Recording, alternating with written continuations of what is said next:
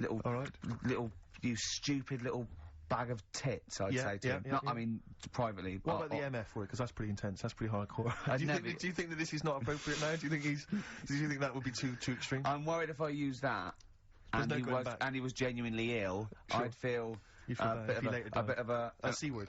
Cough. Sure. Yeah. Cough. Yeah. Because I wasn't thinking of that C word.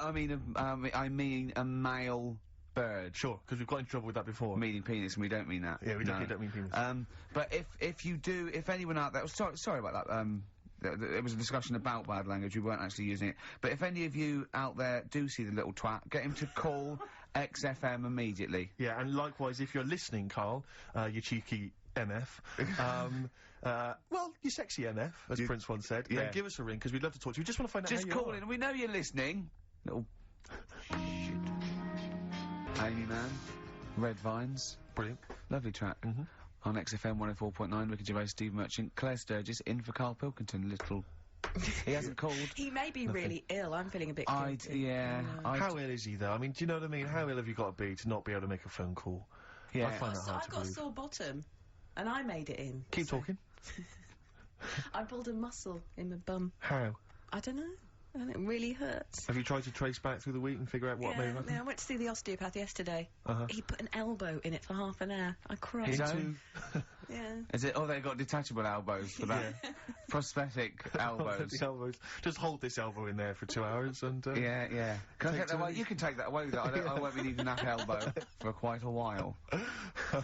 We had an email about, Oliver the, Humanzee. For those that didn't watch it, there was a documentary last night about a chimp that was supposedly a human, or was half human, or might seem like... programme ever. Yeah. For a week, Carl has been saying it's gonna be brilliant. I wish he was here and he's not here to discuss it, sadly, but, Lee Cranston has emailed in and says, I thought the best part of the Oliver programme was the guy Vincent Pace, the camp fella at the piano, telling how he first met Oliver. Quote, he grabbed his female owner, turned her around and bent her over and went to mount her. I made her an offer to buy him the next day. Vincent was then shown in a very nostalgic mood playing melancholic music. He obviously wanted some monkey action. He really, that's... I mean, it is potentially liable. That's liable. It's a joke there, but... I don't take any responsibility for what Lee Cranston says, or indeed the fact that he puts at the end, did he want to turn Oliver into a gay pansy? Question mark. That's Lee's thoughts and opinions, they don't necessarily reflect those of XFM. He sees the chimp mount a human and go, I've got to have that chimp. I must have that chimp. Oh, poor Carl. Where is he? As you mentioned earlier, he was very well endowed, apparently. I didn't see it myself. It was a big boy. Chimp. Sure. A big half boy. A big half boy, half chimp. Okay. Honestly, Juan on XFM 104.9. Right, I just called Carl again. I've been calling him all the time, trying to get through to him, right? He's changed his message, so he is listening, and I've got proof. So, can you just call the number, Claire? Yeah. Right, call this number. Now, listen to this. This is really annoying. We should tell you now that this is not an amusing sketch or setup. No. What's happening there, Claire? Not quite happening for you? No, it's alright. We'll try that again. Try that again, Claire. Yeah. I'm livid now. I'm genuinely annoyed, because you'll see, when you hear the message, you'll realise why. Right. Okay, right. Let's try again. I don't know who he thinks he is now. I'm beginning to wonder if his minor celebrity is going to his head. All this nice write-up in Heat magazine. Yeah. It's changed him. Richard Anderson, incidentally, has emailed in. Go on. Dickers Anderson. It's not happening, is it, Claire? Why not? Because I'm a bit stupid. I can't work it out, can I? Can't figure it out. How would you call someone normally? Well, normally I just pick up the phone and dial it. Sure. No, I don't mean... I mean... But it's like I have a problem getting it through the desk. I tell you what, can I play an ad break and practice? Pretend this didn't happen, and then come back in a weird way, it's like having Carl. It's like having Carl play the ads. I'll get back to you. Excellent. Bit of Snoop, never. And when did a bit of Snoop ever hurt anyone, Steve? Absolutely, never. Right. I don't think. Okay, Carl's away. He pulled the wool over Claire's eyes. There's a few people out there that believed he was ill. I knew he wasn't. In fact, at one point I thought, maybe he is ill. His message on his answer machine has changed in the last 5 minutes, and listen to it, and this is evidence that he's not ill. Right. Okay, here we go then. Yeah. Who don't read out? Anderson, Richard Anderson, I should just say, has, has got in touch. Okay. Here we go. Hold on. Right. Okay. Carl's away. Oh, Claire. No, I can do it. Just tell All me right. Anderson. This is ludicrous. Yeah. So obviously Richard Anderson, he's emailed in his thoughts. Dickie Anders, Randy Anders. You. Dickster, Dickmeister General. Dickmeister General. And he says there's something making. Have we got it, Claire? There's something. He says there's something making strange yelping noises in the thicket at the end of my garden. Shall I go and prod it to see if it's Carl? Sorry, I'm not in today, but not well on that. No more Rockbusters. I think that's what's affected me. It's got me down a bit. So joking. Yeah. The doctor said I'll be back swinging on my tyre in no time. So. See you later. So he was listening. He's clearly listening. So he was listening because we said about swinging on the Receive tyre. message. At any time. Right, Carl, call me. In fact, I'll tell you what, we'll play a little game. Carl would appreciate this. Call me, Carl, or I'm going to give out your number. What's the first 5 or 6 digits, Claire? Well, it's 07968. 07968. Okay. Phone now, Carl. Start calling now. Right, give the next number, Claire. You said give the next number. 1. Make a note of this, because if you want to call Carl yourself... 07968, and the first number to be given out is 1. He's not ill. How do you feel now, Claire? Because he's made a fool of you, because you believed him. I actually He's felt made a monkey really out of sorry you. for him last night.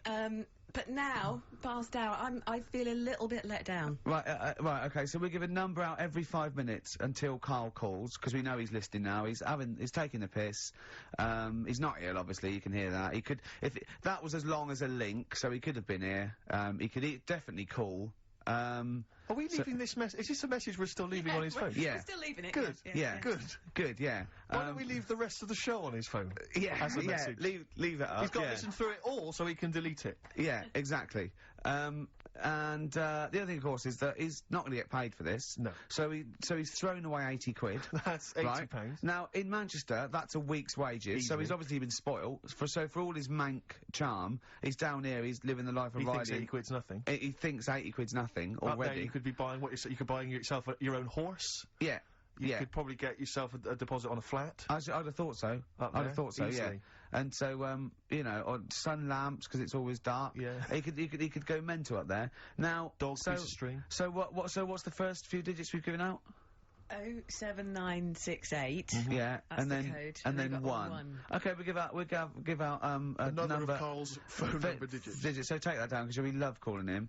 Shall we have a little bit of feed or something? Let me just tell you what Dick has said. Yeah. He said Richard Anderson. He also said, "P.S. The show's still rubbish without Carl." Yeah, fair enough.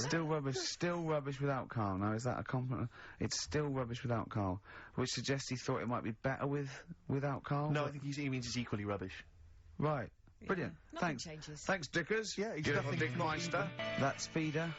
Just the way I'm feeling on XFM 104.9. Ricky Gervais, Steve Merchant, Claire Sturgis. Well, he's defying me. He's not calling in. We're going to give out his number, and he's not calling in. That's even more annoying. Who does he think he is? I don't know who he thinks he is. I'll tell you who he is. Yeah. He is a little bold Mancunian. Let's never That's let him who forget he that. is. I don't know who he thinks he is, but there's the fact. Just, Carl, call in, because you're annoying me and Steve. He's been slagging you off as well, Steve. Well, go on. What's he In the gonna say? week, you know, he was slagging you off. I mean, in the week, I was joining in and laughing along, but now I'm thinking but now I'm thinking that you're more on my side than he is. Thanks very much, Rick. I'm glad to see you've come round. He said, I was in the pub with him and, Johnny. Oh, right, so there's a little audience, good. And he went, have you seen Men in Black 2? I went, no. He said, have you, Johnny? He went, no. He went, there's a thing in it that looks just like Steve. Mm. And I went, what? He went, it's a thing, he's got really gangly arms and bulbous eyes, and it just works really fast in the, Aliens registration thing. And I went, alright, I said, we'll bring that up Saturday. Since he's not here, you know, what do you think of that? Well, the reason is, I think the problem I have is this, that if I was to say things like that about Carl, I'd destroy him. He'd be a broken man after I'd finished with him. Call in, Carl, or Steve's going to say a few things about you. I'm going to get a couple of home truths out there. I can't believe it. I cannot believe it. Yeah, we were, you know, at the time I was joining it, we were having, you know, slagging you off on other things as well. Sure. But now I'm thinking, maybe maybe you were wrong. Maybe I was taking the mickey out of the wrong person behind their back. Because the Night from Patti Smith, co-written, of course, with Bruce Springsteen. Oh, it was a co-write, was it? Yes, I thought indeed, he wrote yeah. Wow, there you go, you're learning something. Learning something on XFM 104.9. Ricky Gervais, Steve Merchant, Claire Sturgis. No Carl. Well, Carl's annoyed me. He's not playing. He's not ill. Another digit from the number? Yeah, just do one more digit, Claire. You serious? Yeah. Five. Yeah. 5. Good. 5, so 1 5. Okay, great. We'll keep doing that. But I'll tell you what. The best revenge is living well. Indeed. Why don't we just do a brilliant remaining 50 minutes of show, and show the people that we don't need Carl. High five. Let's do it. You don't need Carl. Ooh, right, let's go. Starting now. Some brilliant stuff. Oh. You're going to say something? Yeah. No, I remember when I was growing up in Manchester. No, you can't. So it's funny to me. I'll tell you. XFM 2.9. I said no. I saw a weird thing. I saw we're in Leicester Square. I was coming through China. I saw a hairy Chinese kid. No, I don't. It was weird because they're not usually hairy, are they? Did I tell you about me Auntie Flora? Is that supposed to be Manchester? Did I by Eck as like? Did I tell thee about me Auntie Flora who shot herself for 3 hours once? Did I tell you? Oh, I don't... there was a woman born Carl, once... you have to phone us, we've got nothing! Oh, God, he's so annoying. Little twat. That's the, new one from Blur. Out of time. Only 3 now. Probably had a sort of Carl equivalent, who sort of thought, well, I can't be bothered. Graham Coxon there, probably at home, listening to that. Exactly. Playing guitar, and they called him and said, well, you could play along. He went, no, I'm ill. Yeah. Oh, I'm ill. Come on, Graham, if you're playing... I can hear you playing guitar now. No, I'm ill. Yeah. Have they replaced Coxon? No. They haven't replaced him? No. Oh, right. Well, they probably will do when they go on tour, but I think they are essentially... Well, I play guitar, I don't know. That's true enough, you're pretty hot on the, If, Diamond, you want someone to, Oh, actually, Steve, in answer to your question, for the live dates, it's one of the blokes from the Verve. Ex-Verve, remember? Did she interrupt me again? I think so. I'm a fear in it. God, I can't think I was talking. Yeah, I don't know if you were... You know, I might be mental, but I think I was talking. Claire, when's your radio show on?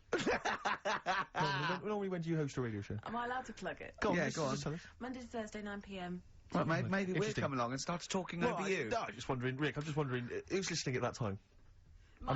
We've got a prime time which everyone is sat at home listening on a Saturday afternoon, Claire. Yeah. It's one of the best radio slots no one's in the going business. to football matches or shopping or anything like that. No, I want a piece of the action. I need it. Yes. I need it. Well, you've got it.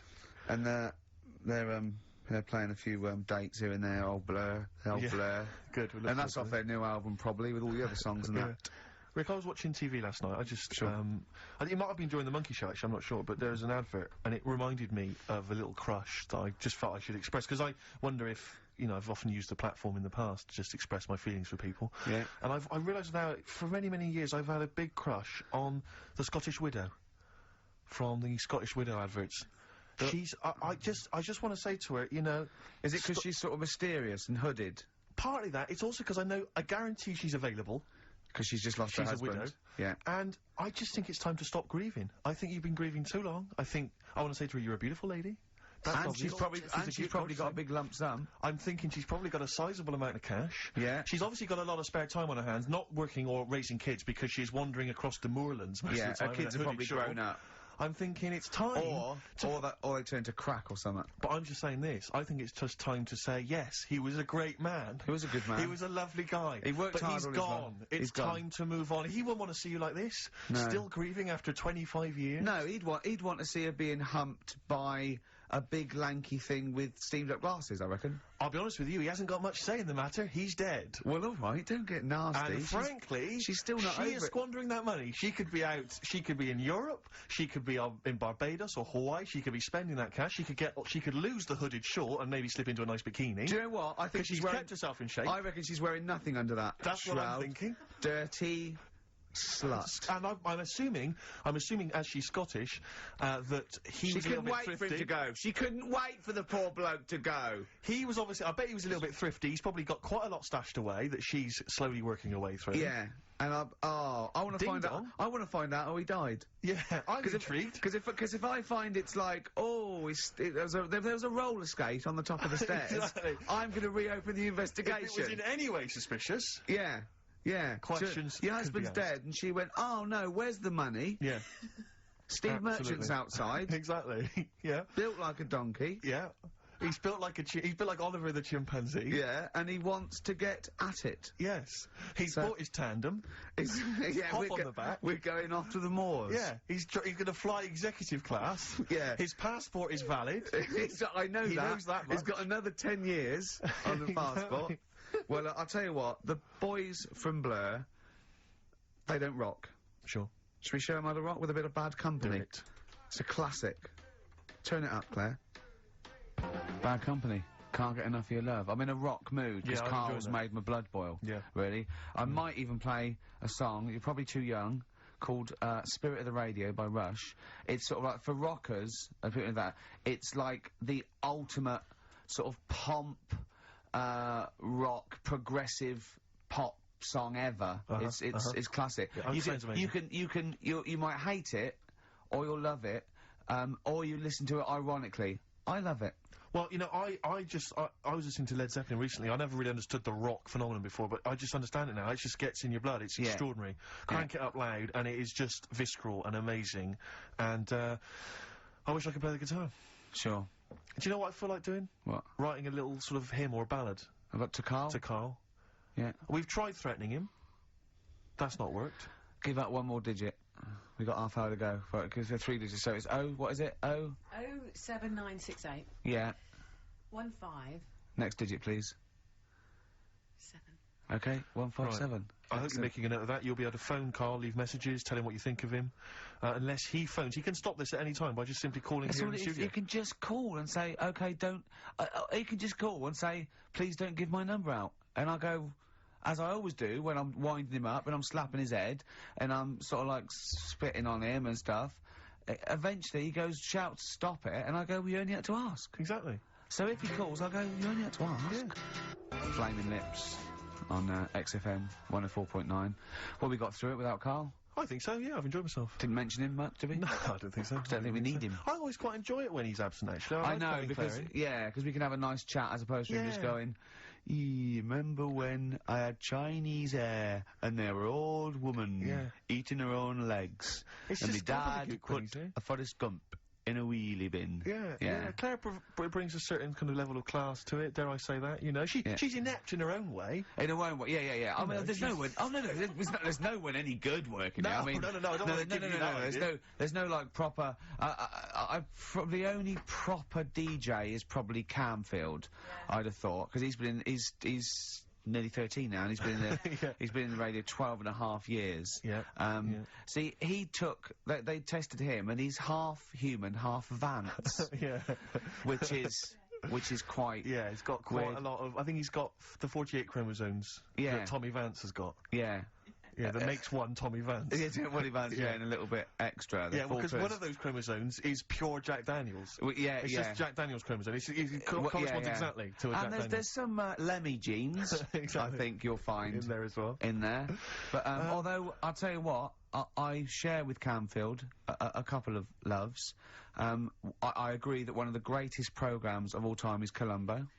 Columbo is brilliant. It is amazing. And they're showing them all. There's so many channels showing them now. I think Granada Plus show them. I think BBC show them. I think everyone's got a bit of it. I think he's made 18,000 episodes, apparently. Are they still making them, though? I think they keep turning up. No, they did in the 90s.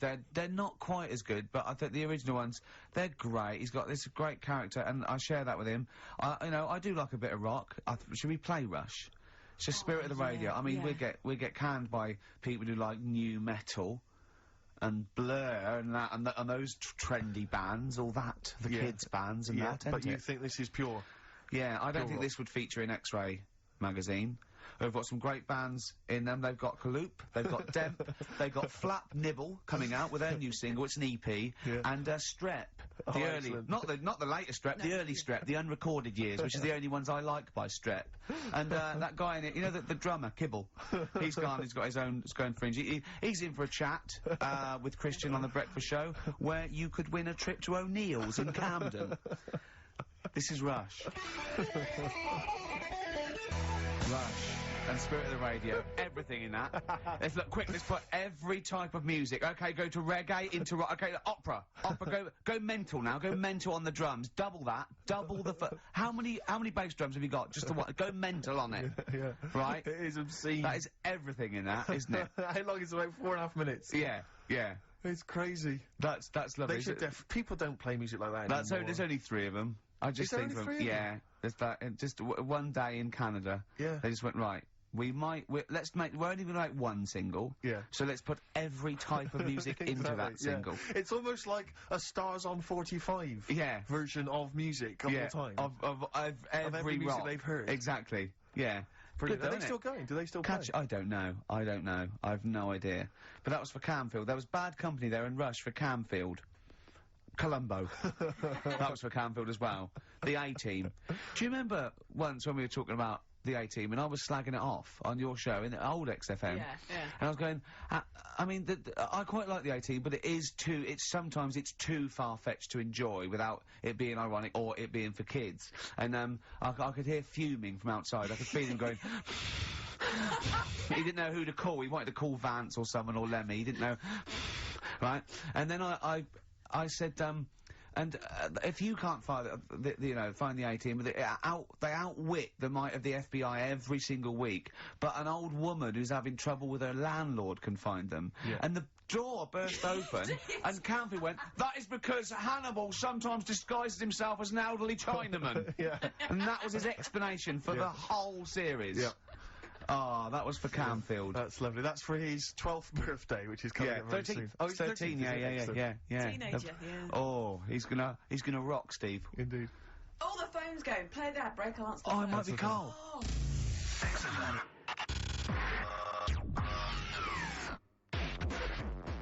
104.9 in London.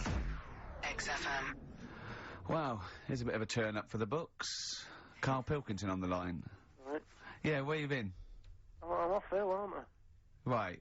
Okay, what's the matter with you? Just a bit bunged up and that, and got the shakes, got that sort of, that shaky thing I get. Yeah, that's because you didn't eat last time when Suzanne was at work. Yeah, well, I think that's what brought it on. Plus, she was away in the week and I put some wet jeans on. And I think that's what's caused the problems. Well, when did you put them on your head? No, they were just on the Maiden, and the legs felt dry, but they just were on the what? On the what? Have you got the Maiden? What was she doing there? What do you mean? On the Maiden that you put clothes on. What? Your clothes horse? Maiden. Your clothes horse? Well, yeah. Right, okay, so you put wet jeans on, yeah?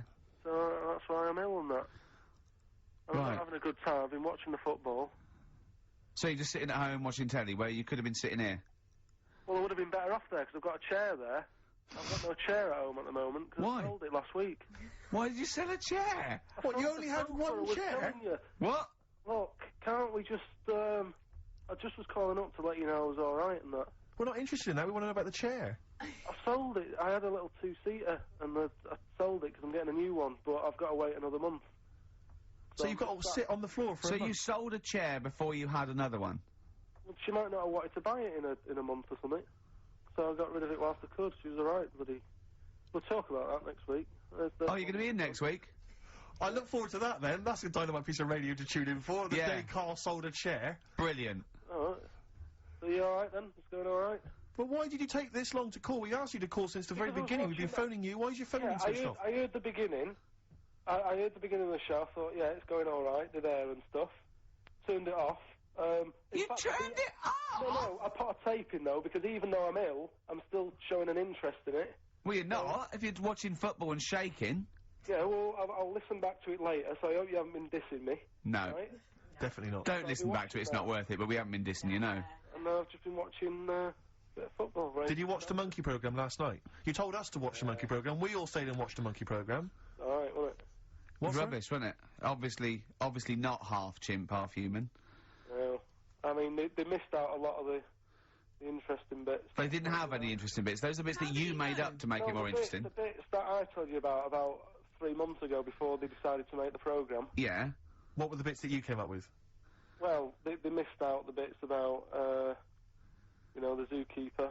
Right, there wasn't a zookeeper, yeah, go on. Well, there was, but they left that bit out. Well, okay, fine. And they left out the bit where it ran for mayor in 1975. In terms of those that did research, they actually went and filmed it, you read it on the internet. Yeah. Yeah. Chances are you're the one with the facts wrong. Yeah, I think they also left out the bit when it jumped over 3 double-decker buses on a motorbike. On Evel Knievel's motorbike. Yeah. So, I can't believe it. I cannot believe it. Not only do you not bother turning up, but you turn off the radio and start watching football. Oh, yeah, I turned it off, but I've recorded it. I'll listen back later and sort of... Well, what good is that? Sort of, I like to keep, you know, keep it in shape and that. I'll have a word next week. All right. If you receive any phone calls from people you don't know, we don't know anything about that. Instantly, we don't know why that is happening. That is just going to be a weird, spooky thing, so... And don't bother telling the story about Men in Black 2 either, because I don't think people will be interested. Actually, on the subject of Men in Black 2... What? Have you seen that, Steve? No, I haven't, Carl. Tell me about it. You should see it. Go on. Why? Because there's this thing in it. Go on. What, a stupid, bald Mancunian tosser? No, weirder than that. There isn't anything weirder than that. Hey guys, it was gangly. Keep talking. You've got to see it, because you wouldn't believe how the likeness and that. You've got to get the film out tonight. Right. It's not as weird, it had a normal voice, right? He's done you and he's not even here! I'll tell you what, mate, it ain't worth coming in next week. Oh, stay on the line, Carl. Play a record player. Kings of Leon, Molly's Chambers. What do you think of that, Carl? Alright. There's a surprise.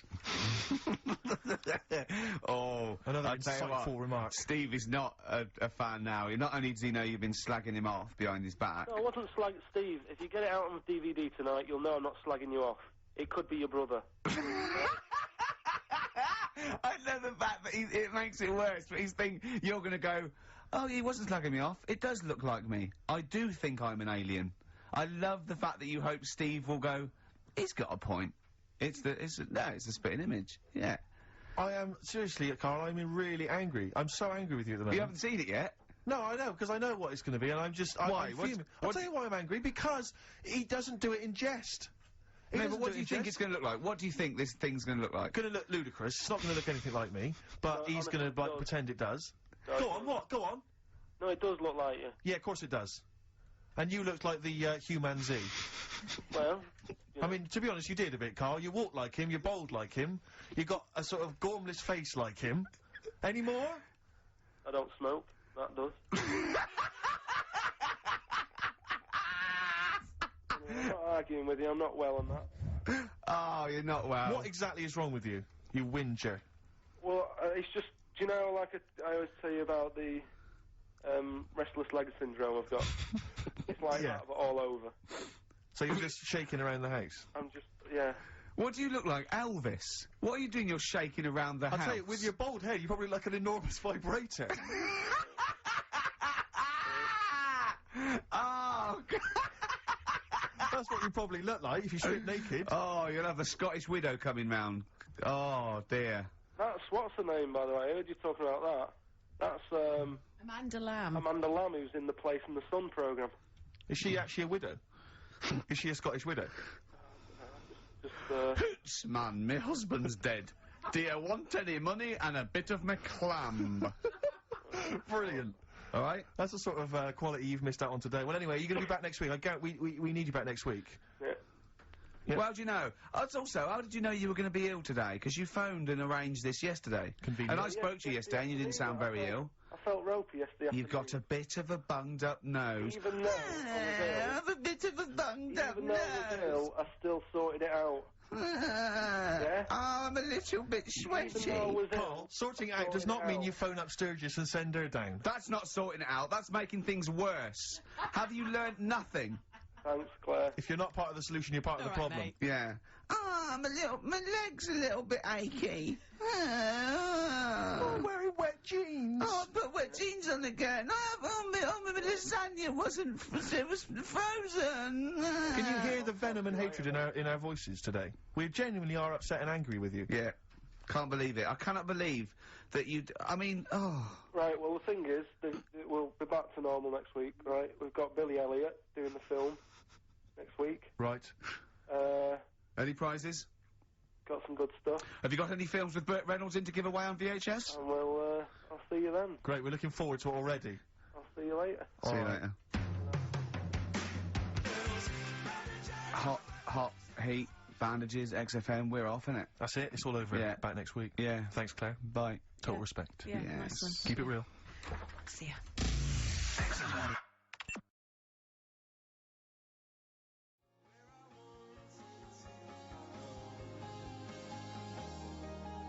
Clocks from the Coldplay on XFM 104.9. I'm Ricky Gervais, with me Steve Merchant, and back, Karl Pilkinton. Hey. He's raring to go. It's nice when you have a bit of time off, isn't it? Yeah, how long have you had off now About then, 3 Carl? weeks. About About 3 3 weeks, weeks, yeah. We can't do that because we're sort of self-employed and we'd be letting people down. But it's different when you know, you get paid anyway whether you turn up or not. But good to have you back. Good to I'm have never off ill. No, It's the good- first time No, I've I ever been just- off ill. Like, Well, no, except- I mean, just you're off 2 weeks and then you're off. No, I just wish I was the kind of person who could let down an audience I of, know, of regular really, yeah. listeners. Yeah, but like I say, Well, no, we spoke to you. You weren't that bad. A cold, you don't go home for a cold. We were discussing this last night in the pub, and you know, you don't go home for a cold. Okay, then, so moving on. What have we got then? We've got some Wasn't great cold, songs. though. I've brought in the Smiths. I've brought in Buzz Cox. I've brought in Neil Young. I know Steve's got some hip hop. Some great hip hop. I've got Hooray! some great Elvis Costello. It's going to be great. Carl, come on, concentrate. You've been away for 3 it weeks. just annoys. No, stop saying that. What? Because you're annoying me now. Why? Oh, Is that what do you do? Go home ill? Oh, he's annoyed me. Oh, has he? Yeah, I've got wet jeans and I'm a little bit annoyed. Can I have some time off but still get paid? Yes, of course you can, Steve, Carl. right? He called me up, winding me up about this, and right, I'm 30, right? I'm 30 now. I can only remember being off 2 times. Oh, his memory's going as well. You have some time off. And both of them were when I was at school. School? What's one- school? One when it was windy. Why did you have time off? Because it was windy. But to be honest, Carl, that lasted for wait. 7 years. Your time wait, off at school. Why did you have time off? Because it was windy. Were you windy, or was it windy outside? No, it was like when Your auntie wasn't out the window, was she? when the winds were bad in the 70s, and my mum said, "Oh, What? What? I remember space operas and flares. I don't Yeah. remember the winds being bad in the 70s. well, my mum just said, you might get blown into the road, so don't do that." She had so much faith in you, didn't she? As a human being. Is that why she got fired from the pie shop? I'm not coming in today, I might get blown into the road. Oh, God. The funny thing it was, right, Steve, they had this thing going at school, because a lot of people used to wag it back then. You right? still what?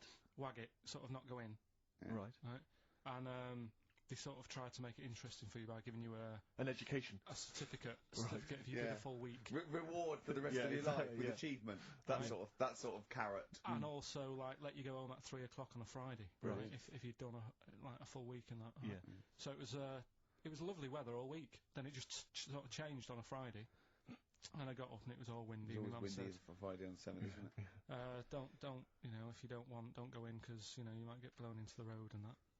So I said, all right, then I'll stay off. And So why did you told you to hold on to a fence or Yeah. walk you there? What's this? Don't go out. if you don't Immediately get give blown? up. I love this getting blown into the road. Is that based on your cats that kept getting blown into the road?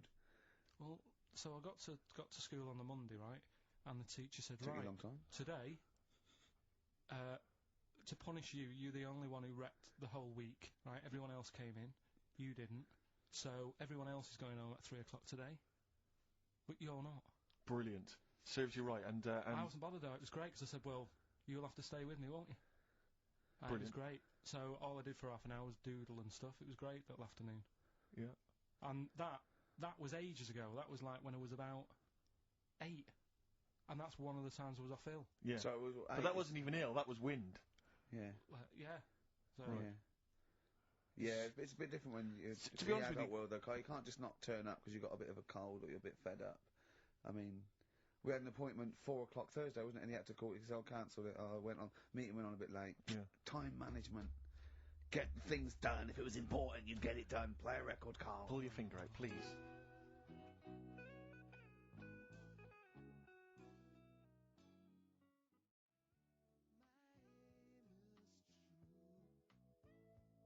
Elvis Costello, Alison.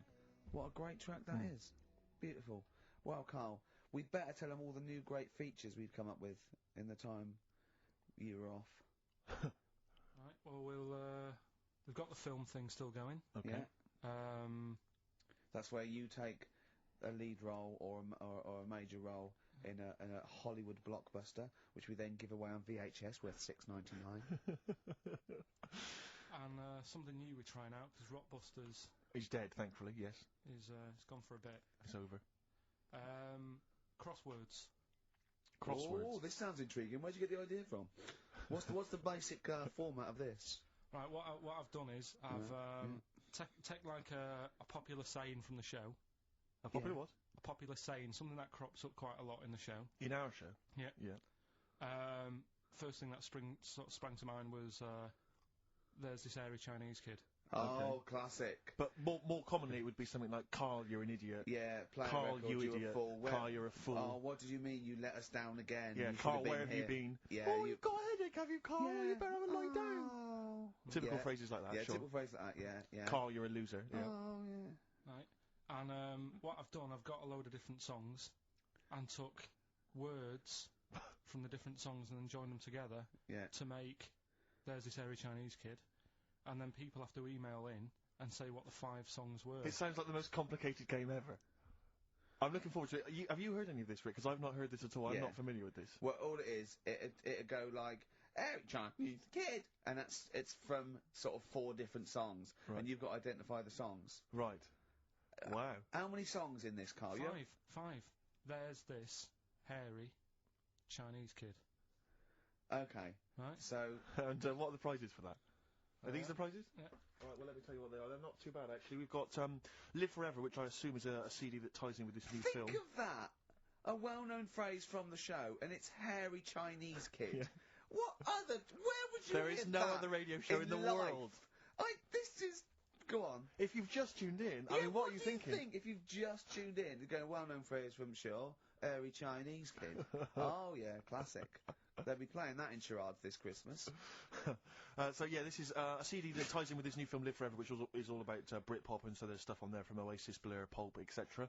We've also got another Red Dwarf DVD, Marion and Jeff, the first series of that, excellent. That's on VHS, sadly, but never mind. And also the very best of Led Zeppelin, a 2 CD set there with all the classics on. So that's not bad prizes, actually. Carl, you've done yourself proud. We've upped it. We're getting serious now. We're playing in the the bigger league. We've upped the stakes. We want Heat magazine not to, lose touch with us just because Rockbusters is gone. Yeah. I think they're still behind us. So we've got film. You appear in a film. We've got crosswords. How is that to do with the crossword? Because I've got words and sort of cross them. Okay. Right, you don't really cross them. But, good. So words. We're playing a game called Words. Word Song. Hello, and welcome to Word Song. And obviously, I imagine there'll be some more great music. But we've got a new feature, haven't we? Which one's this? Are we doing within the Monkey News, the new feature? Oh, Steve. I'm excited. You know, Monkey News is my favourite feature, so what have you added to it? Explain it. Right, well, there's been loads of stuff going on in the past few weeks, right? But for the times when I struggle, when sort of monkeys have had a quiet week, and there isn't that much news going on, right? Come up with this thing. I sort of speak to an expert. I've spoke to him already. You spoke to an expert? Yeah. A monkey expert? Yeah. Uh-huh. And I asked him a question. Wow. Right? The feature, it's got a good name. That's the way I work. Yep. Cheapest chimps. Right? Okay. And what I do, I asked them a question about, how much does it cost to, keep one? How much does it cost to, feed one for a week? Yeah. All this sort of stuff. So I give out, like, a monkey story, and if that isn't enough for people, they'll also learn something else at the end of it. Right. Yeah. So, like... It sounds fascinating, can I say right now? Yeah. That's just some of the things that we've come up with. Play a record, Carl. Please still continue to listen there. Yeah. Baby, come on down.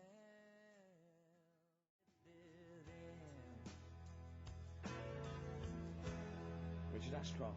Buy it in bottles on XFM 104.9. Ricky Gervais, Steve Merchant, Karl Pilkinton.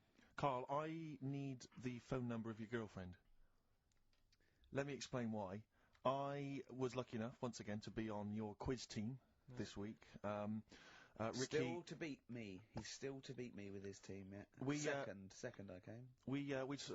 The gang here, and some friends, we, sometimes go down to a pub quiz in the local area, and, I was very nicely, I was invited by Carl to be on his team. Twice now I've been on that team. Ricky's always on another team. And, what can I say, Carl? Do you mind me saying this now? Because I've analysed the team, and it's very much your team, and you've put the team together, you've recruited some excellent personnel, your girlfriend's, very, very good on the team, as is one of her, work colleagues, and, you normally bring in, you know, someone like myself. I like to think I've been providing something with the entertainment section. I seem to remember last time I answered at least 6 or 7 questions that other people hadn't got, so I felt I provided something there. Carl, I rather like John Harvey Jones, who used to be called in to sort of troubleshoot companies. I see why you are not winning, ever. And it's a rather pricey, contest, isn't it? It costs a tenner to enter per person.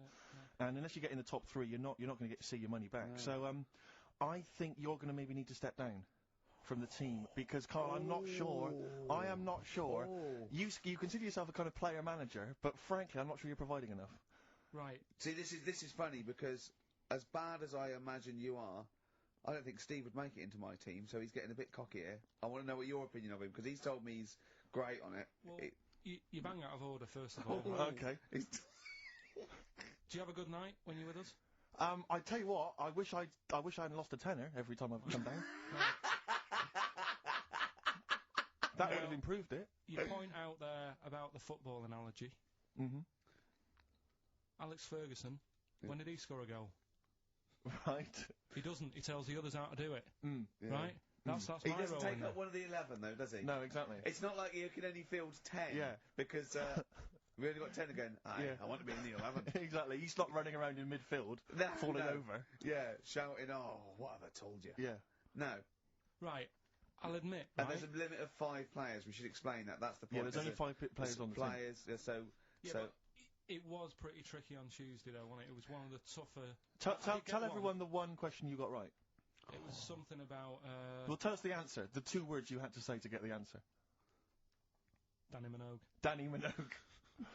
That was what you provided, Danny Minogue. Is this valuable? Well, no, not really, because there was at least 2 of us who also knew the answer. Oh, well, we gave him. He didn't provide anything. No, exactly. We gave it to Carl. We massaged his ego. Oh, but dear. I just feel Carl. Do you know what? I feel a bit bad now, because I just sort of had a crushed face. Then. Can I just tell you right now? He just can't believe this. Can I just tell you right now? I think the problem is this. I think there's that precious 5th position that is not being filled at the moment, I think, consistently enough by a decent player, right? You've got a solid team. I'm thinking if you want to remain on the team, you are going to have to pull your finger out and find a 5th member that is going to provide, and I'll tell you where the weaknesses are. I can tell you right now, mate. The weaknesses are natural history and science. Something which Ricky Gervais is scoring on week in, week out on his team. There is a few. Now, if he was available for a transfer, we could be fine. But we've got to find someone to fill in that space. Otherwise, I'm either going to quit, or you're going to have to step down. Because I don't think I can be on a team where there is these obvious deficiencies. There are visible deficiencies in the team. And, you know, the £10. That's £10. I'm not made of money. That's once a month. I've seen him depressed for 2 hours when he lost £20 at a casino Don't after bring 5 it back. hours Don't bring that back. Don't bring up that again. Yeah. That story. He doesn't like wasting money, Carl. You know that. What do you think? What's the solution? We've got to think proactively now. We've got to sort this out. See, there's always other things going on in my mind when I'm in that pub quiz. For me, it's just a little bit of fun. Sure. It's a night out. Do you know what I mean? Suzanne enjoys it. Yeah. It's a bit of a get-together. We have a chat beforehand. Yeah. We have a bit of fun. Yeah. But there was other things on my mind. Carl, I could do that here. I don't have to lose a tenner. Wait, what were you thinking during the quiz then, when the questions were coming out? What were you thinking of? Well, what it was, right, just before the quiz started, I had to go to the toilet, right, because the rule is, right, people who don't go to it once it starts, phones off, no more toilet. They take it dead serious, don't they, right? Yeah. So, I went to the toilet. Now, I'm not being out of order here, it just got me thinking, right? I went to the toilet. The gay fella in there, right? There was a gay fella in there? Gay fella in the toilet. Now, how could you tell? How did you know? Just typical, you know, everything about it, right? Everything about it, right, yeah. Oh. What, large handlebar moustache, leather cap. Butt plugs, amyl nitrate. Could I just say that these views do not reflect the views of the management of XFM or me and Steve. Or most of the people in this country. Go on, Carl. What's your problem? Yeah, but this is what I'm worried about, really. But this is why I only got Danny Minogue right. Right? Because this was floating around my mind. Went She's to the a big toilet. gay icon, now, isn't she? go into the toilet. They have like men's cubicle and they have women's cubicle. Yeah. Now, without sounding out of order, is it wrong for me to think gay men should have their own little cubicle? Go in. They should have their own. Well, not cubicle. You mean an actual toilet, I suppose. When I was at the urinal, yeah. Normally, you know, there's a fella there, and then you go, all right, and there's no pressure. But I couldn't go. I was thinking, should I wait? If I go into the toilet, it'll look obvious. Yeah. I had loads of pressure, and but this was going on. What were you worried about? I'm so sorry. What were you concerned about? Viewers. I'm so sorry. Well, it's like, right, listen, when I was a kid, right, and it's alright for you to go into women's toilets when you're a kid, it's like, oh, it's a bit cute, right, as long as you're not, like, over 15 or something, right? Right. But when I was a kid, I went into a toilet, and women, when they use their little cubicles, they don't shut the door. Some of them just sit down on the toilet, right, and you see everything, and, no, seriously, that's probably one of the first times I saw, like, a woman. Yeah. That, right, and my Auntie Nora when she was staying over. What happened with your Auntie Nora? She was, she's into wearing caftans. Into wearing what? You know, caftans. Oh, yeah. What caftans? Big, bellowy sort of dresses. Right. And, yeah, I used to sit on the floor at home, in front of the telly. Sure. She was on the chair behind. Yeah. She did a bit of a, sort of a Sharon Stone scene. Oh, God. Yeah. Did you see it? There was no underwear? No. What age were you? What was it like? What age were you? It was like a ripped tennis ball. So. What? Right, we're off air. Either that or put us in for the Sonys.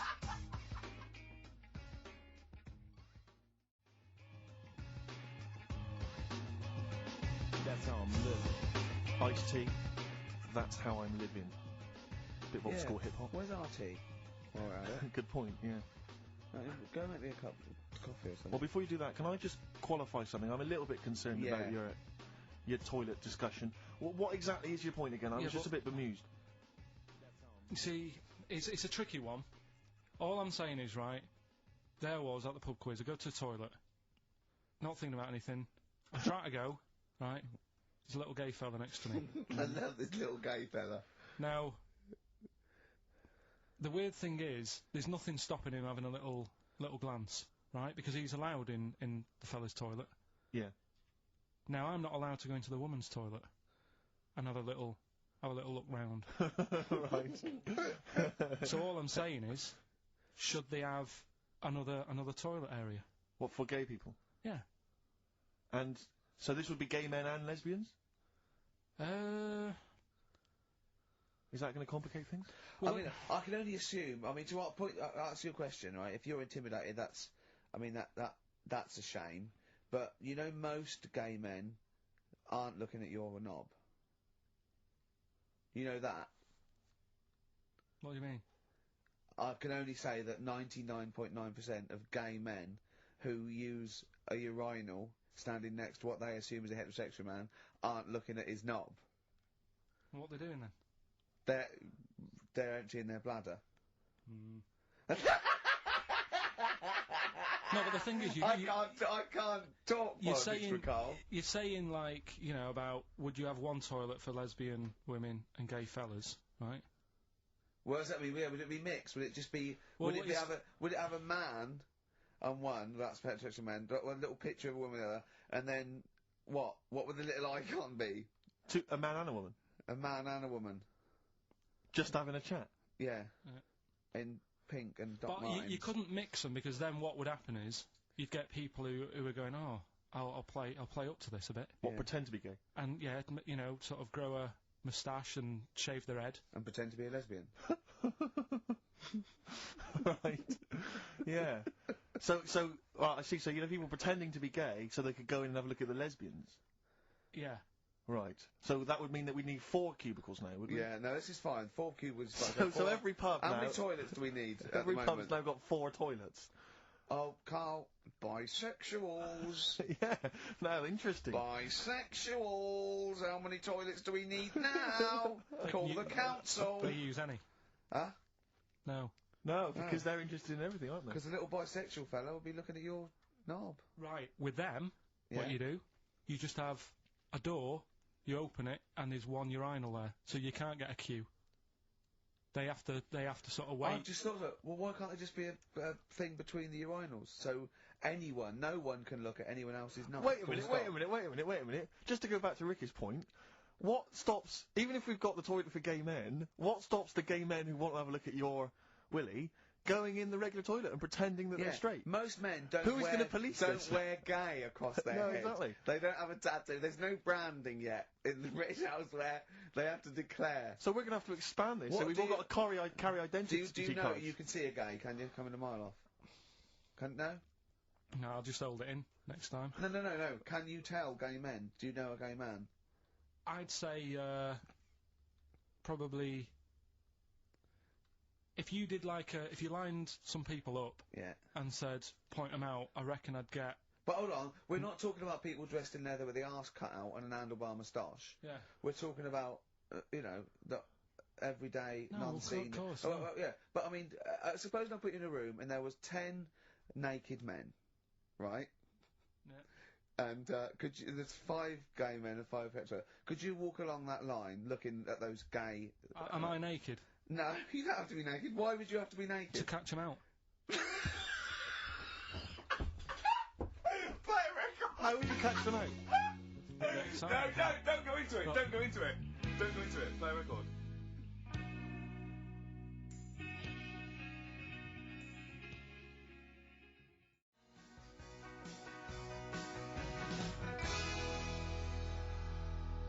The Thrills, One Horse Town on XFM 104.9. Ricky Gervais, Steve Merchant, and Karl Pilkinton. Now, Karl Pilkinton is getting ready. It's the start of a new strand in the show, a new quiz, a new competition to replace Rockbusters. Now, that's quite a tall order, but what have you done? Right, like I said, right, if you've only just tuned in, what it is, I've took, and I'll be taking, a well-known saying every week from the show, something that crops up a lot. First one that sprang to mind was... There's a little gay fella standing next to me in the urinal?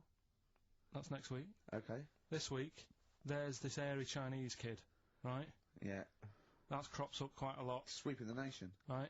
So what I've done, I've got 5 songs, Yeah. and I've edited them together to make that saying. You've got words from songs where any part of that sentence occurs to recreate it. Yeah. Now, what do they need to do? Do they need to say what the song is? Just the 5 songs? I mean, I was going to say song and artist, but if you want, just a song. So there's 5 things there, and if someone doesn't get all 5, it's still worth emailing in because we might give it to the one who's got the most, and then... Yeah. Can I suggest we go for artist rather than song? Only because sometimes it's quite tricky to get a song title. Sometimes it's it's very odd or it's not quite what you think it is. So maybe artist is an easier one. Are you happy with that, Carl? It's your that all right? competition. I mean, Steve always does this whenever I come up with an idea. Oh, yeah. I'm just trying to make sure it's just the best it can yeah. be, Carl. Yeah, no, he came up with a few game shows and Steve was going, no, it's no good. And Carl said to me, he said, it's the one of The Office ever got on telly. Yeah, but, well, we shall see how Cheapest Chimps plays out. But frankly, the fact that you said to me, Steve, I've come up with the best game show ever, it's called Cheapest Chimps, what's the idea? I don't know, I just like the name. It's something to do with chimps. I thought, well, I'm not sure that's the best game show ever. And what was the other one you came up with that you told me I think about? a few people will be disagreeing with him, Carl. I think people will say that Cheapest Chimps could be the best game show ever. You know, when I was at school, people like you, I really didn't like. You're a stirrer, Gervais.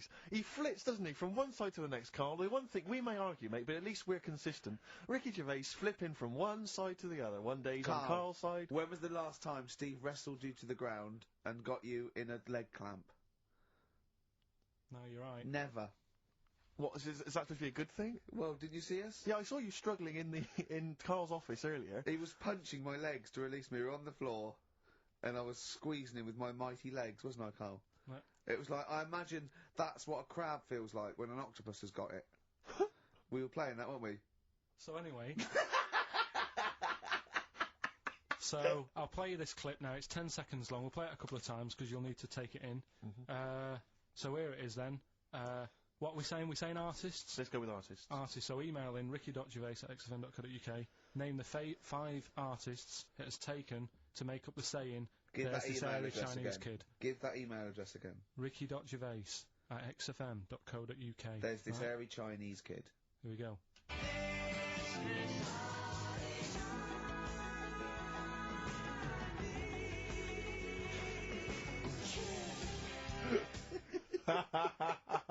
Play it again. Play it again. There we go.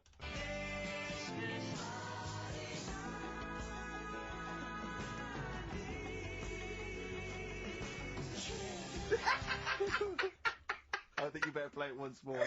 Oh, I've got them. Have you got them all? Yeah. That's nice work. There we go.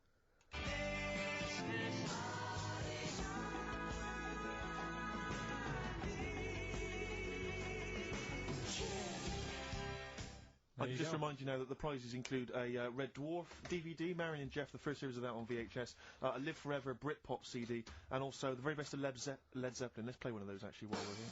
Brilliant. Rock and roll.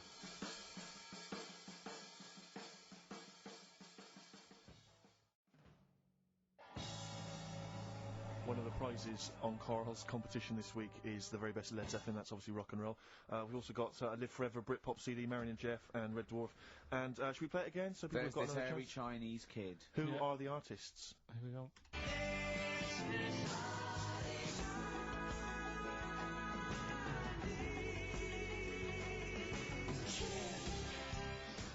It's tricky. It's not very easy.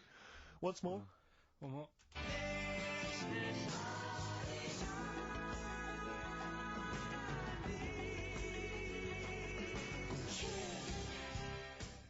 Well, there you go. Ricky.gervais@xfm.co.uk. Those prizes can be yours. I, at the quiz, also discovered, of course, and, I don't know, I'm just intrigued to know, Carl, I'm just intrigued to know. It was your girlfriend's birthday, wasn't it? Earlier in the week? Or last week? On Monday, yeah. And, I mean, obviously it was a triumph with the stuff you got her for Christmas. The condoms. The box of condoms? Box set of condoms. Oh, yeah. Not just the singles, the whole set. Yeah, a complete collection. Brilliant. So what did you go for this What did time? you get her? Yeah, but... No, Yeah, but it's her birthday. How long have you been together?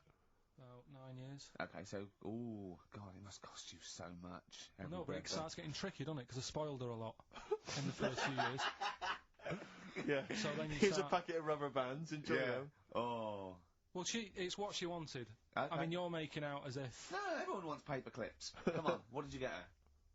Got her a new pair of gloves. Right. Alright, well. And? What, nice leather ones from Selfridges or Harrods or something? They were good ones, they're the sort she likes, so... They weren't... Well, they weren't the little woolen ones that she had. Yeah. I thought that was a joke when she said he got me these, because I laughed. No, but I know that's... The one she did have, When they said it's his birthday, it was her birthday Monday, and me and Steve wanted to get her, and she got me these, because she had those little woolen gloves on, I laughed, because I thought she was joking, Carl. That's what she wanted. Right. I've told you before about buying presents. Did those gloves have your name sewn in them? And a piece of string that ran over the back of your duffel coat? You know, I've never been into getting presents and that. I had the problem at that Christmas one, that time with the Victoria Plum. Yeah, we'd hate that. We'd hate to bring that back. We've done that. Because you talked about the book, because it's kind of to do with your dad, isn't it? He's a very bad gift buyer, was that the problem? Well, yeah, my dad just wouldn't bother. It was my mum who sort of made an effort, and she sort of worked out half of what I wanted, then she left it to me dad to get it off someone, see if he could get one cheap or whatever. I love the fact that usually people talk about, like, drinking heavily or violent abuse, right? Yeah. But here's what he's been left with and scarred with from parents is bad gift buying. Yeah, and that's the Victoria not so bad, Plum is it? incident. In the greater scheme of things in the world, that's not a bad thing to have, is it? There was this. This is what it's like about getting presents and stuff, right? With me, with my mum and dad. Go on. My mate Colin, right? He Colin had, Bacon? No, Colin Bailey. Oh, right? Yeah. He had a little Sinclair Spectrum, right? Yeah. Computer, which was like the thing to Oh, have at that time, right? Yeah. Used to always go round to his house. The deal was not the one you had to play through the window because you weren't allowed. No, that's another lad. Oh right? yeah. This is a different lad, and the deal was he came to our house, and my mum gave him a pie.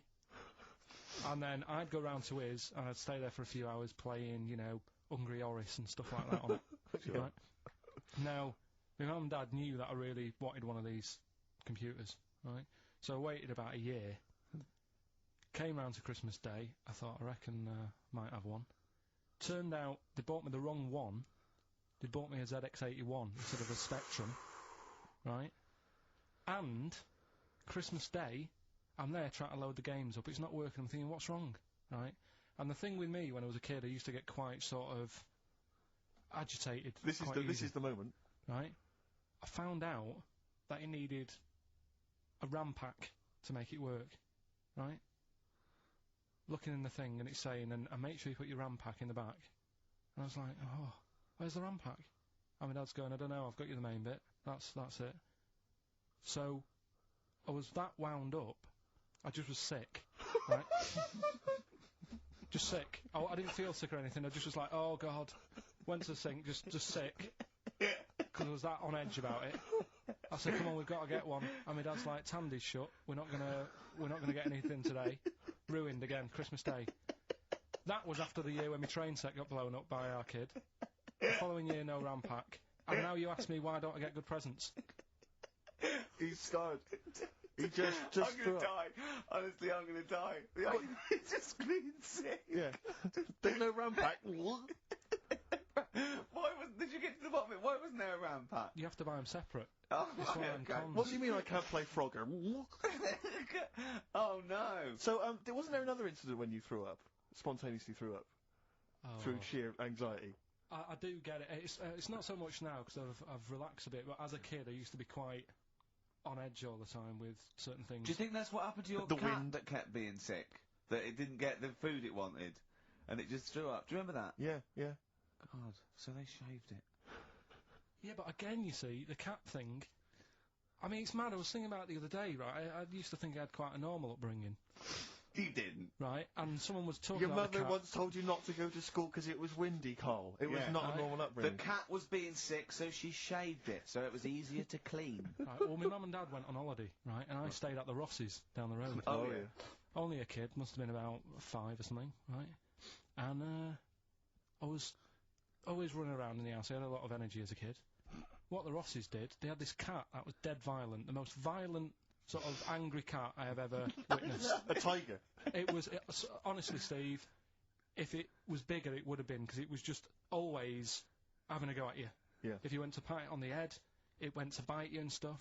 And what they used to do with it, to stop me running around, I'd sort of be running around, and then I'd get a bit tired, and they'd say, have a lie down on the settee. So I'd lie down on the settee and I'd nod off. And what they used to do, I'd wake up, and they'd have put the cat on my belly. Right? So I'd be scared to move, because it's like it's going to get me. But it would keep you there. It kept me there, and it used to sort of slaver on me, and they'd sort of, you know, go out or whatever, and I'd be lying there. That's not normal, is it? Carl, sorry, were you created by the Brothers Grimm for one of their fairy tales? What kind of a life is that? A cat paperweight to keep Carl in place. He keeps blowing around. It's windy. We'll have to weigh him down. Be careful. Your mum probably told him that it's a windy day. You got to get something heavy on him. Otherwise, he just gets blown into the road. God. Bless him. Carl, let's just hear your thing once more. Give people a final chance. All right, here we go.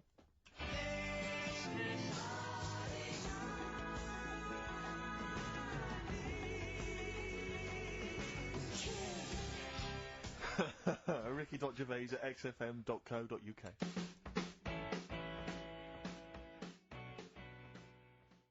Can't stop the spirits when they need you. This life is more than just a read-through. Ooh, those chili peppers are quite hot. Can't stop. XFM 104.9. I'm Ricky Gervais. With me, Steve Merchant and Karl Pilkinton. Right. Carl, you know what the time is? Bong. Monkey news. Yeah. Right. Imagine if Trevor McDonald started like this. Yeah. There's been a lot of stuff going on that with monkeys. Oh, yeah. I was mentioning earlier how we sort of making the feature grow a bit, right? So I'm thinking, I haven't told you, Steve, either. I've actually been asked to write a thing about monkeys. A poem? No, for a magazine called something Apes. Right.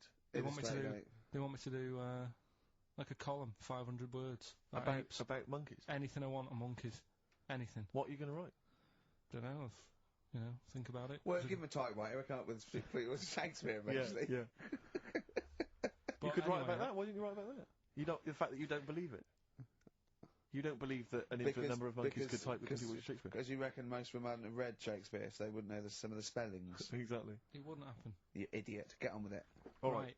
There's been a few things, but one that springs to mind is they found a load of monkeys somewhere. Right? This is brilliant. Yeah.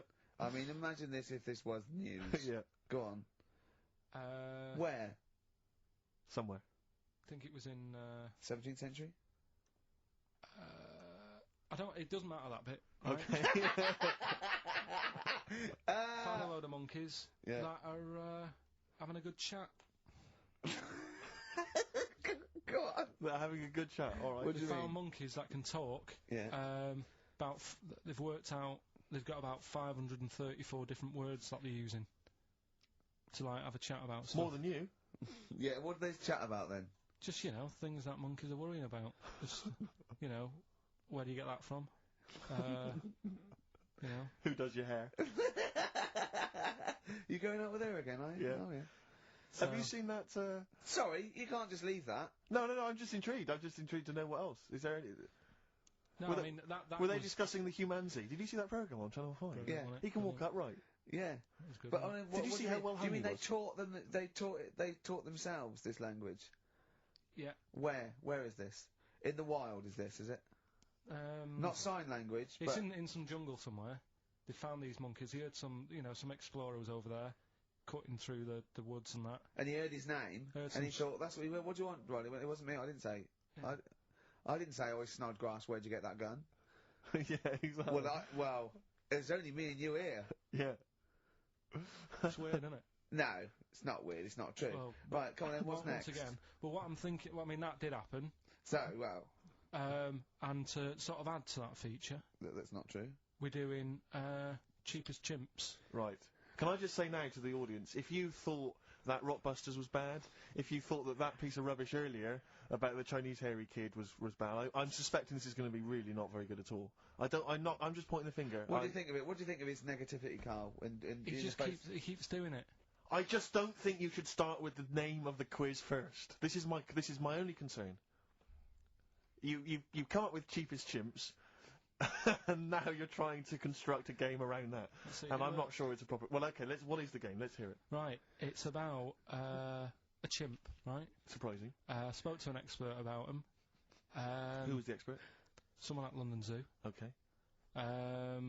How many bananas do you think the little chimp that they've got at London Zoo eats a day? Right.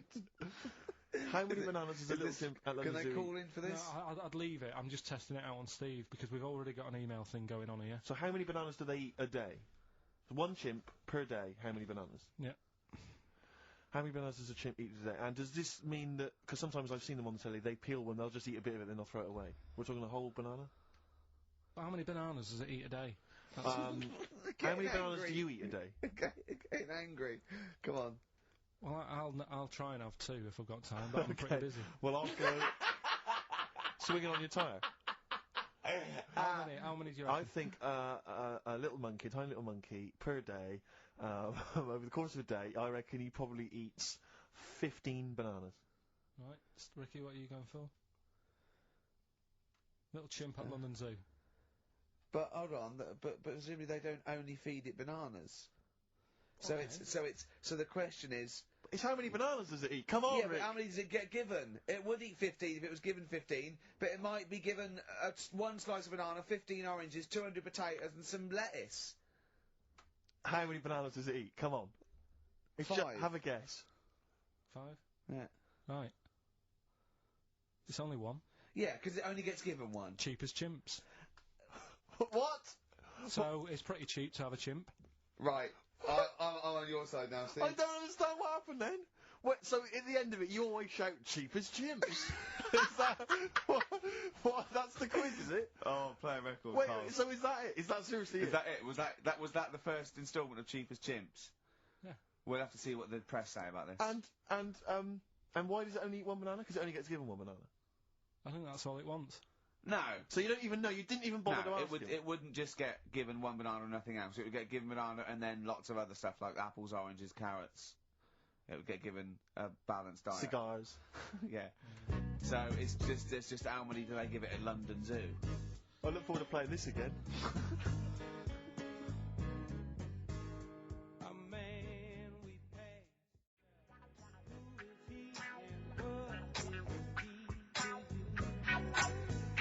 Bill Withers, who is he and what is he to you? We have not had any successful answers on your quiz, Carl. We've had people who've That's got what you get a when you maximum put of 4. a duck in a microwave. Yeah, yeah. Bill Withers. Nice. All right. Cheers. So I'm not talking about cheapest chimps. That's safe. That's going to run and run. Yeah, that is going to run and run. That's really got legs. I'm going to check the press Monday. I can only assume it's a triumph. Exactly, another Pilkington triumph. Yeah. I'm going to give the prize, if you don't mind, Carl, to Karen and Jeff Gillian, because they're the only one that got. They were the only couple that got the second answer, which was very, very. But tricky. they got 4 today. But they only got 4 right. But 4 is the top answer. So should we give so the answers play it, now? Carl, and then tell us who each one is. Right.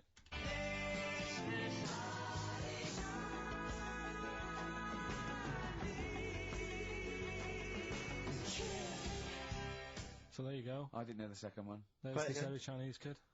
So the first one, the last. There she goes. Right. That's George Harrison. No. That's Philip Bailey.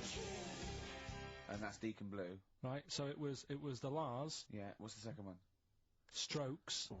That was very tricky. That is hard. George Harrison for Harrison, yeah. Airy. That's all I could get. It was Ari. Ari Krishna, yeah. But it, no. Chinese, Phil Bailey. Chinese War is. Yeah.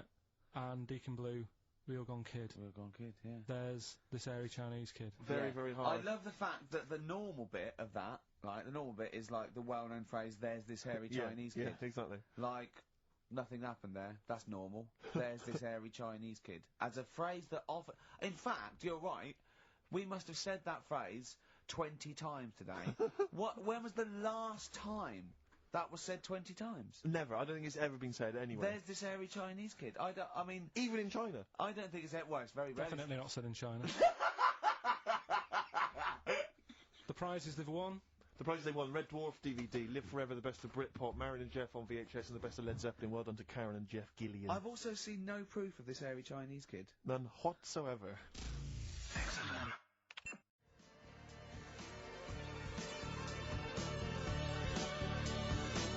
Alpine Stars, Burning Up on XFM 104.9, Ricky Gervais, Steve Merchant, Karl Pilkinton. Steve, you were out of the room there. Mm-hmm. Carl took a phone call from someone. Okay. He's found a cellmate. Right. Not a soulmate, I think one day they will be cellmates. Yes. Because he's just like, he loves everything Carl loves, and he was telling Carl stuff, and Carl's face was lighting up. Yeah. He's told him of 2 Russian kids in the circus. They're covered in hair, and their mum tells them off because they're covered in fleas. Carl said, see, that annoys me again, innit? They do something else. And the bloke went, yeah, they should just make money out of being hairy. And Carl went, exactly. And he said, have you heard of the 3-legged juggler? And the bloke went, no, what's that? He went, that annoys me as well. Because he thinks they shouldn't have done juggling, they should have done football. Do you know what I mean, though, Steve? What do you mean a three-legged juggler? What are you talking about? He's a famous three-legged juggler. Oh, he's mega famous. He's like the Beckham of wherever he's from. But the other day I was looking in, I don't know, Bizarre magazine or something, right? And there was this fella who, he had no arms. So you saw a picture of him, his job was fixing watches, did it with his feet. Go on. Well, it's just, why pick the most hardest job to do when you haven't got any hands? Crush grapes. Or... Do you know what I mean? That annoys me. Oh, crush grapes! Imagine him being told that he comes into the careers advisory where I go, now, what do you want to do, Hargreaves? Make watches? Right, take a look at your arms. Crush grapes, mate. Sorry, you're a grape crusher. Next. Brilliant. Brilliant. I would love you to be a career advisory in some sort of clinic. It'd be brilliant. I like the fact that it annoys you. Here's a man, he's got no arms, he has learned to fix watches with his feet. Yeah. An incredible talent, incredible skill, he's utilising that brilliantly. That's annoying to you. You are angered by it. Right, I'm only being honest. Now, you be honest, right? Your watch is broke. Who would you go to? You're in a rush. You need it fixing in a rush. Now, you need some fresh wine.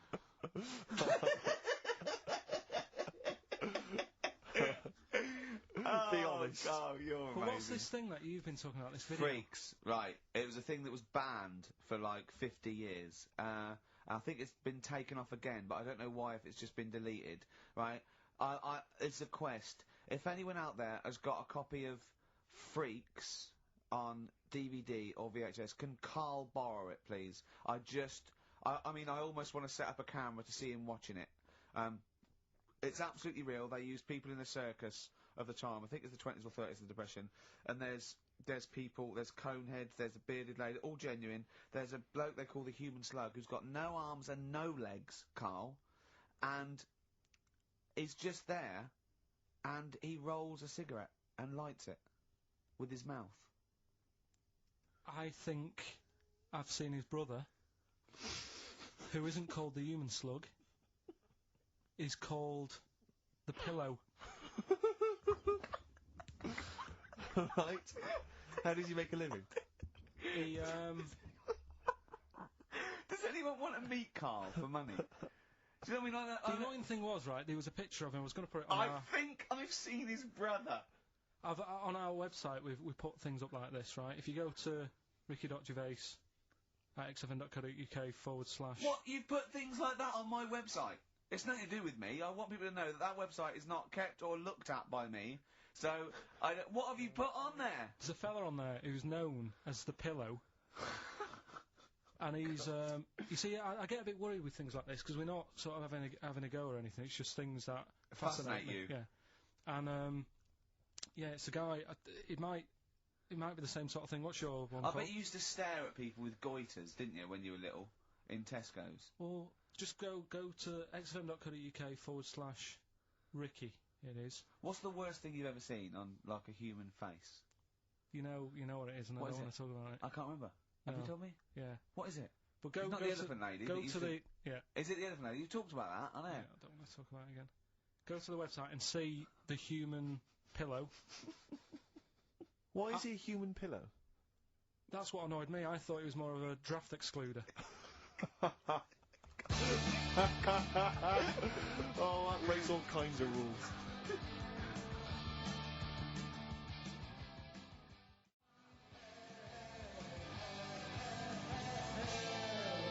Buzzcocks, harmony in my head. Now, things are flying here at XFM. People have called in. There is a video of Freaks on the way. Karl's going to see that within the week. That's exciting. That is exciting for me. Do you know what I mean? About our education of Karl. We started off trying to teach him about science and history, and now we just find that he likes pictures of hairy Chinese kids and women. Who doesn't? No, true. You've got a theory about pictures of freaks, haven't you? You see, you always bring things up that I don't want to talk about, because I'm really worried that people, if you've just tuned in for the first time, it's the first time you hear it, and we're talking about hairy Chinese kids. Yeah. Talking about the human worm. Karl, listen. People don't think that you're taking the piss out of those people.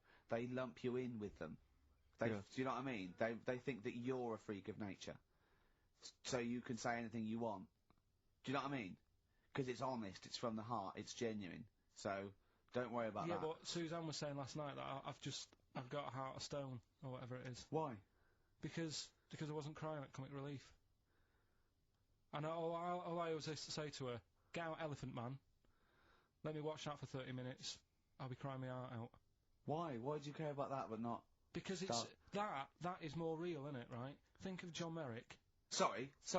What, the film starring John Hurt is more real than footage of starving people in Africa? No, but what I'm saying is, think about... See, this is why I didn't want to bring it up, because people are gonna just say... Well, you're allowed to cry at what you like. People can't have you for not crying at someone and crying at someone else. Imagine that, like, if you've seen the film, you know, his head's all, you know, messed up and that. Yeah. He's getting picked on all the time. Yeah. By Michael Elphick, I remember. Yeah. It's just really, really sad. Whereas, you know, we try to help out. But you give him a bun and he forgets it. Do you know what I mean, though? He never forgets, really.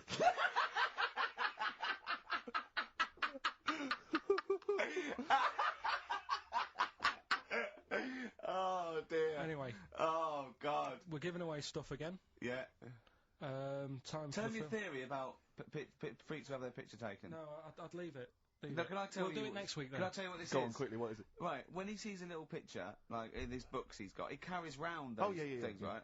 And there's like a fella with a little head with some, like, able-bodied people. He goes, the only reason they got to take that picture, right, was so they could show their mates, say, look at me, the little fella with a little head. That's his theory. Yeah. So every picture of a freak, they're being... Steve, let me describe the picture to you. This little fella with a little head. Right. Playing on the piano. I've seen it. All his family stood around, and mates and that. When have you ever seen a picture of someone playing the piano and everybody wants to be in on it? Doesn't happen. Maybe it was one of those kind of Christmas cards they sent out to everyone. It wasn't. You could see one of them was, like, in a rush to go away. He was probably planned to go out, and he was like, but they were taking a picture. It's, I'll be in it then before I go out. And it was all... He's out of order. Yeah. If you say... do you know the one I mean? do know the one you mean, yeah. What about the one in the, when you went down to Cornwall? In that little we'll pub. We'll talk about that next week. What, you want to get on, do you? Yeah, right. We've got to give away another prize. Yes, you lucky people. For those of you that haven't seen it, and do not have the requisite £4.99 to buy it yourselves, you can win on VHS cassette, panned and scanned. Billy Elliot, the special edition, includes bonus documentary, The Billy Elliot Boy. Oh, and, I'd like to see how they really... sort of made that film. Exactly. Well, it's the hit film Billy Elliot, and you can win that on VHS. Because Carl, I assume you have included yourself in an excerpt from the movie. Taken a scene from the film. Who do you play, Billy? I'm playing the part of Billy. Brilliant. And we'll have a question at the end of it. Come on. Brilliant. 2, 3 part of all way and go. Alright. Just been down the valley. Tell you, I don't know where you... What are you looking like that for? What's wrong with Bally? What's wrong with Bally? Yeah, well, what's wrong with it? It keeps you fit and that. What do you think, Auntie Nora? You think about me doing Bally? I used to go to Bally. There you go. She used to go to Bally. Used to say I could have been a professional dancer if I'd had the training. Bet you were pretty good, weren't you? Wasn't the time you had wind for 5 minutes, was it? But you well glided across Well, the floor. you shut up! What's wrong with Bally, anyway? For girls, not for lads, Billy. Lads do football or... Well, I've done that, yeah. Boxing or... Did that for a couple of weeks, so... Wrestling? Wrestling? Yeah, wrestling, yeah. Friggin' Bally. Well... Don't worry about it, anyway. Just... Is it alright if my mate Wayne stays over tonight? He just wants to sleep over. He's just coming over to... Wayne, sleep? Yeah, he just stays over. I'm not gay or anything, it's just... I don't fancy him, I'm not... Yes, you do. I don't. Yes, you bloody well do. What, just because I want my mate Wayne to sleep over and I've started doing ballet, that turns me into a gay man, does it?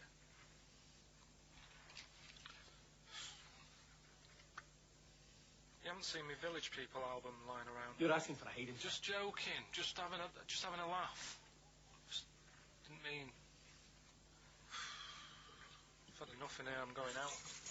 Look, from now on, you stay here, you look after your nana. Got it? Yeah. Yeah. Alright. Well, there it is. What's the question? Powerful. I'd like to know what was the name of the actor that Karl was taking the role of. Does that make sense? That's not grammatically quite right, but anyway, yeah. Fine. Who was the young lad that Karl was taking the place of there? Name of the actor, not the character. And just email in ricky.gervais@xfm.co.uk. You can win yourself. You gotta be fast. You can win yourself a VHS edition of Billy Elliot worth £4.99 price. I'm going to leave the sticker on, which has actually got the price on. Brilliant. I'll leave that on so you know just what you've got in your hand.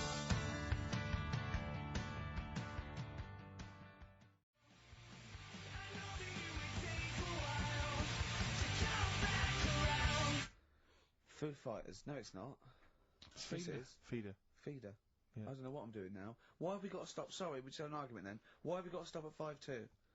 It's just the football's on, isn't it? So what can we do? We do a link here, and then we can play. We'll play a song.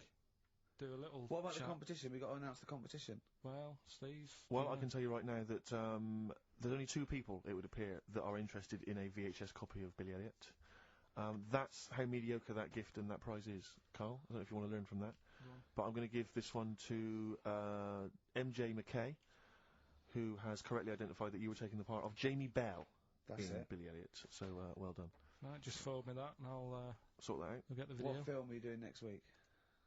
Dunno, I've got been out and bought a couple, got Silence of the Lambs I can do something with. Right. Bought Fight Club, but it's a bit difficult. You know, always open to suggestions and that, so you got any favourite films? What about the 1930s film Freaks? Oh.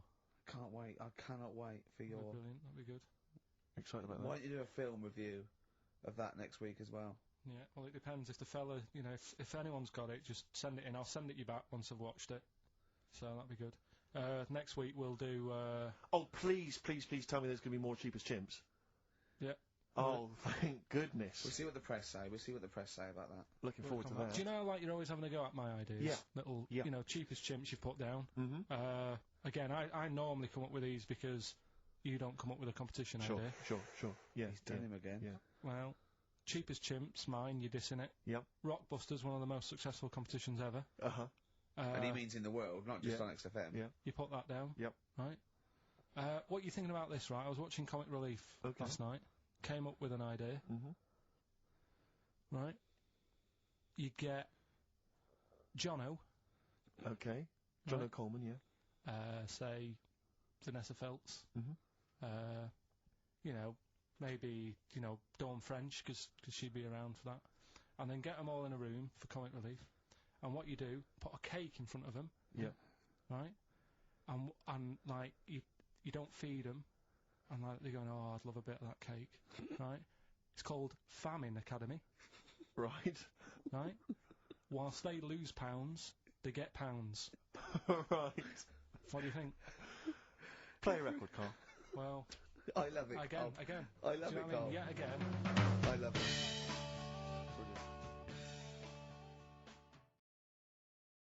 Oh, that's them Red Hot Chili Peppers, and they can't stop.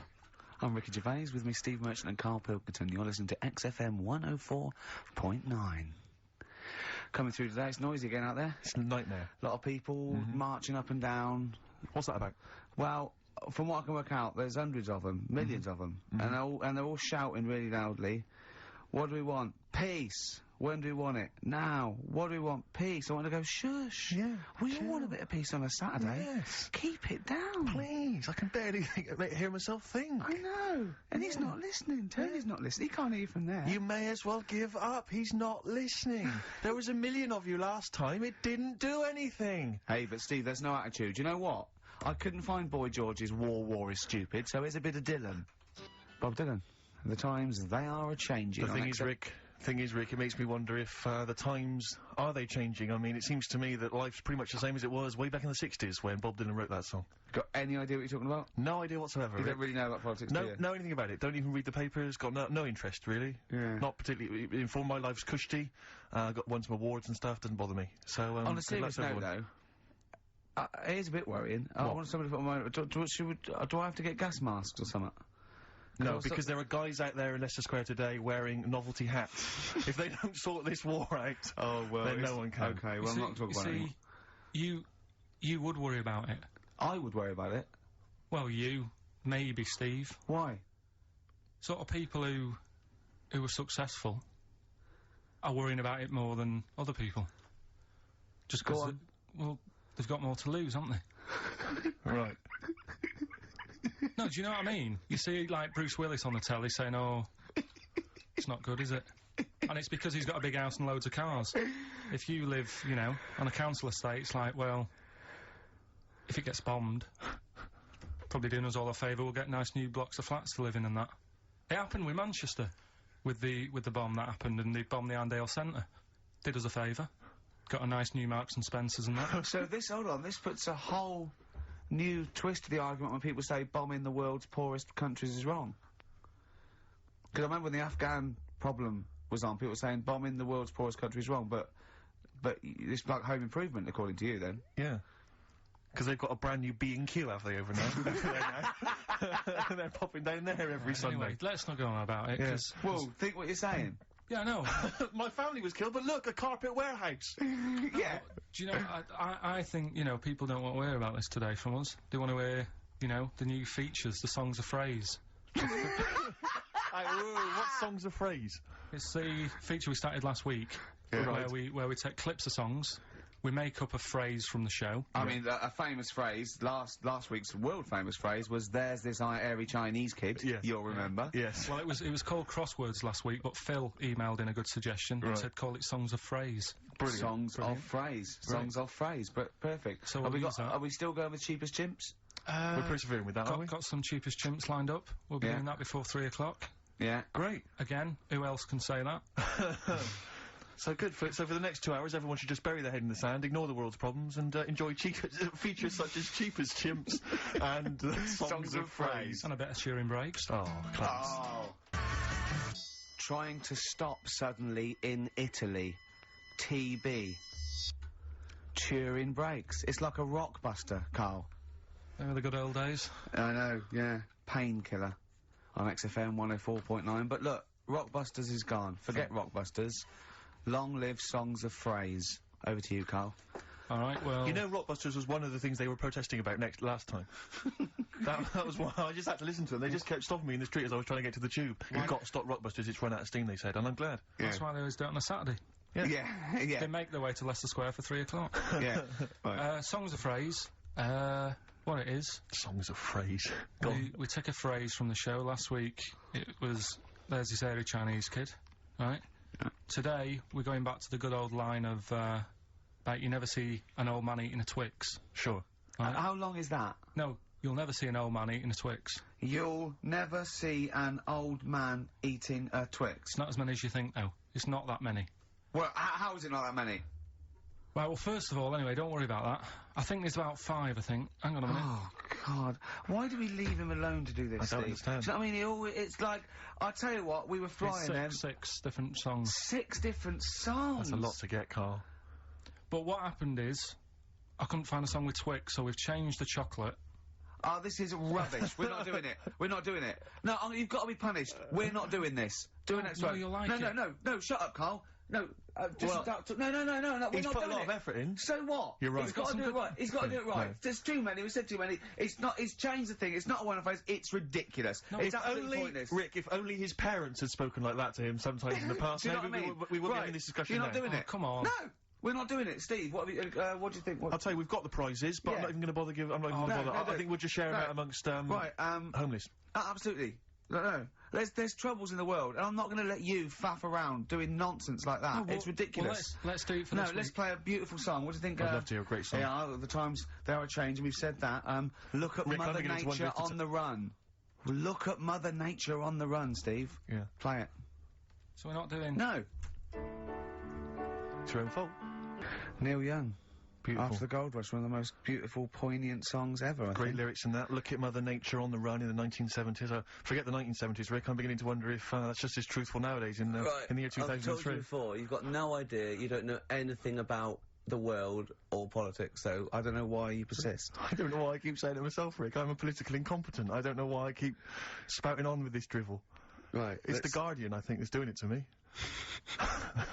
It's all second-hand information. I just read it in there, and I just so think it was a good idea to get on the... Exactly, I keep thinking I can pass it on. You don't really care, do you, about anything in the world, really, as long as it affects you? I haven't... Exactly. Yeah. Unless I'm personally affected by these things, I don't care less. Well, I'm the same. Now, Carl, the big question, as we know at the moment, is whether we're going to let you do songs of phrase or not. Rick, I should tell you now, there has been a flood of... Oh, no, there hasn't.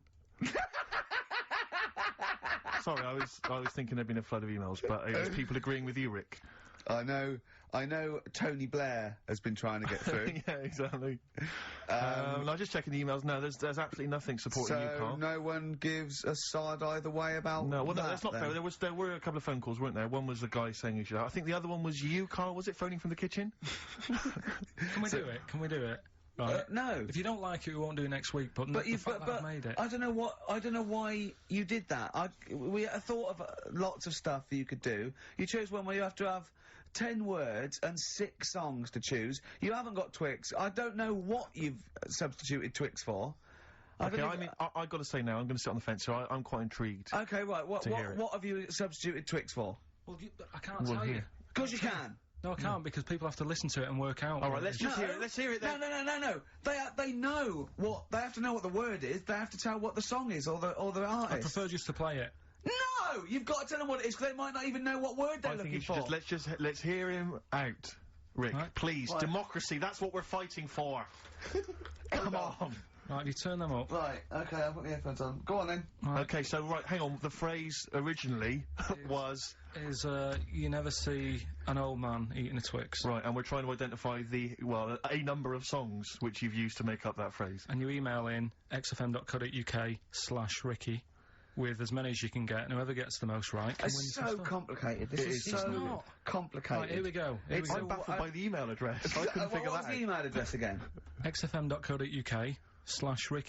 Right. Right. And there's some link on there, is there? Yeah, that you just press and it comes through. Brilliant. That. Right, here we go then, right? And you'll never see an old man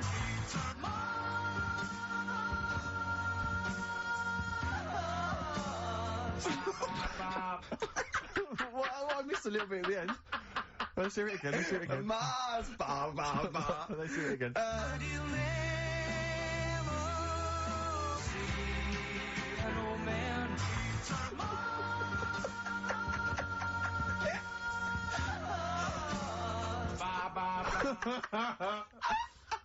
Oh no. Oh, God. Okay. Right, we'd say the prizes, Steve. Right, so how many songs were there? Do we know? I think there was 6. You think there was 6? And you'll never see an old man eat... it might be 5. 5 or 6. Yeah. Anyway, why not email in the answers and how many there were, and you might be in with a chance of winning on DVD the original series of Citizen Smith with Robert Lindsay. That was good. Paul Whitehouse's Happiness, the first series of that on DVD. We've also got a couple of CDs here. The Best of Britpop, Live Forever, Oasis, Blur, Radiohead, and all the rest of them on there. Right. Supergrass's current album as well. That's I all think it's a current album. Yeah, it is. And okay. Less convinced by this one. If I tell you that some of the artists include Delamitri and Deacon Blue, then I know you'll be rushing out later, Rick, to buy this. Scotland Rocks. A compilation of... Is Wet on there? Let's see. What about Biss? What happened to Biss? Let me see, I'm not gonna... I tell you, it doesn't... I mean, we've got Gun on there. Oh, yeah. We've got... Oh, baby, lately. Aztec Camera. Yeah. Big Country, obviously. Proclaimer's not on there. Wait a minute, where's Runrig? There they are. There they are. And obviously Rafferty, Baker Street. Do-do-do-do-do-do. Brilliant. So that's definitely worth entering for, surely. So xfm.co.uk/Ricky. Play it one more time, yeah. just in... Right. and you'll never see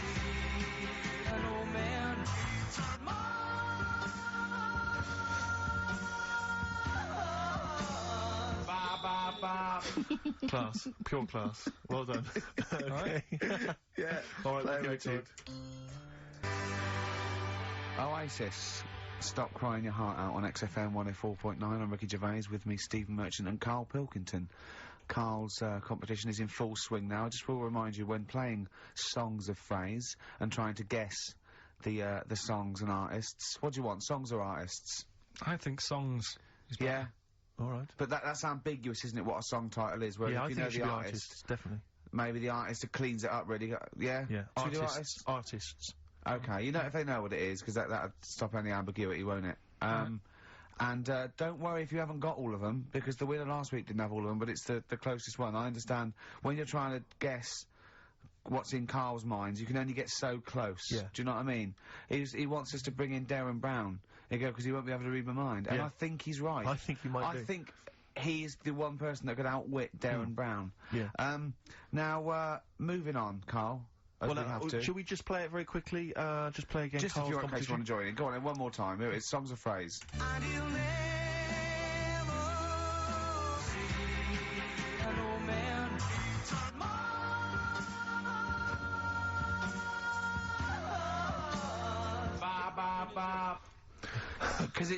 Because you have to get, you know, it is very difficult. So, you know, song or artist, we'd give points if you're close to any of those, and we'll choose a winner. So, you know, do. And what do points mean? Crap prizes. XFM. xfm.co.uk /Ricky. Ricky. Right. Now, we got people to send in a little thing for you last week, didn't you? The film Freaks. You got a few sent in. You watched it, did you? Yeah. Now, I should just point out that the film Freaks, for those that don't know, was a movie that was released, I think, in the... Well, actually, it was originally made in about 1932, something like that, and then it was delayed. It was banned for many years, because it did, in actual fact, feature, for want of a better phrase, real-life freaks. Yeah. Bearded ladies being one of the more kind of familiar ones. There's a guy without arms and legs. There's all sorts, and it's actually quite a tender film, isn't it? And actually portrays them as a kind of dysfunctional family. It's not exploitative in that sense. But what do you make of it, Karl? Well, you were watching it for the Freaks, weren't you? Yeah. I mean, I wish it does take a while to get onto it. What do you mean? Well, straight away I was disappointed, right? Because at the start, like, you put it in, it's like, oh, brilliant.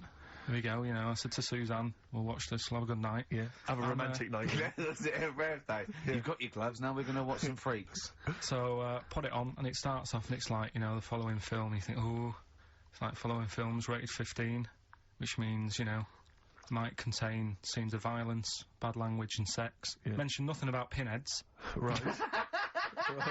So I thought they missed a trick there, Yeah. to be honest. Right? So I thought, well, let's carry on watching it. And what exactly is a pinhead? Oh, if you've seen it, you'd know. Okay. Right, so, not the best thing in it either. So imagine that. Okay, so you're watching it? So, sat there, I think, right, something comes on, and the little fella's on there, the little fella we were talking about, the Pillow Man. Right. Is it the best thing in it? Now, what's the Pillow Man again? He's a fella who, years ago, he's got no arms and legs. Right. He's just a torso? Just rolls, yeah. And, there's a scene where you see him sort of rolling a cigarette up, just using his mouth, and it's like, he lights it and stuff. And that's weird. And then, what else is on it? Smoking stench your growth. And then there's a little fella on it who is fed up because he looks 5, but he's actually 34. Right. Right? But there's a woman who is 42 and looked 8. So they both had the opposite thing. They were both really fed up. And I kind of thought that shows that, you know, you always want what someone else has got. Sure. Do you know what I mean? Yeah. So in a way, there's a story there in that. No, you described the same there. No, it was like... No, they both, you just said, they both looked young, but they are actually both older.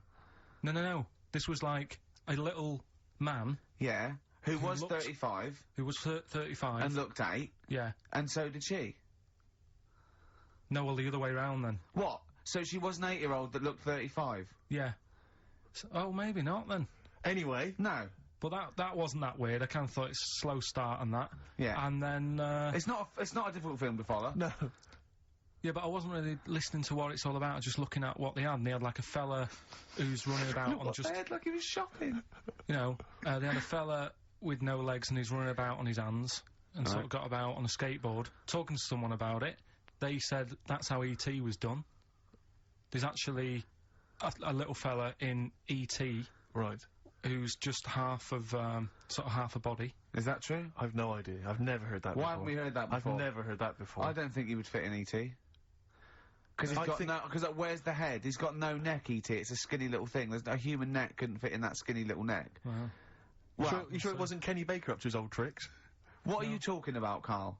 There's a fella with no legs in E.T. In E.T. they had two fellas, right? I think they had a little, a midget fella. Right. Who did it, and then I think he was off sick, and they were like, oh, you know, what else are we gonna do? So they saw a guy on a skateboard going by. And said, do you fancy some work? Right. And he's done it. I think someone told me, I mean, it might be wrong. Exactly. Might be wrong. It might be, mightn't it? I mean, you've never been wrong before, so I don't know why you'd be wrong there. So what's the worst thing in it? Now, it's intriguing to me because here's a film called Freaks, featuring real-life freaks, and you're sort of a bit nonplussed by it. Just because it wasn't... Because it's built up. If you call a video Freaks, you've got to make sure that there's some good stuff on there. Yeah. What were you disappointed about? Was it that?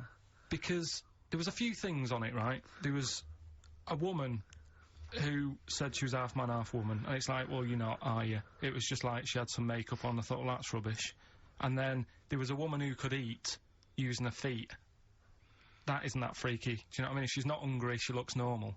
And that's when I was thinking, I mean, I'm not being right, Steve. You know I'm not being funny. Oh, here we go. No, but I'm just saying, if that woman wasn't eating and you were sat next to her in that film, yeah, I'd probably be sort of drawn to you more than her. I'm not... I know you hate me saying it, but there's no point sort of pretending.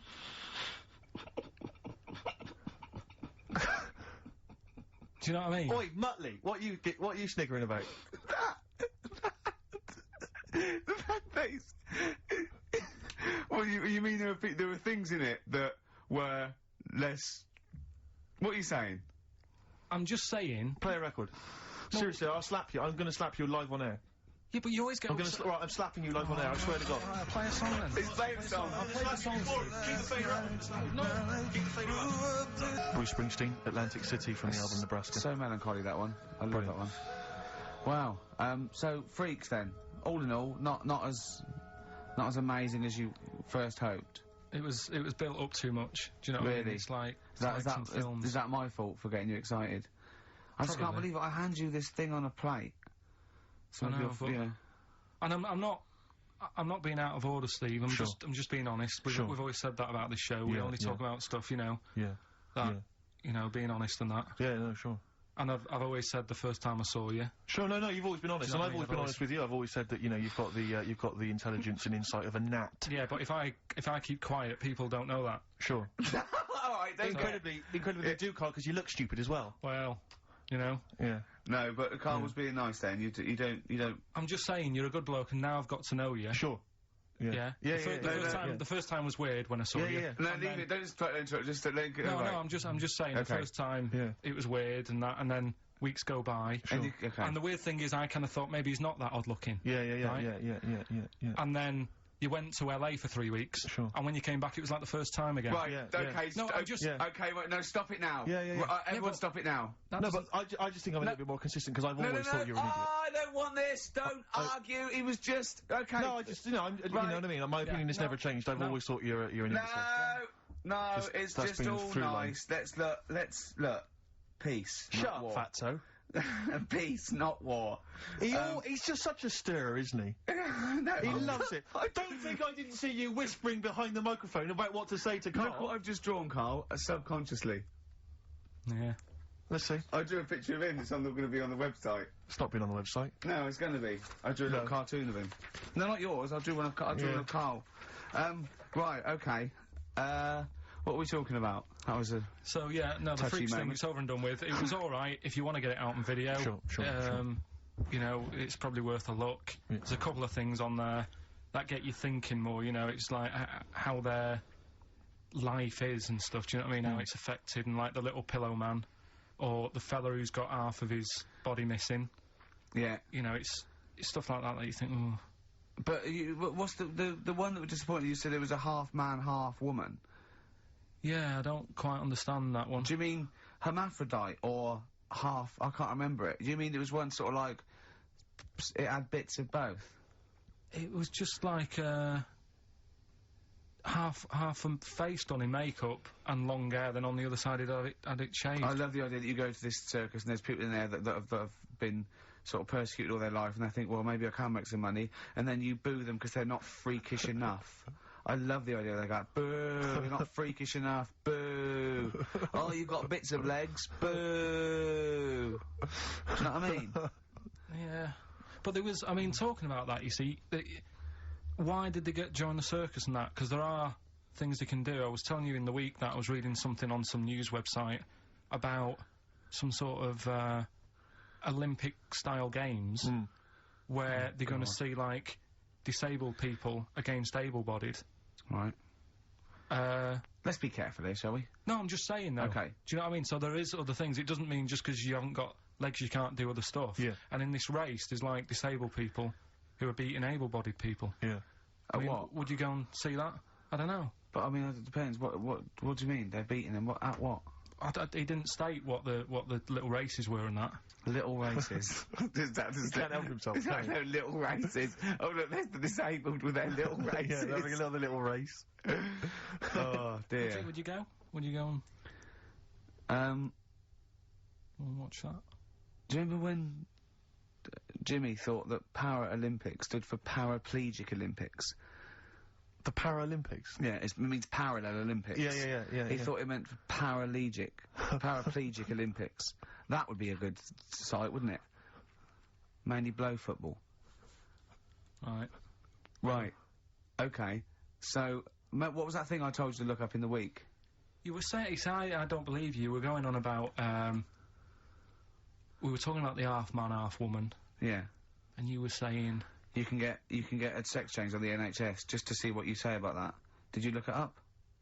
I didn't, because I think I was wasting my time. Oh. I don't think you I'm can giving have that all done. these things. Little play interesting records. stuff. You're annoying me but now. you wouldn't do that. You do. You've annoyed Steve. You've annoyed Steve on air.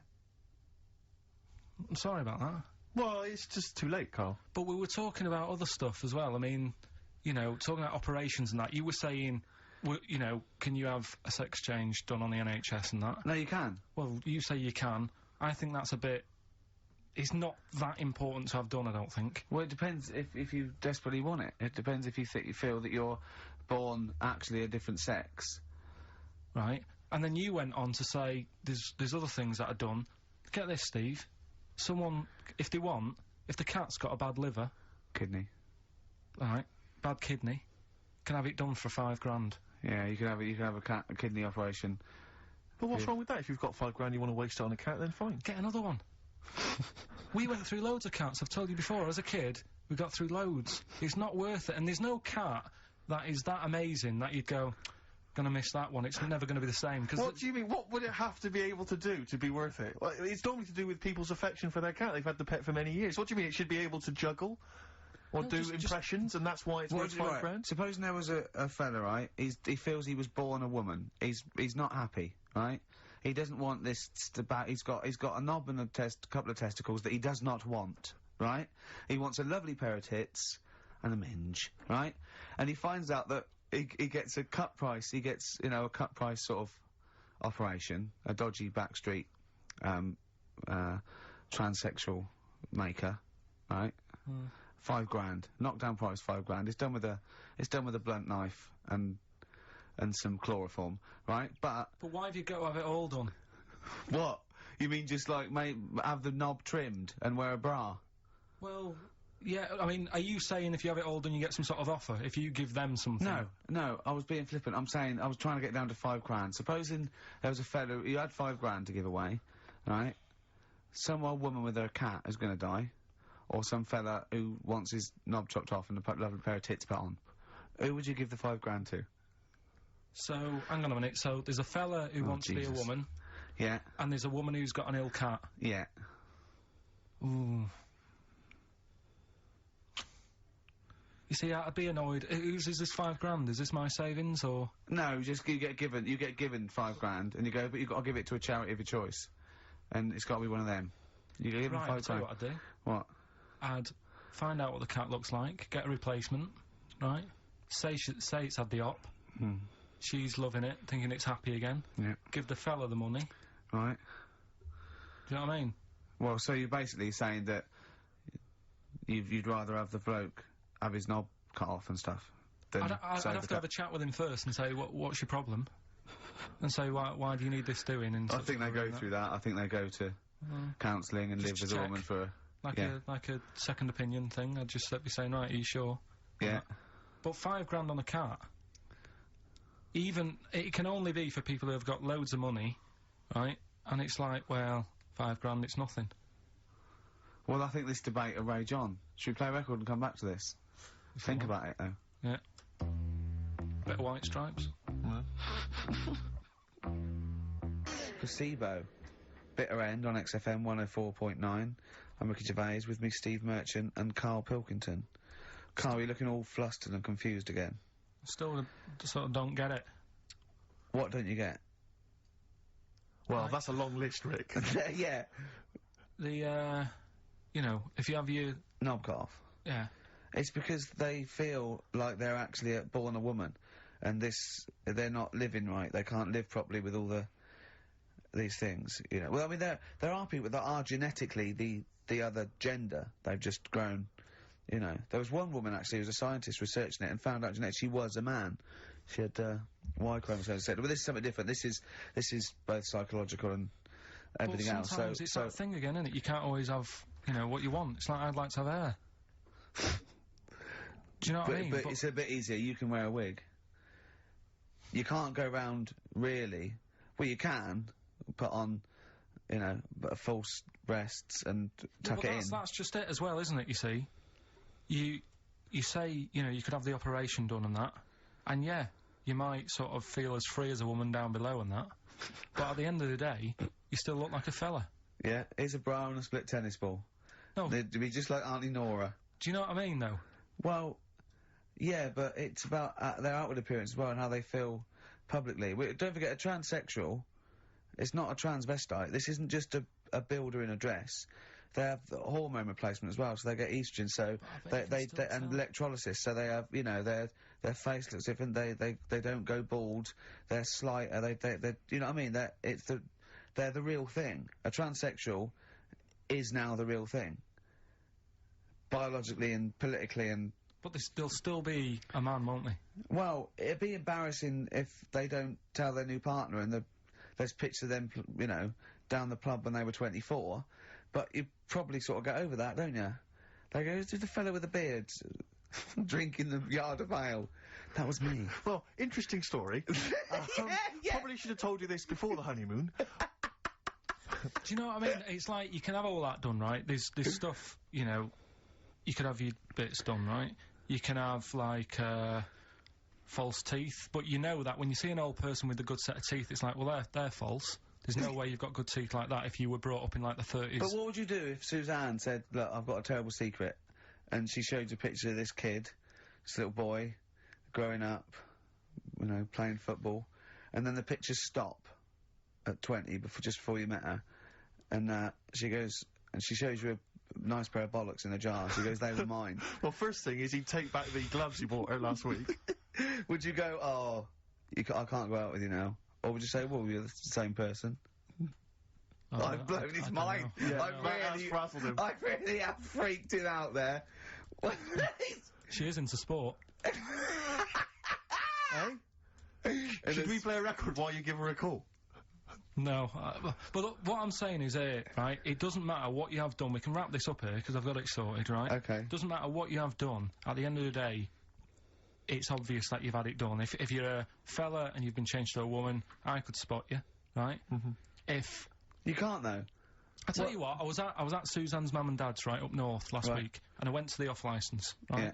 And I went in there, never seen this fella before, right? Soon as I walk in, I eye him up behind the counter and go, all right, mate. Oh, hello. Oh, hello. I notice he's got a wig on, right? Yeah. Now, it was... I kind of looked and I thought, yeah, it's a wig, whatever. And then I thought, I wonder if it is. And as I got to the till, I said, how much is that? He said, you know, 50 pence. I said, great. And as he turned to the till... Were you buying Suzanne a gift? as he turned to the till and he did that sort of angle, you got the profile, you see the bit sticking out of the back, you go, that's a wig. I know what you mean. Yeah. I know what you mean. And it's like a little. It just the last inch just lifts away from the neck. Yeah. Yeah. Now, everybody who goes in that shop will probably know him as having a wig and that. He keeps him happy, but everybody knows. So what I'm saying is, it's like. But could I just say, transsexuals put in a little bit more effort than a fella who's plonked a rug on top and held it down with some duct tape. Do you know what I mean? You know, the only giveaway often with a transsexual is the big hands. They can't do anything about that. That's the only thing, you know. Right, but I mean, transvestites are different. You know, they are builders in the dress. You go in a supermarket, you turn around, you see a 6-foot woman, huge head. You go, all right, love. Do you know what I mean? You know, down below, she's packing more than us three put together. That's what I'm saying. But you know what I mean? That's one thing. If Eddie Izzard, right? You're meeting Eddie Izzard, right? Who likes to pop on a dress now and again, right? What's the politics with that? Do you go, as he walks in, he's all in evening gown, and he goes, all right, Carl.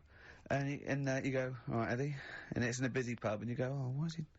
And you go, do you say, do you want a pint of bitter?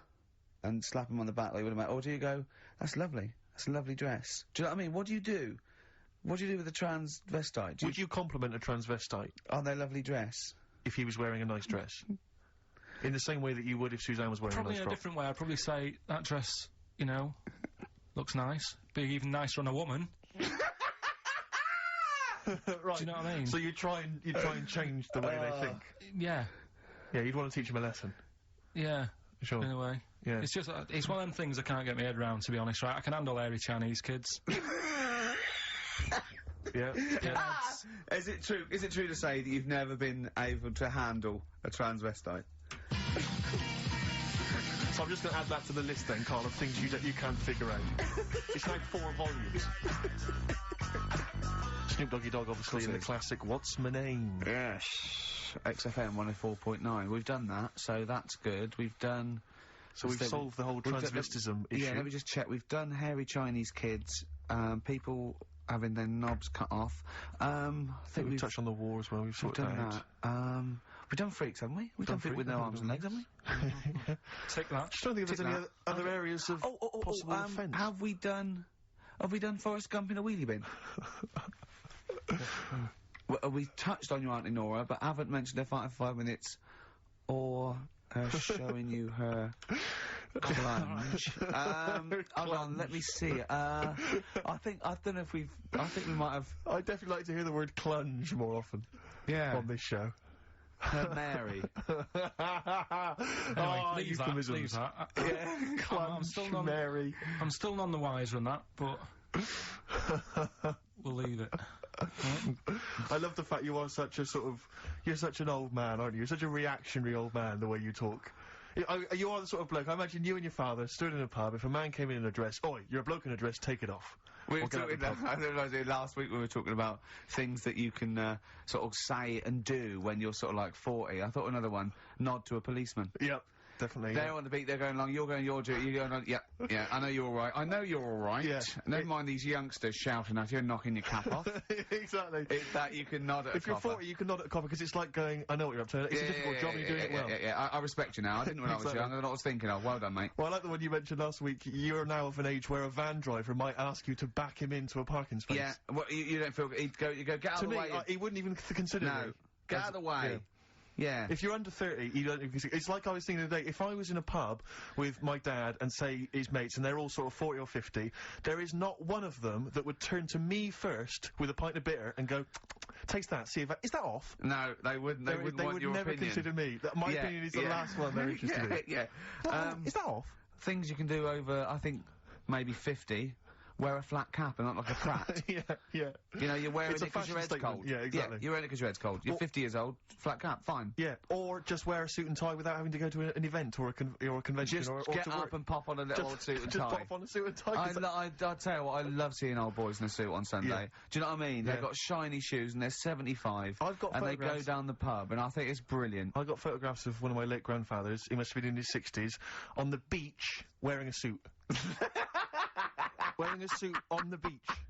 I think I got a feeling he's even got a knotted handkerchief and a full three-piece suit. That's great. It's brilliant. It's a decency at all my times. grandfather, in my mind, was always wearing a suit. I never saw him not wearing a suit. I think he wore a suit to bed. I can't imagine him taking that suit off. It was always... Maybe it was an all-in-one, pull-on one. But he didn't... I mean, what the weird thing is, though, it wasn't like he worked in a bank all his life. I think he was a builder. And then he retired and thought, it's time I should start wearing a suit. I know. Oh, I love it. I just, you know what I mean? It's because they've got to do something then. They've got to get up and they make an effort and they're still part of the world. As opposed to me, already just walking around in my pants. Yeah. Do you know what I mean? It's like, there's no point in getting dressed, I'm not going out. Yeah. Or everything's got an elasticated waistband. Yeah. Yeah, you don't even consider a pair of trousers. It's slip-on shoes, pull-on trousers, just, I have never seen a man with more Velcro in his closet. That has got to be for you the best time-saving device ever. Velcro. It's great. Just me and a baby girl, a dry white baby. I went to after we went to the awards. Your tuxedo got Velcro? Well, I was still talking about that. The award show. I went home. When did we stay there? We went to 12 or something. Anyway, I went home and I was watching telly at the end, right? And I was eating. I had these sesame seeds because I was hungry. I had a few, and in the end, at the bottom of this jar of sesame seeds, right? There's tiny little seeds, but I didn't want to waste them, so I sort of poured them into my mouth and sort of like ate them like millet, like a budgie binging. Yeah. I went to bed, got up the next day. I thought, I felt a bit sweaty. I had a resolve, and there was loads of seeds still in my chest. What, in the hair on your chest? Yeah. I had to pick them. It took me ages to pick them out before I had a bath. So they must have stayed there all night, but not with the, with the cheese and alcohol that was coming through my pores. These seeds had, they started growing. I'd have to mow my chest. Oh dear. Your girlfriend's a lucky woman. Sesame seed chest. What we got, Carl? Oh, do you remember we were also talking about, names you cannot call kids now? It's like there are certain names. I was thinking that, like, there's great old blokes' names, but they have to be a baby once. Yeah, but I name this child Alf. You can't. Stan. There are sort of these names which you just never name a child now. I mean, Karl, frankly, is. Oh, that's all right. That is quite trendy. But Sid. Alf Sid. You would never name a child Sid. Stan. Bert. I name this child Bert. Did I ever tell you about my Uncle Alf? No. He wasn't a proper uncle, right? But he was just one of my dad's mates and that. And he was getting on a bit. He must have been about 60, which is pretty old when you're younger and that. And he was the same. He used to always wear a suit and that. But it was never in good nick. It was always like a rough suit. But it doesn't matter. Still, making half the effort and that. Yeah. And he used to sleep in a dinghy. Right, Uncle Alf. What? In his house? Yeah. Why? Well, in a flat, he's in like a little bed sit. Because he only had a little bed sit, and he was into boats and stuff. So he had this Two birds with one stone.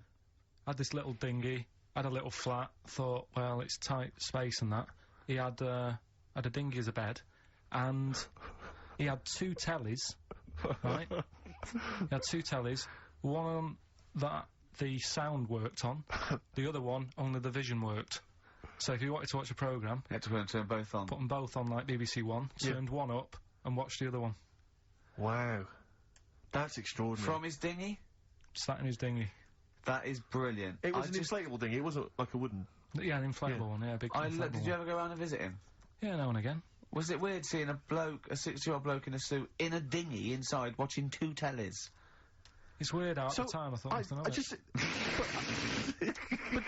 Which of the TVs stopped working properly first? I mean, did he... let's say the sound went on one of them. Yeah. Did he carry on watching the other one, hoping that the other one was fine? No, he went and got a new telly, and then the vision went on that, and he went, oh no. He went, hold on though. Wait a minute. I've got another telly in the wardrobe that I haven't used. It must have been like that. Wow, he sounds brilliant. Is he still alive? Yeah, he's still around, yeah. I haven't seen him for years, but he used to, was he married? No, I think that's what happened. I think his wife passed away, and that's when he had all this, he had a boat. And it's like, oh, where am I going to put it in a bed sit? And it was like, hang on a minute. Yeah. You know what I mean? Sleep in that. So, yeah. I wonder if he ever brought any women back. Just the idea of bringing them back, getting down to it. Shall we move into the bedroom? Ahoy! Oh, that is fantastic. Missy Elliott, Gossip Folks on XFM 104.9. Ricky Gervais, Steve Merchant, Karl Pilkinton. Now I know we're not meant to mention the adverts, and I'm not slagging off the advert. It's that National Lottery advert with the little Welsh fella saying your money from the National Lottery goes towards mountain rescue. And put it out there, we've saved a lot of people. Now that's fine, that's great, well done. What I'm annoyed at is why those people are allowed to go up the mountain in the first place. Yeah. Don't go up there, it's dangerous. Yeah. You're at your own risk. Yeah. Do you know what I mean? Definitely. It's ridiculous. Just posh, beardy twats climbing mountains and sticking a flag up there. Why climb? I don't want you to. I don't want you to. Am I paying? Is there any point, Rick, where I am paying for people to get rescued from mountains? I'm not sure. I think the lottery's doing it now. Fine, because I'll tell you, if it was my money, I would be livid. Well, that's the point, isn't it? I mean, you should have to take out insurance if you want to climb up a mountain. You should pay for it. Yeah. If we save you, it'll cost a lot of money. You owe you. I'll be paying it back for the rest of your life. That's the risk. Yeah. Not falling to your death. Exactly. But never being able to pay it. They're all posh and rich anyway. Yeah. But it's just like a cat gets stuck up a tree and the farmer come out because it doesn't know any better. Imagine if that was a bloke. I'm stuck up again. Stop going up there. Yeah, but that's what I'm saying again, though. It's only a cat, so leave it up there. Get another one. Absolutely. And there's the skeleton of Tiddles. I couldn't be bothered to go and get a ladder. No, but it's the same. A few weeks ago, everyone was making a fuss over that sheep. That was the first cloned sheep. Yeah. And it died. Clone another one. Oh, wow. If only you could do the same with mountaineers. Yeah. Oh, it looks the same, the beard's the same, they all look like Brian Blessed. Yeah, exactly. Oh. Did I ever tell you about the time that my father, when I was younger, we went on holiday, my dad he bought a little boat, little sort of wooden boat, make a 3-seater, and he and a friend of his went out with me in the boat. I was maybe 12 or 13. Went out and we sort of I think we were on we had a little motor, outboard motor, chugging out. We just thought we thought this was real seafaring stuff. Brilliant. We'd lost sight of the beach because we'd gone round a corner of like a mountain, or like a, what do you call it, like a cliff. And so we were just round the corner, and there was this buoy, just floating in the water. Not a boy, but you know, like a buoy. And very tricky to explain that on the radio. It's the same word, isn't it? Boy, a boy, and a boy. Yeah. And so we float past that and we're chugging along. The motor conks out. Oh, I can't believe it. We have to row back in. So they're rowing away, I'm just sat there. And we noticed that every time we sort of think we've got past this buoy, it just seems to be back where it started again. And we realised that the tide is taking us to, but not taking us out, taking us towards these rocks. And we've got ravaged rocks. And we were a bit pretty scared, because I can't swim very well, or I couldn't at the time. I think my dad had maybe bought, you know, he didn't, I'll be honest with you, I inherited a lot of things from him, one of which was his carefulness with money. just the one life jacket. How deep was the water? Which I seem to remember he tore off my back and put on himself. So the water's pretty down. I mean, I'm not saying we would have necessarily died, but it was pretty scary, because the boat, you know, we were going to go crashing into these rocks and stuff. It was getting pretty unnerving. And so they're sort of rowing like mad, trying to get, we're just not making any progress, and we're beginning to think that this might be the end. And this boat, this kind of ferry boat, comes chugging by doing tours, ching ching ching ching ching, and it comes by, and my dad goes, oh, wow. We were going, brilliant, they can help us, they'll throw us a rope, they'll tow us back in. He was going, you've got to be careful though, hang on, because according to the laws of the sea, if he rescues us, Steve, he can claim my boat. The laws of the sea mean he can claim my boat as salvage. I love the idea of that's like a reward. That's doing that. But what I like is, his 12-year-old son might die, he's thinking about the boat. I know, but also, the other thing, of course, is that I like the idea of this ferry master going, yeah. The boat be mine now, or take your son. Yeah. Let me think about it. I need a new bed. That'll be just right. King size. Oh dear, that's lovely. So we've done a lot of stuff today. We've covered. We've done Arnott's Minge. We've done. Oh no, what else have we done? We've done Chop Your Bollocks Off for Free. Yeah. We've done the operations for £5 which I'm not happy about. Yeah. Leave the cat up there. Could spend money. We've done most stuff. I think we've done a lot. We still haven't done Forrest Gump in a wheelie bin, but we can leave that till next week if you want. See, I still think there's something in the spending money in areas that it's not needed. Like, well, you know, the fella, if you haven't, you know, if you've only just tuned in, you've missed a debate about a fella who needs his tackle taken off. A debate makes it sound like it was a bit more informed than it actually was. Well, and I'm just, you know, all that time, that was probably half an hour ago, and I've still been thinking about other things that it would be good if more money could be ploughed into things to get them out there. Like what? Do you know what I mean? Well, I was looking, you know, I'm a fan of going on the web and that. Sure. And, there's inventions, right? We were talking about a few weeks ago, inventions that are out there, and there's some that, you know, are well known by famous people who have brought stuff out. Do you know why we didn't go on with this? Because I remember saying to you about Einstein, who you think's clever, you weren't impressed with it. I said Einstein, and you went, this is a quote, you went, Einstein, well, yeah. Now, I've never needed, you got it wrong, you went, I've never needed MC² in my life, but the fella who made the video recorder, I watch one a week. Yeah. Right. That's right. Brilliant. And it's the fact that everybody's got one good idea in them, right? Like Newton said about the apple. Yeah. I did Rockbusters. Yeah. Right? And there was this thing that was on the website. So they shouldn't be spending money on investigating, sort of medical procedures that might help people. They should be spending it on what, Carl? Well, I found this thing, right, Ricky? Brilliant. Yeah. What it was, little sort of mops.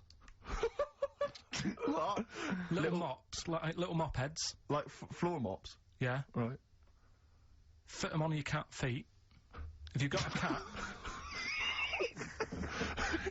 right, if you've got a little cat... Yeah.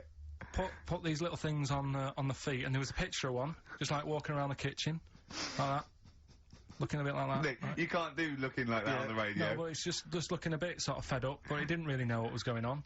Walking around, you see like the woman of the house, sat in the background having a cup of tea. The cat's there, walking about on the kitchen lino, mopping the floor. That's what I put my money into. Can we get shares in this? No, that's an invention. How good is that? Yeah. Can we get shares in that? It's good though, isn't it? I'll tell you what, I'll market that. I'll yeah, that's amazing. I just like the idea of people struggling with their cat to get. Hold on though, wait a minute. Then, what if I had a bad kidney? Ah, well then it's worth paying £5 I suppose a year, because it would cost a cleaner that, wouldn't it? Yeah. So that's what I'm saying. I mean, there's loads of other things out there that gets loads of praise. Of course, you can stick a brush in its head and make it go down the toilet. It'll be genius, Carl. No, but there's you see, you say that, if Newton came up with it, you'd be loving it. And there'd be loads of them out there, and everything, right? That's what annoys me. Imagine Newton coming up with that. Imagine Newton coming up with that, Carl. Think of it. Well, there's other things that gets loads of praise. Penicillin. Everyone, who came up with that? Who came up with that? Fleming, was it? Yeah, so discovered it on a... Right, I'm 30. Don't think I've ever used it. I've had Nurofen and Benylin. Right, so there's one thing. What's something else I was talking to you about? Oh, God, you like video. Okay, so video recorders... Telescope was another thing you seem to think's important. Well, no, you asked me about great inventors. I know some, and so I said Alexander Graham Bell, the telephone, everything from that, linked from that. John Logie Baird, television, Marconi, the radio. I said Galileo, the telephone. I was naming you stuff. It wasn't that. I was just saying that I think those things are more important than Rockbusters. I think they're better ideas. Telescope, even a telescope. Carl, play a record, because... There's a website, I must try and find it during this record. It's got loads of inventions, I think you're going to love. Vicious from Lou Reed. Always a joy. Yeah. XFM 104.9, Ricky Gervais, Steve Merchant, Karl Pilkinton. Carl, someone pointed me in the direction of this website, and basically, I swear to God, these are real inventions, okay, that real inventors have, applied for patents for, you know, so that they own the copyright. Why don't I come up with one, a real one, and then you do that one, I think some of these... and Carl has to vote on which he thinks the better invention. I think some of these, Carl, you are going to be absolutely excited by. If you love the little mops that go on cats' feet, I think you'll be excited by some of these. Okay, well, I'll throw one up to start with. Have you got one there ready? Yeah. The X-ray machine. All right. Oh. So we've got the X-ray machine on the one side. X-ray machine, Carl. Think of that. So, you've come to me It with doesn't this need. idea. It goes through opaque things. It doesn't need light. It excites. It can. You know, well, we know. You know what an X-ray So machine what's can do. happening is, right, I'm sort of head of some business. I've got a load of money. Yeah. You're coming to me with an idea. Yeah. And Steve's coming with me to an idea. I've got, say, $5 grand, and I've come with you. I said, look, I can do transvector operation. You go, I'm not interested. I said, my cat needs a kidney operation. You go, I'm not interested. Right? I've come with you with an X-ray. Meanwhile, Steve walks in with. Well, firstly, I'm going to offer you, this is patent 5571247. You've got the X-ray machine. I'm going to come to you with the self-containing enclosure for protection from killer bees. Tell me more. All right. Well, it's like. Tell me more. A self-containing enclosure for protection from killer bees, comprising an enclosure formed of a flexible, transparent plastic material, basically that will protect us from any killer bees that might be in the area. Useful? Yeah. Don't decide yet. Okay, I'll come up with another one. Refrigeration. Refrigeration. The combination toy dog and vacuum cleaner. Let me read a bit more, don't judge yet. A toy dog closely resembling a real dog and having a hollow interior in which is mounted a vacuum cleaner having a suction hose which is retractable from the tail end of the dog. This enables vacuuming a dog after a haircut and grooming without causing fear to the dog. Because it thinks another dog is in the room. Sorry, this is a decoy dog to make the dog not realise it's being vacuumed, thinking it's making a friend. There's a picture of it. Carl. Do you see what we're talking about there? That's a dog that looks. It's a fake dog. Also, do you see that why the cat with the mops is on Steve's side, and why sort of X-rays, refrigeration, things that are on my side, and Newtons and MC squared as you. Can you see the difference in these can you see the pattern emerging and the difference? Yeah, but you see, to me, which are you impressed by? Are you impressed by the sanitary appliance for birds? I'll have a look at it.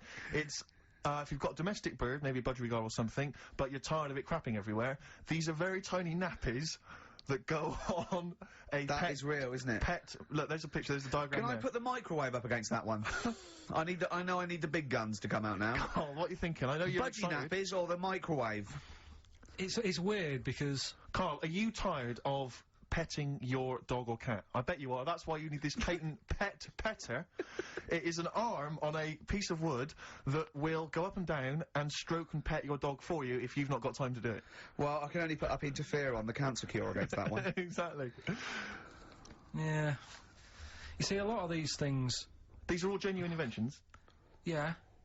And if the time was right, we'd say, get 'em made. Do you know what I mean? If there was a bad swarm in London, I'd be saying, get the B-man on. Yeah. Right? Well, lose the X-ray machines. I don't care about broken bones for now. Well, at that moment in time, that would be more important than... Do you know what I mean? We know people have been stung. We don't need to look inside them. Sure. Do you know what I mean? It's all about... It's like the telescope now. Isn't it impressive? Sure. If you want to see something in the distance, get on the transport and go and see it. Do you know what I mean? You don't need to look at things in the distance. Right, sure. Whereas budgerigars are shitting and pissing all over people's homes. Could we put these... I'll tell you what, Carl. So it's... Looking at supernova and trying to find out more about the universe, its conception and its eventual end. Forget that, Rick, because I've got the cheese-filtered cigarette. Oh, now tell me more. This is a cigarette where the filter is actually made from cheese. Apparently, cheese acts as a very good filter for tobacco, so the smoke passes through the cheese, thus you will induce a kind of smoky cheese. And also, smoking, you know, might make you a little bit peckish, and you can just nibble that, so there's no dog end lying around the pavement. Or budgie shit. It's a cleaner place, and you haven't been stung. Brilliant. Right, now listen, so that's that done. Yeah. We've done that as well. Yeah. We're running out of time. We've got, like, 5 minutes left. Winner for Songs of Phrase. All right, give us the answers. Right. We did this at the start. We haven't even got time for the film thing today. Oh. But we'll do that next week. Songs of Phrase. It was a phrase, you never see an old man eating a Twix. I love the fact that we haven't got time. Like, we've had such important stuff, and it's been so jam-packed and interesting. Not that it's been drivel with gaps we could have filled much better. Yeah. Don't look at it like that, like, What, with his film quiz? Come on. Oh, dear. So, Songs of Phrase, you never see an old man eating a Twix. We had to change it to Mars Bar. Here's what we had. Jerry and the Pacemakers. Echo and the Bunnymen.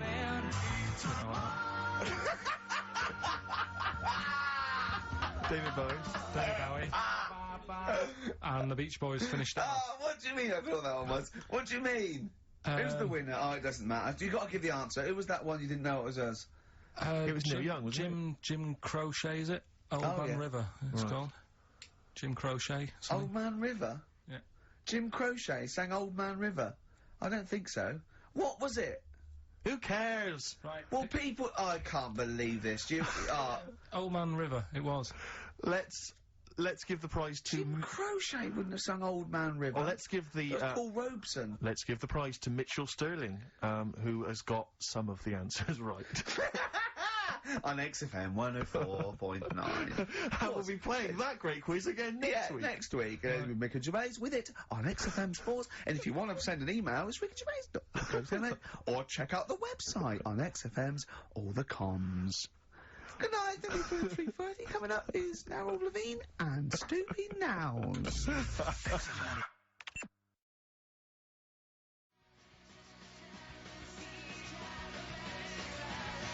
Placebo, The Bitter End on XFM 104.9. I'm Ricky Gervais. With me is both Stephen Merchant and Karl, the K-Man, Pilkington. Oh. So, you've already got that. That's safe. It's only 4 minutes past. You've had Placebo and you've got us three. So... You're definitely going home with that, yeah, whatever that's happens. safe. That's on its way to the hospice. Exactly, you've banked that. Yeah. Now, do you want to gamble all that to go on and listen for another 2 hours? Well, you could walk away now and you're up. Yeah, you're up. You're right. already up. Right, that's brilliant. You have not wasted any time. Do you want to gamble that against another 2 hours? It might be shoddy, it might go downhill, but it might get even better, Carl. What do you say they do? Listen for another 2 hours? Yeah. See, we shouldn't have done that. We shouldn't have asked Kyle, because a lot of them now are already taking what they've got. And what they've got is great, Rick. What they've got is lovely. Yeah. They're loving that. They're going to enjoy that. We have got monkey news. We've got cheap as chimps. That's not the same thing. How many radio stations have got two ape-related simian features? Rick, can I point out now, a lot of people are making that mistake. A lot of people are thinking that monkey news is exactly the same as cheap as chimps. It's not. Let's keep that clear. It's not. It's in the same ballpark, but it's not the same. There are apes. They're involved. They're involved. Yeah. We've also got some great music. Yeah. We've got an amusing sketch about a fly. Oh, it's important. Oh, and Mystique is dropping in. Let's hope the Mystique ladies are coming in.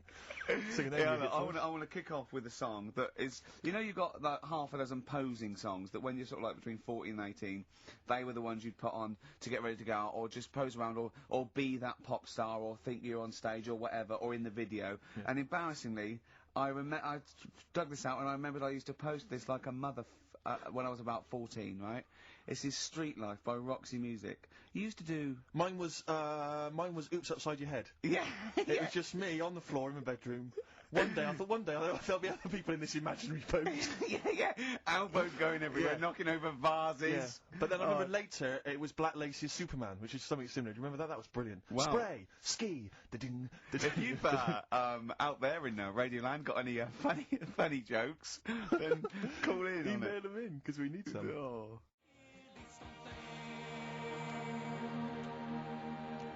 Street Life, Roxy Music, off the Stranded album. That's what I used to jump around to. What would you have been wearing while you were listening to that? Well, probably, Brutus Gold jeans. Classy. Or green flash, pumps. Sure. Any socks? I would have had socks, yeah. I'd have probably been wearing the shirt my mum got me from Tesco's, which was again a Brutus shirt. And it had women in bikinis eating bananas on a chaise longue. Of course it did. What, lots of small ones, or just one big one? Lots of little small ones. Yeah, so you know, so that was that. A trilby? I didn't wear a trilby. Did you have a toy with a trilby? I remember when I went on holiday about that time, and I was about 14. My older brother had this leather jacket, and I was on the beach, just in my shorts and that, and. I went to get an ice cream or something. I said, can I borrow a jacket? And I put his jacket on, and I was frozen on the beach thinking, they are all looking at me, because I look so good. And I also had a straw Stetson. And and I really thought, yeah, I'm turning into quite a man. Yes, I'm quite a catch. Yeah, yeah. Just thinking they're going there, looking at going, who's that dude? Is he American? Hold on, has he just come from some sort of rodeo? Wait a minute, I'm in a bikini and I like bananas. I could be the woman for him. Oh dear. What was that? Didn't you have a t-shirt or a jacket or something you wore to university that was pretty classy? Didn't it have like some foul language on it or something? What was that? Yeah, I had, when I was 18, right, the Christmas, or the birthday before I went to, university, got 2 sweatshirts, one black, one red, had bullshit on them. Just done them about. Right, and the red one, all my clothes, the first wash, everything was pink. All my white shirts and my white socks, of course, because I just put it in, I didn't know. Yeah. So I was a man at university with all pink clothes except for a rather nice red sweatshirt with bullshit on it. Oh, so again, turning into quite a man. Quite the man. Was that pre or post the time you washed your clothes by getting in the bath? And that was pre. That was the second year when I was had to go in digs at our Halls residence. So I had a bath, and you had to sort of like pay for a bath, you know. So I thought 2 birds with 1 stone. I got in the bath with all my white shirts, because I was going through sort of, you know, wearing a white shirt and tie, that sort of, you know, David Sylvian sort of fire and everything, and Daz. And I just wriggled around in it, washed myself. It's quite a good exfoliant. Yeah, I didn't do it again because it was sort of not good for the skin, Dan. Quite sore, is it, around the sort of more intimate regions? Yeah. So there you go. Roxy Music and Street Life. Karl, thoughts? I just was working out time, really.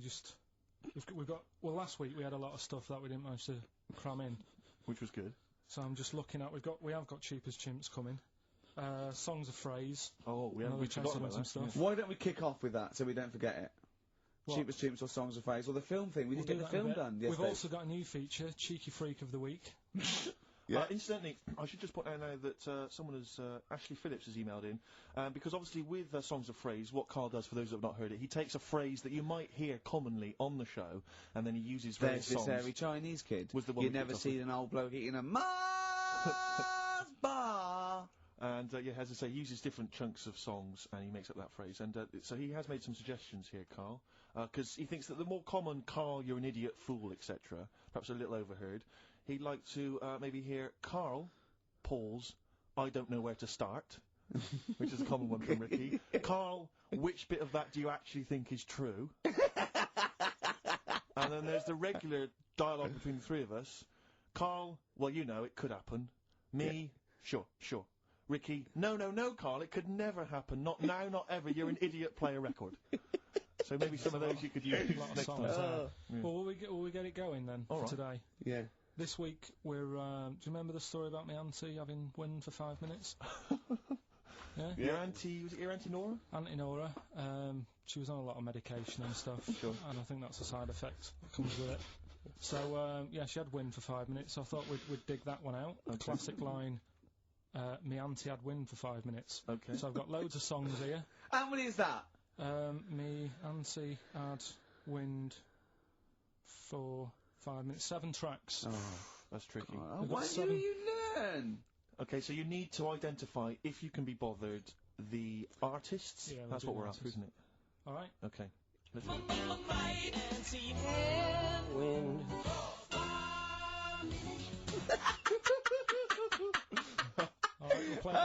play it a few times. Just remember, as many as you can get, because the winner would probably be, you know, who gets 5 or something. So don't worry if there's a couple you can't get, because you could still probably win. Go on. Again.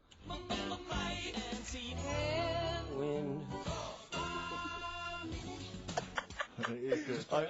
Can I just, what's the email address? It's, well, if they go to xfm.co.uk/Ricky, they can just send them through there and that. Send them through that way. Which of these is the prize bag? Yeah, don't be getting mixed up. That's the one, is it, Karl? Yeah. Alright, so let's see what hot treats you could win. As I get them out, Karl, do you want to play it once more? Yep. Wind. I recognise all of them except one. Yeah. Right, let me see or what we've got 2. Here. Once again, Karl, you excelled yourself with an arbitrary collection of DVDs. Just hanging around, were they? Just hanging around. Again, I'm always interested to know which of our XFM listeners has tastes as broad as this. Go on. We've got the recent BBC adaptation of The Hound of the Baskervilles. Brilliant. Okay, fair enough. We've got, what's this? Is this the... This is, something involving Air, the band Air. I think it's a single at best. Yeah. This is probably worth having. This is the current Flaming Lips album, so you've excelled yourself there, actually, Carl. That's not bad. An XFM mouse mat. They're as common as muck. Oh, hold on. You can't give away that mouse mat. It's a piece of foam. Now, I was going to dismiss the oddball sci-fi movie K-Pax, featuring Kevin Spacey and Jeff Bridges, but Carl, is it signed by Kevin Spacey? It's signed, yeah. It's an actual... So win that and put it on eBay for £4.50. And, man alive. What is that? Just look at their faces. No, Carl! Don't give that. No one wants that unless it's ironic. Series 1 and 2 on DVD of popular northern-based sitcom Bread. Buy it, sell it, the game's getting hard, because someone's dealing you a losing card. Right. They all had a go, all the actors had a line on that song. Oh. Play the clips again. Play the clips again, they really want to win it now. Here we go.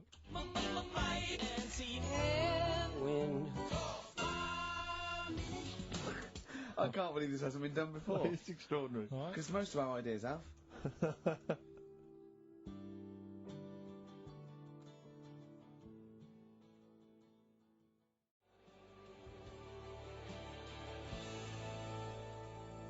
Verve, Lucky Man on XFM 104.9, Ricky Gervais, Steve Merchant and Karl Pilkinton. The emails, I should point out, aren't flooding in on the No, but it always takes time when they go through the website. Does it? Yeah. Okay. So they'll be arriving in a bit. Do you want to play it once more for those that have just joined us? Alright then.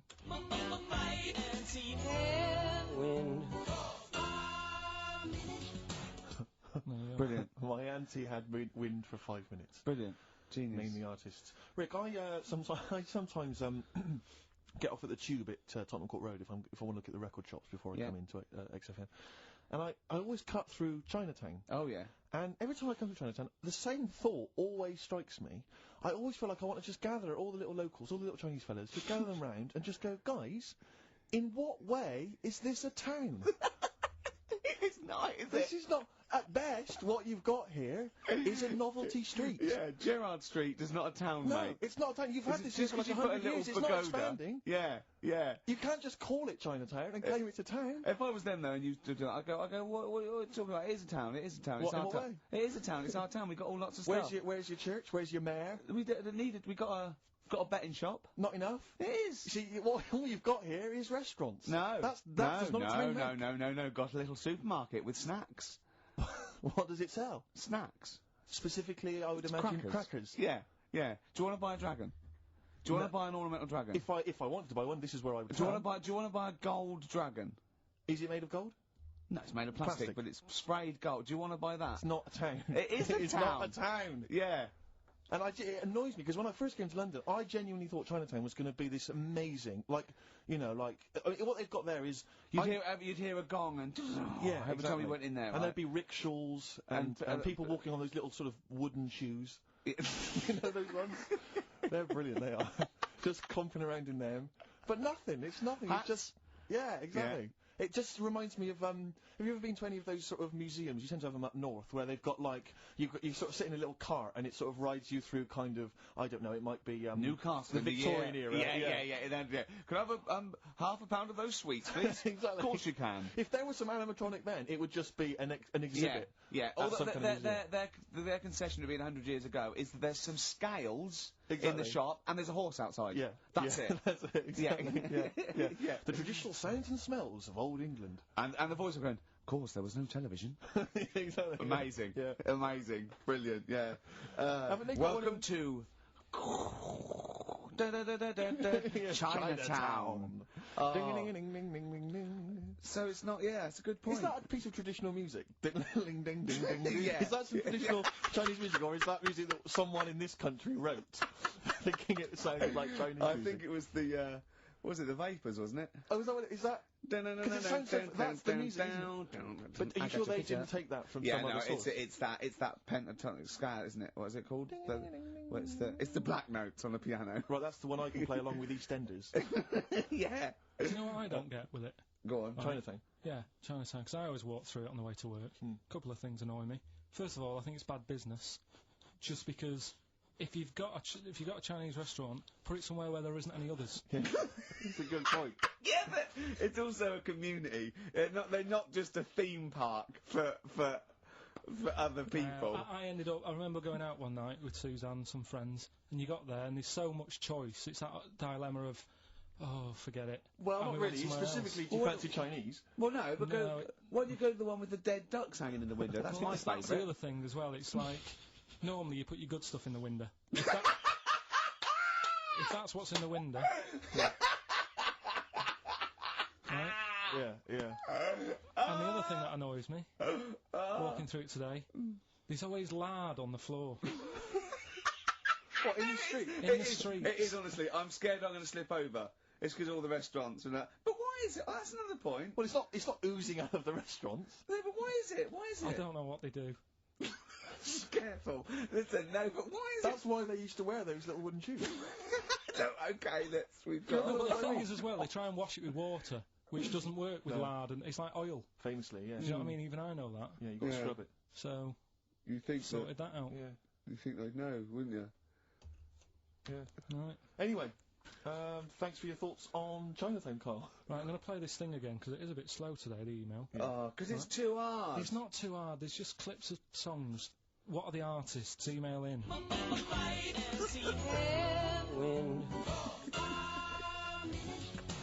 xfm.co.uk. He's getting annoyed because he put the work in and no one's he's getting annoyed! Oh! Remember, I think Kevin Spacey and the signed K-Pax DVD is probably the only incentive to try and have a go at that one. Just think you could win by getting one of them. Exactly. They're coming in now, okay. This is Electronic.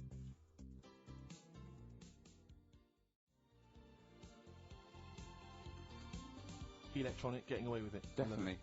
Do you reckon we'll get away with it? You see, you've worried me now. Yeah, I don't know. He's worried me. My apologies if you're offended at all by my reference to those little wooden shoes.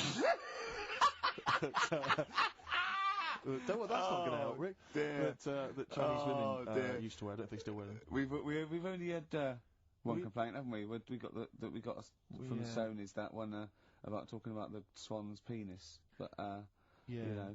Things about complaints is people complain all the time. It's whether it's upheld because it goes from authority, and then they have to go, oh yeah, look, that was in poor taste or pre-Watershed or some of the things you said on TV though, you must have been stung. Obviously, I've only had one upheld, one serious slap on the wrist for something I said. But what was he saying? Can you repeat it? Well, I can. Yeah, I was talking about, and it was a true story. I was talking about this little old man who his daughter was taken to home because he used to fry up bacon and rub it round his to get the dog to lick them. Right. And you got a complaint. Yeah. And that was it. That's why you got a complaint. Yeah. Yeah. What's up with that? Well, he said it on Songs of Praise. They said it was in poor taste, I suppose. What other complaints? You know the biggest complaint ever on TV, the most complaints ever for anything on TV, was the showing of The Last Temptation of Christ. Yeah. Do you know the second? Yeah, the second was I think Anne Robinson put in the Welsh into room 101.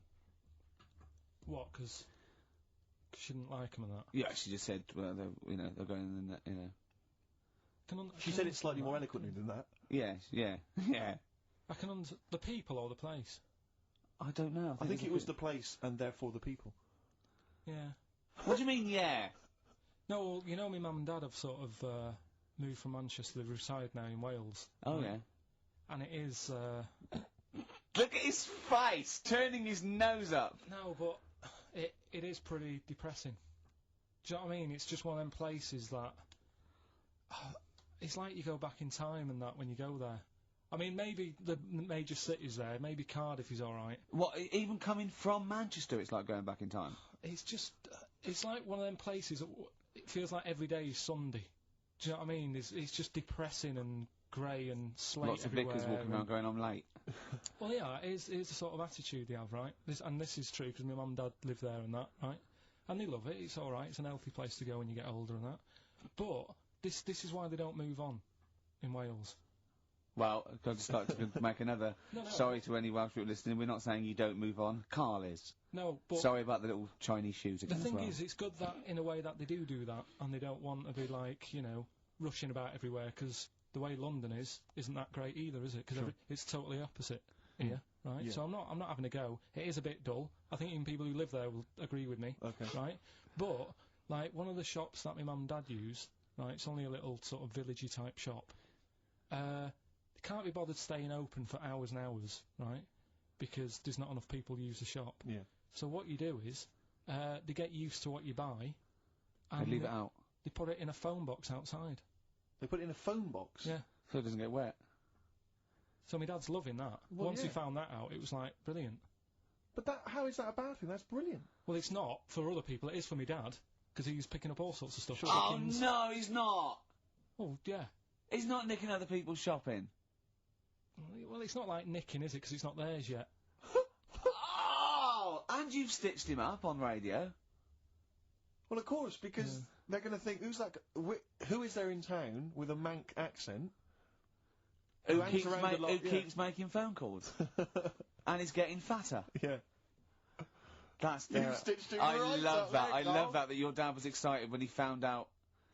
Oh. I can't believe that he's moved there. He's retired to this little village where it's based on trust and community, and he is abusing it. He's using his scally Manc ways. Bloody hell, Lakers. There's no bread again.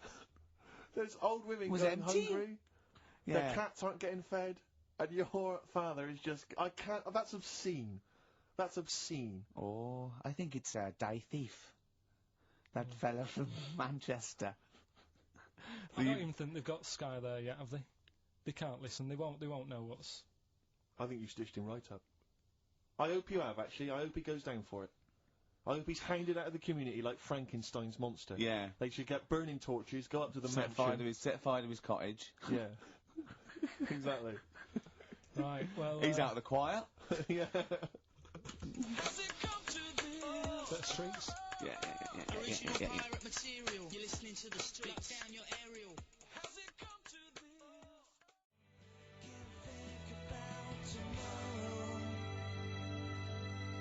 this? Forget about tomorrow. Feeder. Right. Listener, I'm talking to you now. Have you seen these posters around with me and Steve on it, right? It's embarrassing, right? We were mucking around at a photo session, and XFM wanted to do some posters. We couldn't be bothered to do them again, so we let him have this one. Irony comes back to haunt you, and it looks like I think I'm Simon Temper or something, and Steve's alright. But we think that Karl should be in it. Definitely. Karl doesn't want to be in it, but it looks like everyone listens to this show for Karl's, basically, you know, innocent stupidity. And some great tracks. Exactly. They don't listen for us anymore, Steve. So I think it should be a campaign to get Karl on the poster. Yeah. Well, I should point out that I think XFM are more than happy to have him on the poster. So it's just him? You don't want to be on there, do you? There's no need for me to be on it. Of course there is. Why not? I get so many emails here as I'm sat during the show reading them. So many emails saying, what does Karl look like? Well, I want pictures of Karl. If you go to xfm.co.uk/Ricky, we've got those film bits on there. Those video mock-ups where I'm part of it, you can sort of... That's not enough, Karl. People want to see your face. You're part of the show. You're an intrinsic part of the show. Yeah, we'll get you on the poster. Why? It'll be too much on a poster. They can only take in so much. What do you mean? They can only take in so much? Yeah, it's good with two people. No. It's enough. So what do groups do then? Well, they haven't... It's like Ringo Starr is being left off the cover of Sgt. Pepper. Yeah. Or Rutherford doesn't get in a look in with Genesis. Exactly. Well, you know, which would be outrageous. Yeah. Sorry, Tony Banks, you can't be in this one. Yeah. It's just me and you will be very. You see, you look like the Collins, so you've got to be in there. I don't photograph that well either. You're joking. Is it because you look like a little cue ball because it just shines off the top? But a lot of people as well. You should dispel the myth. A lot of people think for some reason that you're fat. Like, a lot of people say to me, "Is he fat?" No, but that's because I haven't got much hair, so it looks like my head's big. No, they haven't even seen you. They just think from listening to the show that you're fat. That's because you're northern. They think you just eat chips and complain about the weather. Well, complaining about the South. I just think you could answer a lot of your critics. But then, you see, what I don't like about this world, a lot of people judge people on the way they look. Yeah. Oh, like hey. you do.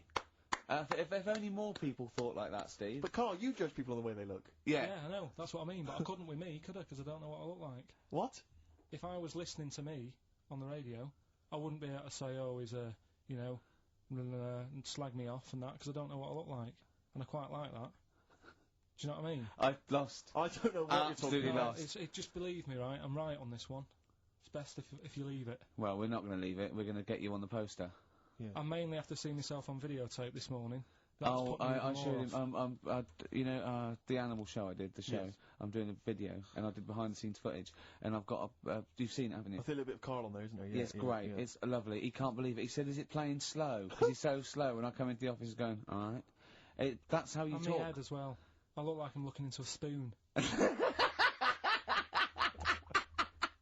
not happy with it. I just think that if we're willing if Ricky's willing to use his celebrity profile for the sake of the show, I'm willing to look like you know, let's say a fairly handsome, kind of cool customer. I think at least, the very least, Carl, is that you appear on there as well. You could dress up smart. Are you worried that you'll look the worst out of all three of us? Who am I standing next to? I'm next to Steve. I'm fairly confident. Yeah. I like the way it's so predictable. You pull the string because you know what it is. It's you pull the string. What were we talking about before? Oh, so yeah. You know the most complaints ever, the Last Temptation of Christ. I haven't seen it. What is it? It's Scorsese, isn't it? It's Martin Scorsese, and I've bought the film actually recently because I was intrigued to see it, but I've not actually watched it. But from what I understand, the reason that it was so outrageous is because it has a whole sequence which shows what it would be like if Jesus had lived his life and not martyred himself on the cross, but lived his life as a human being. Part of which is him having sex, and so I think that was chiefly what the outrage was, that it was showing this godly man to be, you know, as human as he was supposedly. You know, because he's supposed to be human as well. So, so that's the reason. That was the reason that there was complaints there. I don't know. I haven't seen the film. Well, I can't say. You see him, do you? You see him having sex, I think. Yes. Although it is an actor, Carl. Yeah, it's not actually Jesus Christ. It's not the real. It's not the real Robert Powell. It's an actor playing Robert Powell. Is that, you see, sex on films and all that, right? When I was growing up, I'd be watching. No, just saying an example of this, really, right? When I was growing up as a kid, and I'd be, you know, watching films with my dad, right? He'd really be enjoying a film, right? And then a sex scene would happen. Right. And he'd go... On film? Or just behind you? In the film, a sex scene would happen. Your brother up to his old tricks again. And he'd get up and go make a cup of tea. Right? Right. Typhoon? That he'd stolen from some sort of telephone box? And, like, even recently, he thinks it ruins a film. Do you know what I mean? Because there's no need for it to happen, is there? Really? Yes. Why? Sometimes it's warranted. If the film itself is some films it isn't though. Some films it isn't. Of course, some films it's arbitrary. I think the films that him and his dad watched together on Channel 5. Yeah. Probably not. Is it only on Channel 5 in your house? But let's put it. Yeah, if you're watching, you know, I don't know, a late night Friday night, you know, from 1983. Yeah. Illegal Briefs. A beautiful lawyer has to defend a man who may be a killer. She falls in love with him, but does she know the real man? Oh dear. You know what I mean, though. Lest you forget, of course, that I... Love Heat. With the bloke that is now in... Go on. You know, of course, that I, according to the Internet Movie Database, I once appeared in one of those films, in the film Killer Image, a Canadian film, I believe, from 1989. According to that computer... it's all wrong, website. isn't it? It's all wrong. It's all wrong. Of course it is, yeah. Apparently I was in that, and I played the role of Kirk. Was it a porn thing? No, I think it's just an erotic thriller. Oh, right. That I supposedly You only had a very small part, though, didn't you? Indeed. Yeah. Yeah. But no, do you know what I mean? Sometimes you don't need to go that far. Say, like in this Jesus program, right? Film. What's it called? The Last Temptation of Christ. Jesus, talking. You know what? What's his name? Is it Ralph in The Simpsons? Yes. I drawed a kitty cat. It's like talking to that. Yeah. No, but right, this temptation thing, right? Do you know, you know, often we don't get that many complaints on this show. We don't get very many complaints. And I think that's either because there's no listeners, or B, it's because most people agree with Carl, and that terrifies me. Or they let him off, because it's like, you know, you can plead insanity, you can go mental and kill a few people, but they go, oh, he's a bit backwards. No, but was it because, like, they're saying that he was having it away? or is it because you saw it? What got the complaints? The complaint was the very suggestion. It was a blasphemous thing, not the fact that you saw an actor's knob. So what about if they just cut it down a bit and you like saw the little stable door closing? It wasn't the baby Jesus having sex. It was the grown man. The stable door shutting. No, but you know what the nativity scene? Ah, that is brilliant. That is the wise men saying, "I can't believe we brought myrrh. We should have brought condoms." No, yeah. There's 2 for 1 offering, Boots. Yeah, I don't know what we were thinking. With frankincense. It's just that it's always awful. Should we apologise now to the Christian church as well? So sorry, the little Chinese fellas, little Welsh fellas, and the little Christian fellas. We haven't said anything wrong. No. It's like, you see, when I was growing up... Stable door. I love the idea that in Carl's world, he was born in a stable, just thought, well, I love this place. Yeah. I'm just going to stay here the rest of my days. This is good here. Oh, brilliant. But when I was watching telly with my mum and dad, I mean, it still happens now, right? My dad will sort of go, oh, ruined. Good film ruined. Right, if some sex scene happens. But why doesn't he But what are we talking about sex scene? Are we talking about kissing, or are we talking about penetration and looking at the camera? Going, are you enjoying this, Pilkingtons? What are we talking about? What is sort of extreme levels are we talking about? Right, last time I was down there, right? Yeah. What was it? Meet Joe Black. Meet Joe Black. Meet Joe Black is a terrible film. Yeah. Right. There was a good film, and then you know it's going to happen because like the music comes in. Brad Pitt's keeping quiet. A woman's eyeing him up. Sure. So my mum. My mum's worked it out already, and she's going, anything on the other side, love? She knows. She knows it's, you know, something's, so you can be enjoying a film, and you can be an hour and 10 in, and then some spidey senses of one of them can go, should we turn it over, and the other one goes, yeah, all right. Are you sure it's not them protecting you from scenes of sex? So that what they're thinking is, what if Carl gets the idea to have sex? Yeah. That could lead to procreation. We don't want any more like him. Yeah. We've got to end the line here. You sure it's not the doctor? Keep calling out, going, you are keeping away from women, aren't you? He must never find out. Are you sure they're not embarrassed because they're watching a sex scene with their son? It happens every time, right? There's 2 things that my mum does, right? It's that if there's sex scene on the telly, she'll go, you know, anything on the other side, love? And the other thing she always says, if ever there's anything on the telly with Elvis in it, she goes, oh, I like him, right? And we all know, we sat there, we know what she's going to say next. Yeah. So you don't even bother saying why, right? And she goes, he likes fat, ugly people. He what? He liked fat, ugly people. He didn't always go for, like, the good-looking fans in the crowd. What Elvis did? Yeah. Right. That was always the thing, and I'm sorry, no, hold on. I don't know what we're doing now with our lives, Steve. Right, wait a minute, right. So, your mum says 2 things, right? She either says... is there anything else on the other side? Or, I like Elvis. There's a pause, because you know what she's going to say next. She says, he liked fat, ugly people. How often does this occur? Well, because they've got, like, you know, Sky, there's a lot of those channels on. They're like the music channels. So Elvis always comes on. There's either an Elvis film, there's, like, you know, a classic hit by him on... And she'll go, I like Elvis, he likes fat, ugly people. And what do you mean he liked fat, ugly people? Is she a fat, ugly person? Because there's that special Vegas show, isn't he, where he's dancing about, right? And he's got loads of scarves around his neck. Towels. Yeah. And, like, he always hands them down to the fat, ugly ones. Right. And I always say it's because they're the fat, you know, they've got a sweaty face because they can't, you know what I mean? I don't know what world they live in. I don't know how we've got onto this subject. What sort of world are you got when you're watching his face? And what do you mean fat, ugly ones? You mean they're in the front, they're sweating a lot because they're a bit chubby? So she thinks, you know, is giving them a towel because but it's like... he's really going, wipe your face, you're putting me off, you fat cow.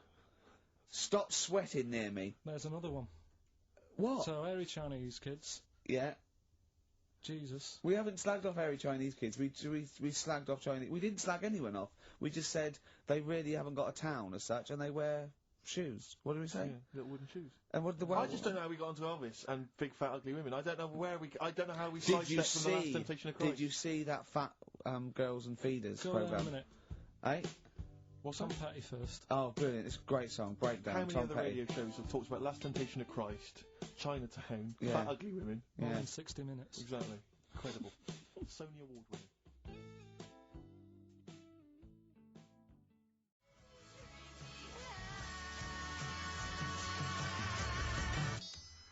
Turing Breaks, Painkiller on XFM 104.9. Ricky Gervais with me. Steve Merchant and Karl Pilkinton. I should point out now, Rick, that the general consensus from the listeners is that Karl should definitely be on the poster. But I know obviously. that. I know. There's an interesting email Of course here. they should. They're It just right. says, I'd love to see Karl on the poster, especially as I'm watching him on the webcam today, and wearing that shirt, doesn't he look like Charlie Brown? He looks just like Charlie Brown from the Peanuts cartoon. Oh my god. That's it. From now on, if anyone ever asks me what He Karl does looks look like Charlie Brown. Oh, it's like great him. because Charlie Brown has got that thing. You've got less features than Morph. It's just a round head and there's human aspects. It's just the bare minimum. When I draw a cartoon of him, it's so easy. Yeah. Ah. The thing is, right, if I go on the poster, this is what I'm worried about. Where do you go from there? What do you mean? Well, it's difficult, isn't it? Do you know, like before, you were talking about the complaint that a TV channel got about some fella putting bacon? Yeah? Yeah. That was me. Yeah. Yeah, you were talking about a fella I didn't put the bacon on, but yeah, I was talking about it here and Yeah. it got a complaint, yeah. Right. Now, he had to do that to get a kick. Yeah? Yeah. Where do you go from there? And it's the same for me on a poster. Once they've seen me... Yeah. And we get sued by the estate of Charles M. Schultz for using without copyright his most popular creation. Oh, it's just that if people don't know, it keeps them interested. They don't need to They're know not what I tuning in like. every week on the off chance that we'll... They're wondering what you look like. Yeah, but the ones who are, it just keeps them... They won't let them down there when they see your picture. It won't let them down. It won't be a letdown. It's exactly as it should be. Anyway, competition, yeah? Right, let's get the answers. Let's get this out of the way. Songs of phrase. Songs of phrase, just in case you just tuned in, it's a new feature we've been doing. We take songs and chop them up and that, and it's a phrase that has cropped up on the show a few times. This week we were going back to the classic "Me Auntie I'd win" for 5 minutes. Going back to the classic. And let's have a These are the answers, listen. is it? Okay. Win. Right. So what you had there is you had the knack. Yeah. With my Sharona. Uh-huh. Auntie was some Manson track. What? You don't even know what it was. Auntie Everything, I think it's called, some album track, right? Then you had Bill Medley, Jennifer Warnes, I've Had the Time of My Life. You had Bob Dylan. Wind. Idiot wind. Blowing in the Wind. Oh, Blowing in the Wind, was it? What was after that? 4. 4 was 2468 4 was Bob Motorway. Dylan. 2468 Motorway. Yeah. Tom Robinson. Tom Robinson, yeah. That was the 4. Then you had the 5 from Manfred Mann, 5, 4, 3, 2, 1. We wrapped it up with a bit of 5-star from Minute, something about... Can't wait. Yeah, can't wait another minute. Can't wait another minute. So, they're the answers. Yeah, We're looking for someone who... I don't think we got anyone who had them all right. But Nobody got all 7, although in your little answer list then you only listed 6, because you got your numbers went out of sync in your own brain. Well done, once again. Smooth. I tell you what, Carl, why don't you next week at least write down the answers for yourself? Don't need to. Well, you clearly do, because you need to embarrass yourself. Don't need to. You've proved that you do. Right, okay. Anyway. Well done. I'm going to give it to Paul Tier, PJ Tier, because he got 5 of the 7. Well correct. done. So he gets... And he's getting that signed Kevin Spacey Yeah, DVD. if you can just email us your address as well and get them off to you today. All right. Brilliant. That's what you're dealing with. So you've done that competition, that's been put to bed. Let's have a great tune, Rick, and then what else we got? We got some monkey news? We've got some monkey news. We've got Cheap as Chimps. We're doing the film thing. Right. Got the film thing. What film is it this week? Silence of the Lambs. You can be owning that up by 3 o'clock on VHS. Is it about $4.99? Is it? Thereabouts.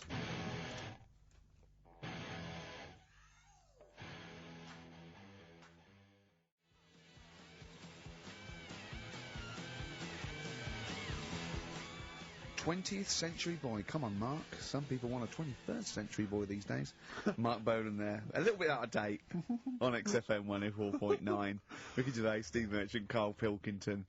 Right, it's that time again, isn't it? Monkey news. Yeah, monkey news. Sure, monkey news. Right, if you're a new listener, this is where we do a bit of monkey news.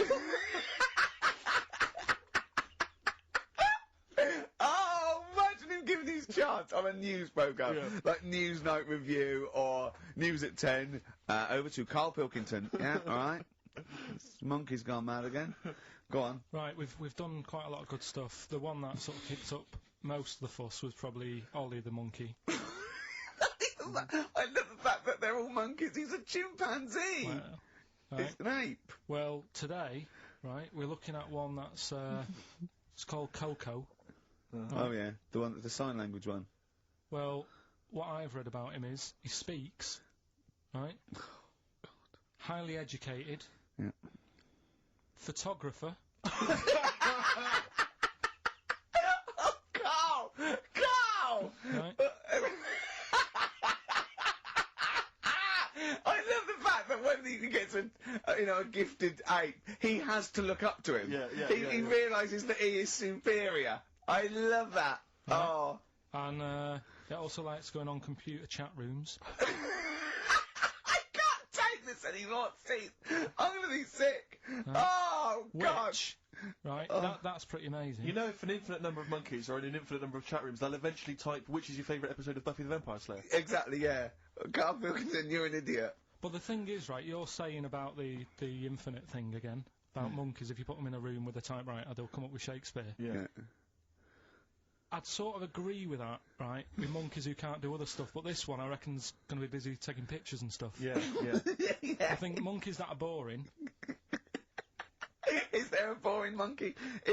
Would you ever have a chimp and you'd go, Suzanne would go, I've got your birthday present, it's a chimp fella, he's about, about a sort of like a middle-aged chimp. No, I'd love it, I'm talking Would you ever behalf go, of the... I'll tell you what, Suzanne, that one's boring. No, but I bet the monkey would get bored, I mean. Do you know what I mean? The monkey would be bored. I'd be loving it. I'd love to have a little monkey. Right? But what I'm saying is... You really would, wouldn't you? Yeah. You'd buy him a camera, he'd be happy again, wouldn't he? Well... Yeah, but that's just it. You wouldn't get him It's like... If you can do other stuff, you don't want to do the boring stuff. Forget the typing, forget the monkey's typing. Talk about this monkey that's a photographer. No, what but we are in a way. I'm just saying that would be happier... Monkeys that have got nothing else to do, if they can't take pictures and that, and they can't go on chat rooms... They're happy to sit in a room typing away for infinity, yeah. Do you know what I mean? But he's got maybe a little exhibition to put on. Do you think... Do you know that most chimps and apes and monkeys still actually just live in trees? These are in laboratories and zoos and things. You know that's not the norm. These monkeys walking around sort of chatting and riding bikes. Yeah. You know, that's not natural. Exactly. No, I know, but it's... If you left a bike in the jungle and then came back a few years later, there wouldn't be monkeys riding around on it. And a book. If you left a bike with a book in the basket, right, and you went away for 10 years and you came back, there wouldn't be a whole new transport system and schools. No. They'd eat it. They'd throw it round and eat it. All right, then, so what you're saying is you can't... You see, what I think is, right, and don't take this the wrong way in that, right, Stephen Hawking. Yes. Right? Now, he had a bad illness. Now, I wonder if he'd be... I wonder if he'd be as bright as he is if he didn't have that. Right. Because he's had time to sit down, he's like, well, what can I do? Yeah. We've gone and give him a book. And he read it. I like that. Give us another one. Yes. He's got a lot of time on his hands. Yes. Now, what I'm saying is, monkeys... Yeah, right. This one here, Coco, which I think was a gorilla... Right. Right? That wouldn't have been happy on a little keyboard, just doing that all day, because it'd be going, well, I could be out taking pictures. Sure. Play a record! Yeah. Do you know what I mean? Play a record! Yeah. Done. You're an idiot! There it was. There's the catchphrase. Once more. He is! He's an idiot! Sure.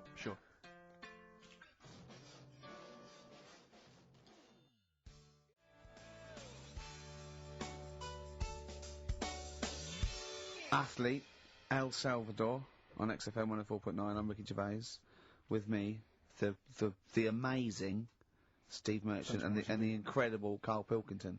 Alright? Right, we've done that, monkey news, right, straight, let's hit 'em dead, let's go straight with Cheap as Chimps, Karl.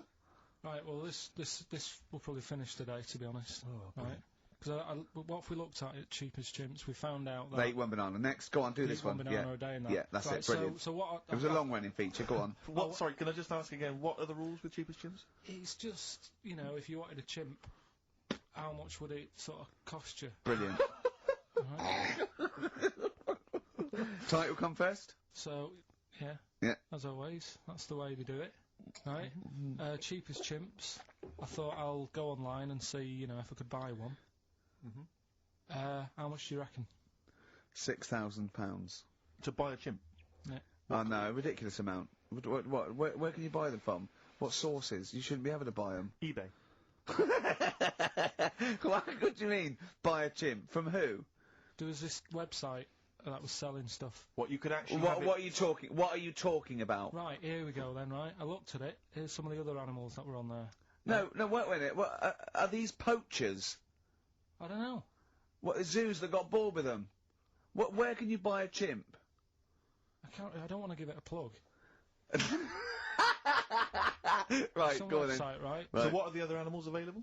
Right, well, that'll give you some prices with the other animals, then you can try and work out if it's cheap as chimps, right? So, right, a camel. What do you reckon?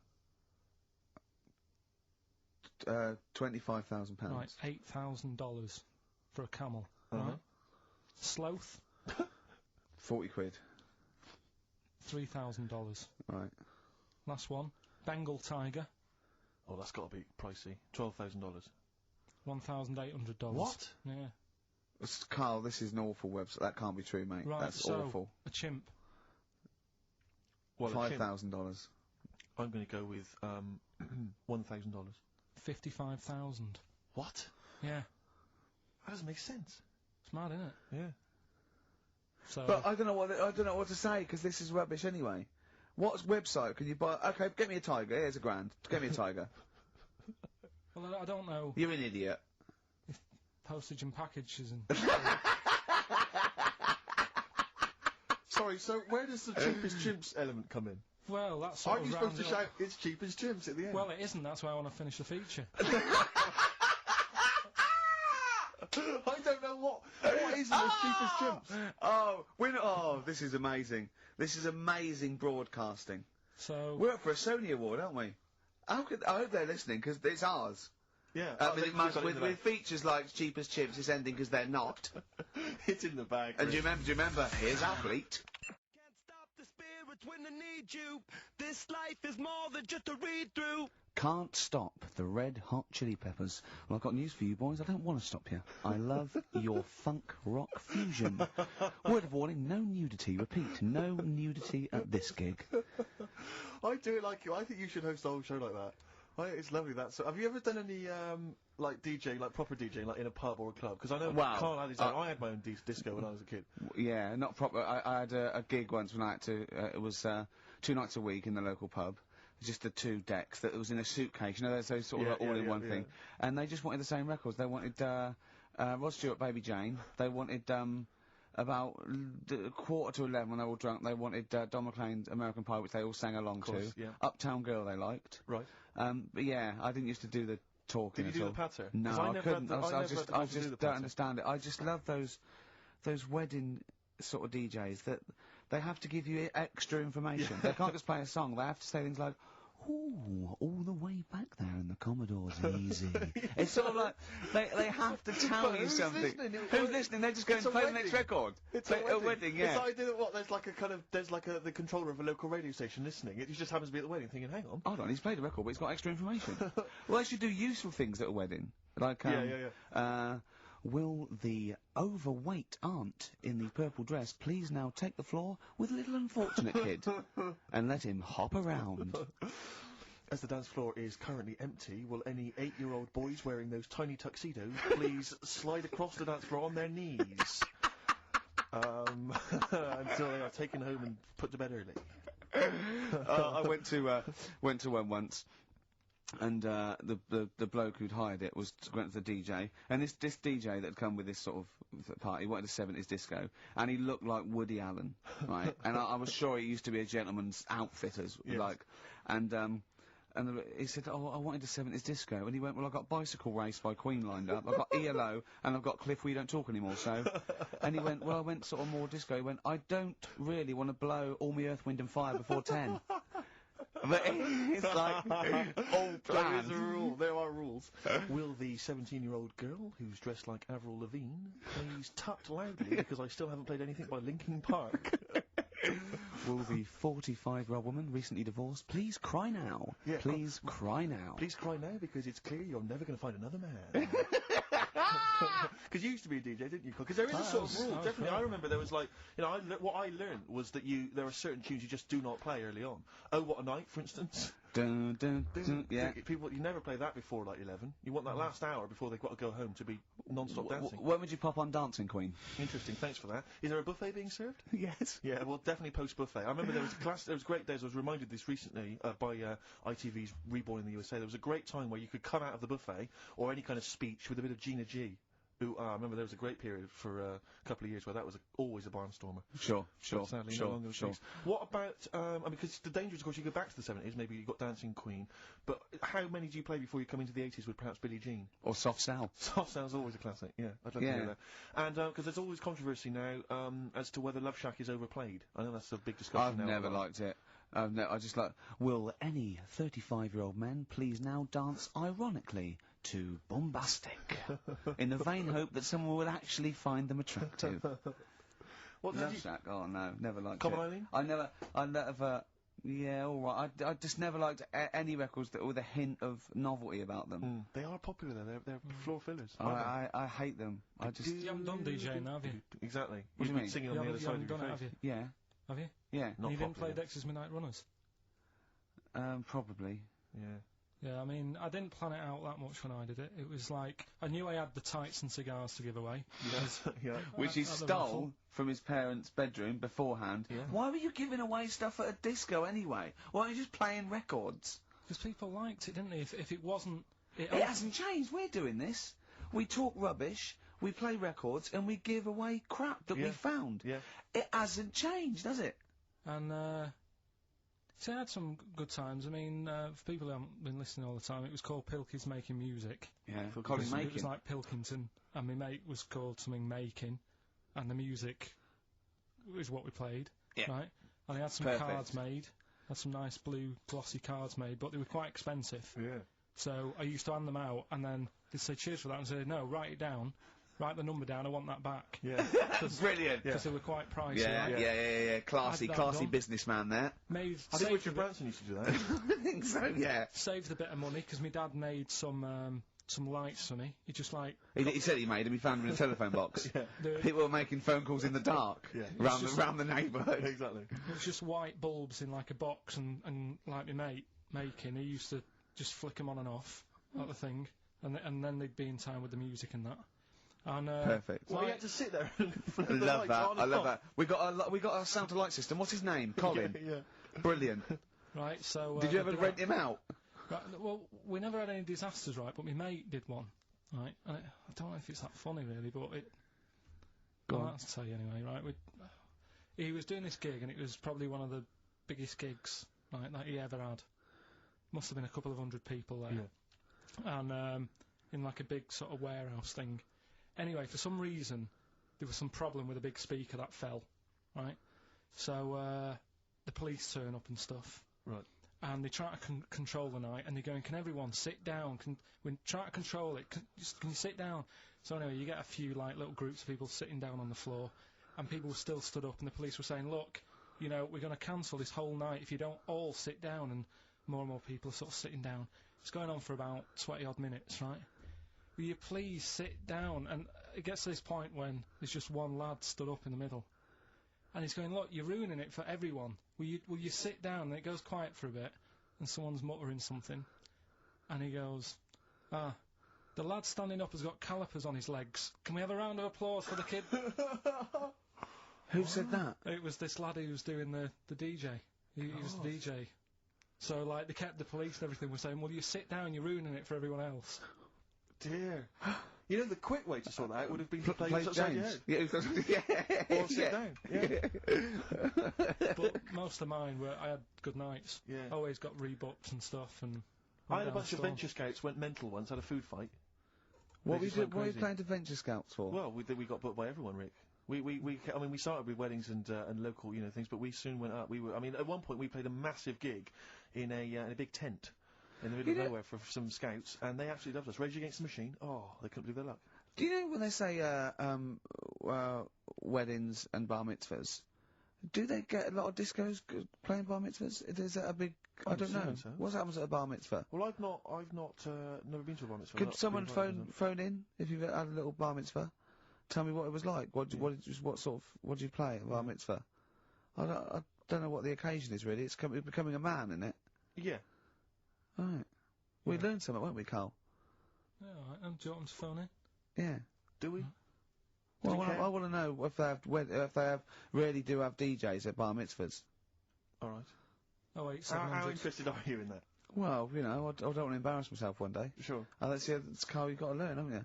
I'll tell you what, have we got time for the film thing as well? Yeah, play the film thing now. No, let's play a tune. Let's play a tune. Oh, I can't believe my luck. Better Cure? Yeah.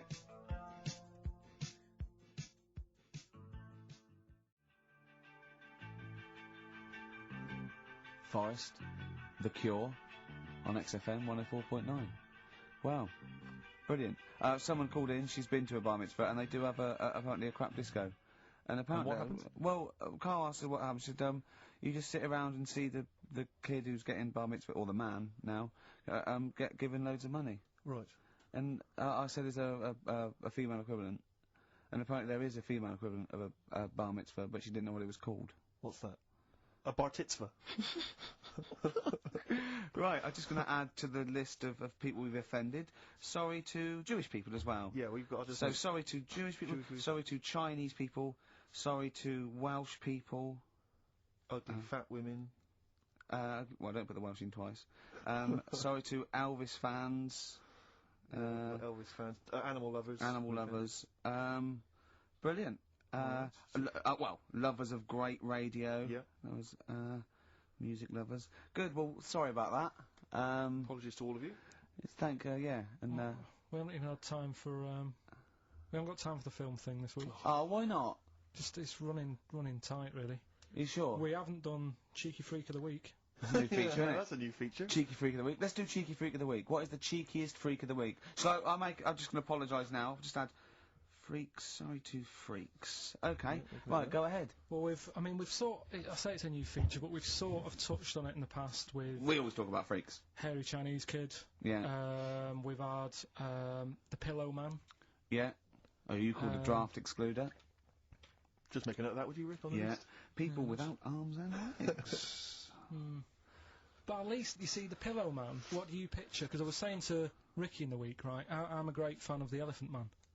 That's his, you know, that's his favourite freak. Of the all the freaks, Do you know why he said? Do you know why he said? He said because you get what you pay for. When someone says the Elephant Man, you get what it says on the tin. Right. You know you're going to get it. Yeah. Do you imagine, Steve, if you had a mate and you said, where are you going? He said, I'm going to go and see my mate. And you go, which mate? And he said, the Elephant Man. Yeah. Straight away, you haven't even met him, but you know what he's going to look like. Yes. Right? That's what I like about that. Hairy Chinese Kid. Yeah, you know what you're going to get. Pillow Man. Yeah. Not so good. What does that mean? It could be one of those big fat things on that show, couldn't it? A big pillow, like a... Yeah. You know, they had that big thing about the fat people and feeders. They were getting up to like 60 stone and that big one. And there's a thing called fat admirers that just fancy fat women, right? And you writing that down? Yeah, sorry. And they had blow up versions. It looked like a bouncy castle. Wow. Yeah. Really? Yeah.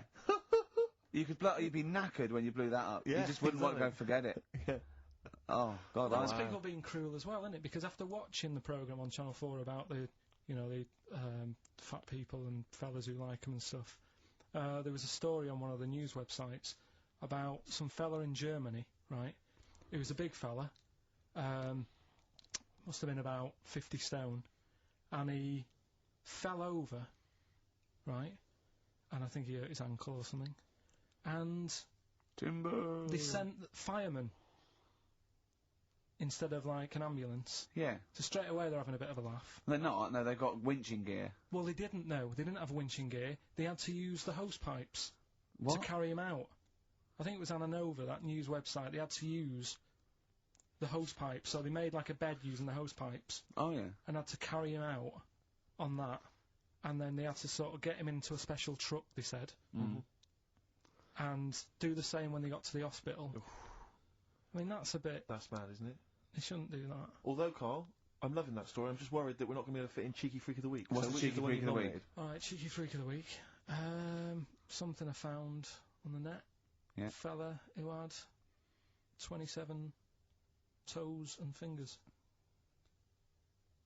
In a jar? No, still on him. And proper ones as well, not like little stumps and that. Proper, fully formed fingers. He had like... Was he a pianist? Close-up magician? I don't know what he did. He just said that he was... Cat's cradle professional. Did he ever work on fingerbobs? He was saying in the week. For the crowd scenes. I'm now going to do Braveheart. Yeah. He said about the Elephant Man. He said, I want to do a thing right with freaks, where it's good and bad. He went, what did you said? The pro about him is... What about the fella with loads of fingers, or...? No, the Elephant Man. Well, he said the bad thing is he stretches his jumpers. When he puts them on. Yeah. And what's the good thing? Sort of, he never gets up and goes, oh, my hair's a bit of a mess today. No. He's always having another bad face day. I'd like to complain about this head and shoulders. Are you taking the piss? Yeah. Oh, dear. So that's freaky. Didn't you see an elephant woman in Manchester? Yeah, leave that. What do you mean, leave it? No, because it is sad. I know it's sad, but I mean, I don't know what my next sentence is. No, people always That should be the end. I don't need to say anymore, people will know what she looks like. It's a good name for her. Did she like buns? Oh dear. It was when my dad was a taxi driver and I used to sit in the front. Yeah. And she used to get a lot of taxis. Yeah. And he only charged you half price, didn't he? He was a good guy. Well, the bad thing is as well with people like that, you don't want to offend them because they never forget.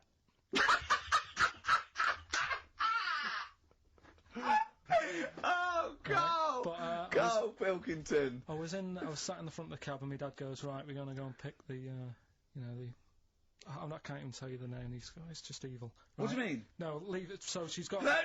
No, Carl, please. tell me what he said. No. You've already stitched him up. He's Stephen things from Little Welsh I fellas. don't care. Right, what did he call her? Steve, back No! up this. I really Carl, don't want to be fair, our opinion of him is already pretty low. Look, tell me what he said. No, it's not. I'm scared of what my dad gets. It's the person who's got. She's not listening, is she? Well, her headphones wouldn't fit on her head. Tell me what he called her. I don't want to. Tell me what he called her, Carl. I'm getting angry, man. Tell me what he called her. No, I'll leave that. Honestly, tell me what he... It doesn't matter. Tell me what he called her. Carl, just... I'm going to go... Seriously, I want to know what he called her. Right, you're not going to stop this show.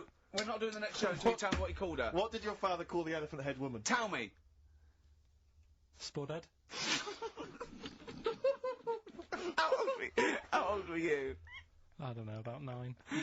So did you expect to see a potato with a dress? He did sort of, again, it's a good name. Do you know what I mean? They had an idea of what it was going to be about, and he said, do you want to stay in the car, I'll take you home, because you can't... Spudheads, you got lovely eyes. Can't. Come on, man. That's it, by the way. Is that all of it? Bye. Brilliant. Well, let's end with LL Cool J. Magnificent. Yeah. See you next week. Don't call it a comeback. I've been here for years. I'm rocking my pants.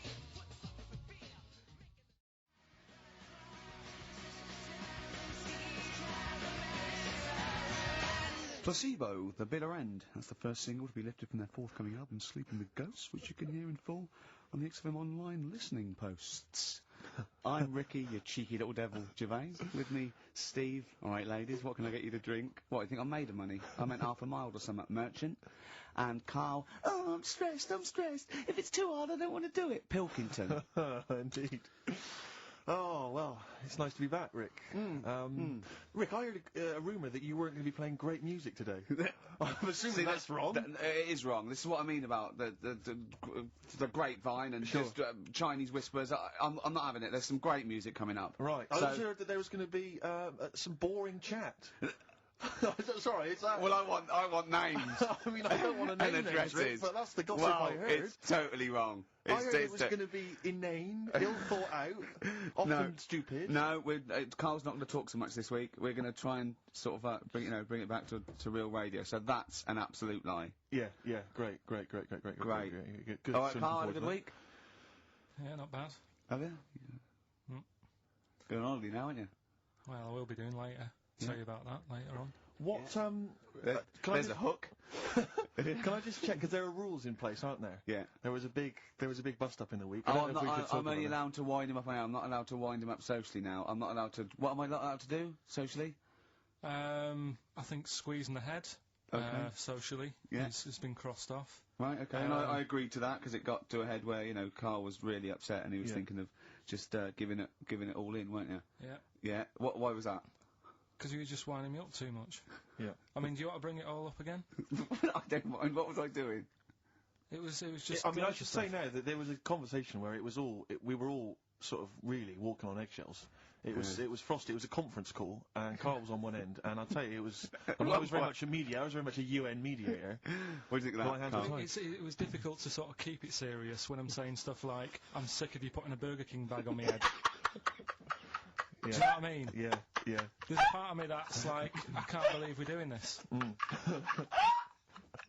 But what I like about it is that I'm laughing and going, well, I won't do that anymore. And he's going, you can still do it on air. And like today, I came in, I went to squeeze said he went at 1 o'clock. I love those rules. Yeah. I love those rules. Well, between the hours of 1 and 3 on a Saturday, you can squeeze his hair, you can put a Burger King back on his... Wait, it's terrible. Oh, dear. That all started last week as well, really, because I got in a bit earlier to do an edit for you on some track that had swearing in it, right? Yeah. So I get in early, he comes in, first thing he does is go to sort of squeeze me head. And my reaction was, not now, do it later. As if it's alright to do it later. So that's kind of what made me think this isn't normal. We should just point out, when we say squeezing your head, what exactly does that mean? I put my hand on the front. I do 2 experiments, right? Yeah. One is the side, because you can crush an egg sideways, so I think that's more dangerous. Right. And I actually put my elbows out, and I press like a vice, and I really go for it until it really hurts. And the front one it shouldn't hurt so much, if my experiment's right. I don't know. Well, it was all this that sort of, you know, built up. Sure. And the research that you're doing there, Rick, is that going to be available online at some point? Well, that was the problem. That's what I was saying to him, because it kind of started last week. Well, it's been going on since we've known you, hasn't it, really? Yeah, but I just upped it last week. It got out of hand a bit. I upped it to when I think it got to ahead on Thursday when I filmed it. That was it, yeah. That's right, yeah. I brought in a cameraman to film me torturing him, and there was some people from the 6th floor being shown round. Yeah, some management and that, showing probably clients round, you know, sort of, they've probably been on all the different floors, same what all the different radio stations do. They've seen Dr. Fox. This is XFM, the sort of this sort of noise going on. Yeah. You see them all look down and saying, don't do that, right? Sure. They might want to spend a load of money. Yeah, right? yeah. And he's doing that, he's wrestling with me, he's filming it. So that's when I just thought, you know... It's mad, isn't it? And then when we were having the argument on the phone, I was saying, you know, has this been some sort of experiment? Yeah. He did, he said that, and of course I lost it. Yeah. But, it's all good now, Well, do you want to squeeze his head before we play the next record? I won't at the moment, because, I mean, we've got to get on, it's not right. And that annoyed me as well, because I was, trying to find out where he was going. I was filming him, I was going on waiting for Karl. Told Johnny he's meeting a mate at 6, which annoys me on 2 counts, and I'm just doing it to the camera. You know, so I'm gonna follow him and just turn up and go, alright, where you been? But then when I came in, he went, I'm meeting a mate, and he told me where it was, so I told him that spoils my fun. Of course. Because you'd want to just track him down. I don't want him to like it. Yeah. Which is it's sort of pulled the rug under my carpet now that he's going to let me do you know what I mean? It's just, it's a little bit annoying. It's that thing though, you see, this happened years ago to me, right? When, you know, you get pally with someone, and then you wind each other up, and then there comes a time when you just go over the line. Yeah. Right? What happened? Well, it was this lad called Anthony, right, who was my mate. Yeah. And, we used to sort of always have a little fight in the toilet and that. Right? Sure. Punch each other. No, I want to wipe it. And the punches, you know, used to get harder. Yeah. And stuff. And then, you know, so he hit me harder. Turned out into a proper fight. Yeah. I chipped his tooth on the sink. Right? Right. This happened at school, and it was time for assembly, and I thought, oh, and he's in the toilet crying. I thought, oh, go to assembly. There's police in there, in the assembly that day, telling people about unnecessary violence. And you thought they were there for you? So I'm like, oh no, Anthony's going to come in a minute, like crying with all blood coming from his mouth. I'm going to get arrested. Yeah. Yeah. Did you go running and sleep? That was an example of... Yeah. I mean, it kind of happened because I went out with a girl who he fancied. How old are we now? 8 or 9. I think that's out of order, going out with a mate's girl. Yeah, but she didn't like him. He had, like, big ears and that. He had no Yeah, 'cause chance, you're so such why a should I... dish. No, but do you know what I mean? All right, I haven't got the looks like I used to. Sure, when you were 8. But that's before the stress of, you know, having head squoze and that sort of thing. I have aged a lot since. Having your head squoze. I love your own grammar. That's the past tense, is it? Yeah. Squeeze or to have squozed. Oh, he did squoze his head. Yeah. Oh, brilliant. So, you know... What about a bit of Bowie? Let's, Bowie? be my wife. Carl, I'm asking you. Let's make I think it we can squoze that in. Be my wife, Carl, come on.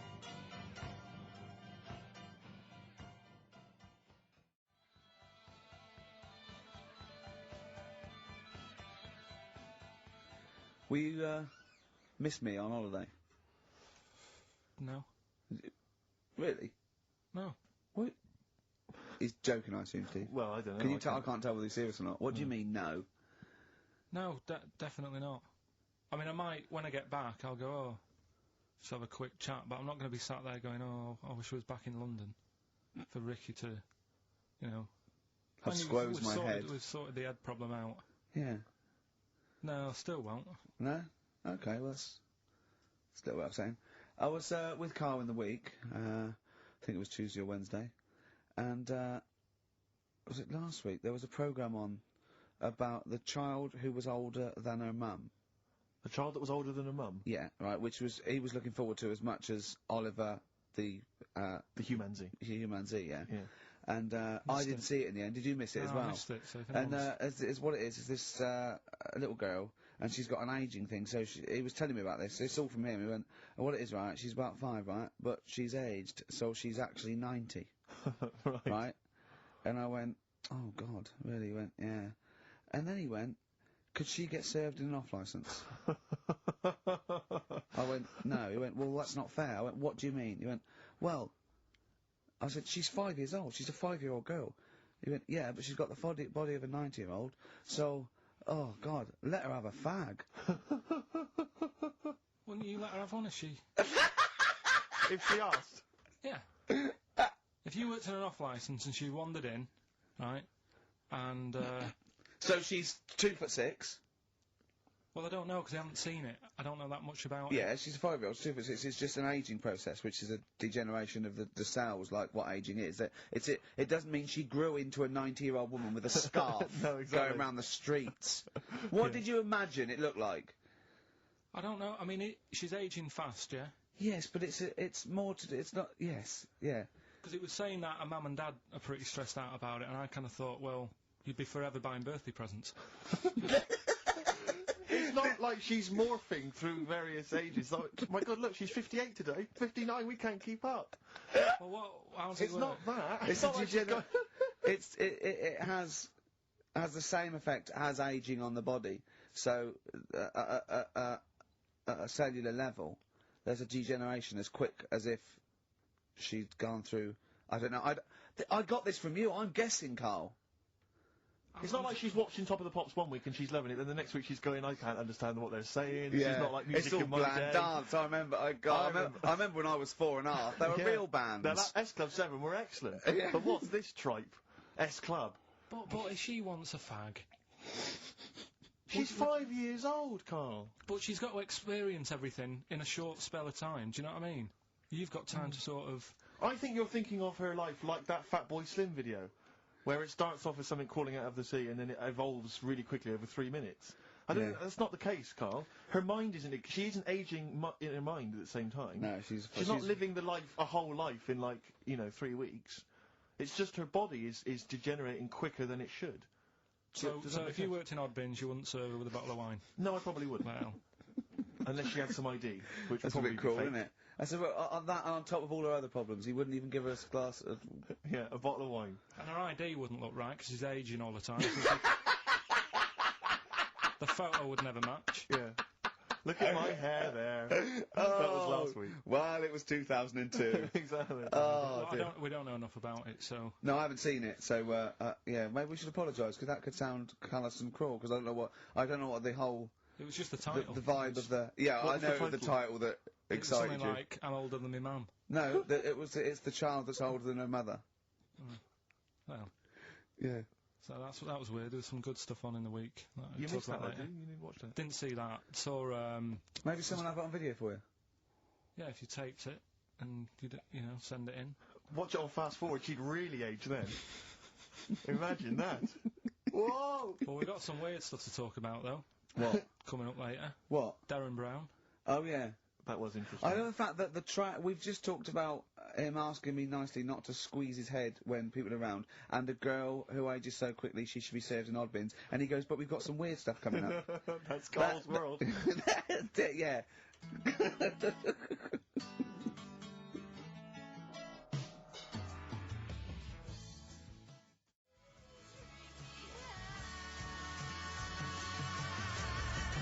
That's our song, isn't it, Carl? Leave all this misery behind, isn't it? Turing breaks. Painkiller. That's what I could do. I could sort of give you a little local anaesthetic and squeeze your head and see how far it would go before... Start like when I get back off holiday. Oh, dear. Rick, I was watching music television this morning just before I came out. I love it, I love it. I kind of agree with Wyclef Jean. Yeah. That just because she dances loco, it don't make her a hoe, no. No. But I can't help but feel she's not helping a case. I mean, she's there every night, basically, getting them out for the lads. I know. For money. Yeah. I mean, I don't mean that she's a hoe or a whore, as we say, but I can't help but think if you think people are slagging you off, calling you a whore, get a different job. Because I'll tell you this, you like the money. Yeah. She likes the easy money. I'll say this. If, well, basically exposing and, sort of, wobbling round, your minge tits and arse doesn't make you a hoe, what does? I don't know what does. Look at Carl's head, just went down there, just went down. He doesn't like this sort of filth, do you? He's thinking about Maxine. Who's Maxine? That's her name. Put on your red shoes, Maxine. Oh, is it? Yeah. It's a moving song. What's the horse about at the end? Horse, I've never understood that. Never understood that. Is Wyclef doing alright? Is he... I'm always a bit concerned about the Fugees, because I heard that Lauryn Hill's not... her new album's apparently not very good. Nas, or whatever his name is, I don't know what's happened to him. He's disappeared off the face of the earth. I've got a soft spot for him all. I think he popped up too much. I think it was a bit ubiquitous, jumping up on everyone's...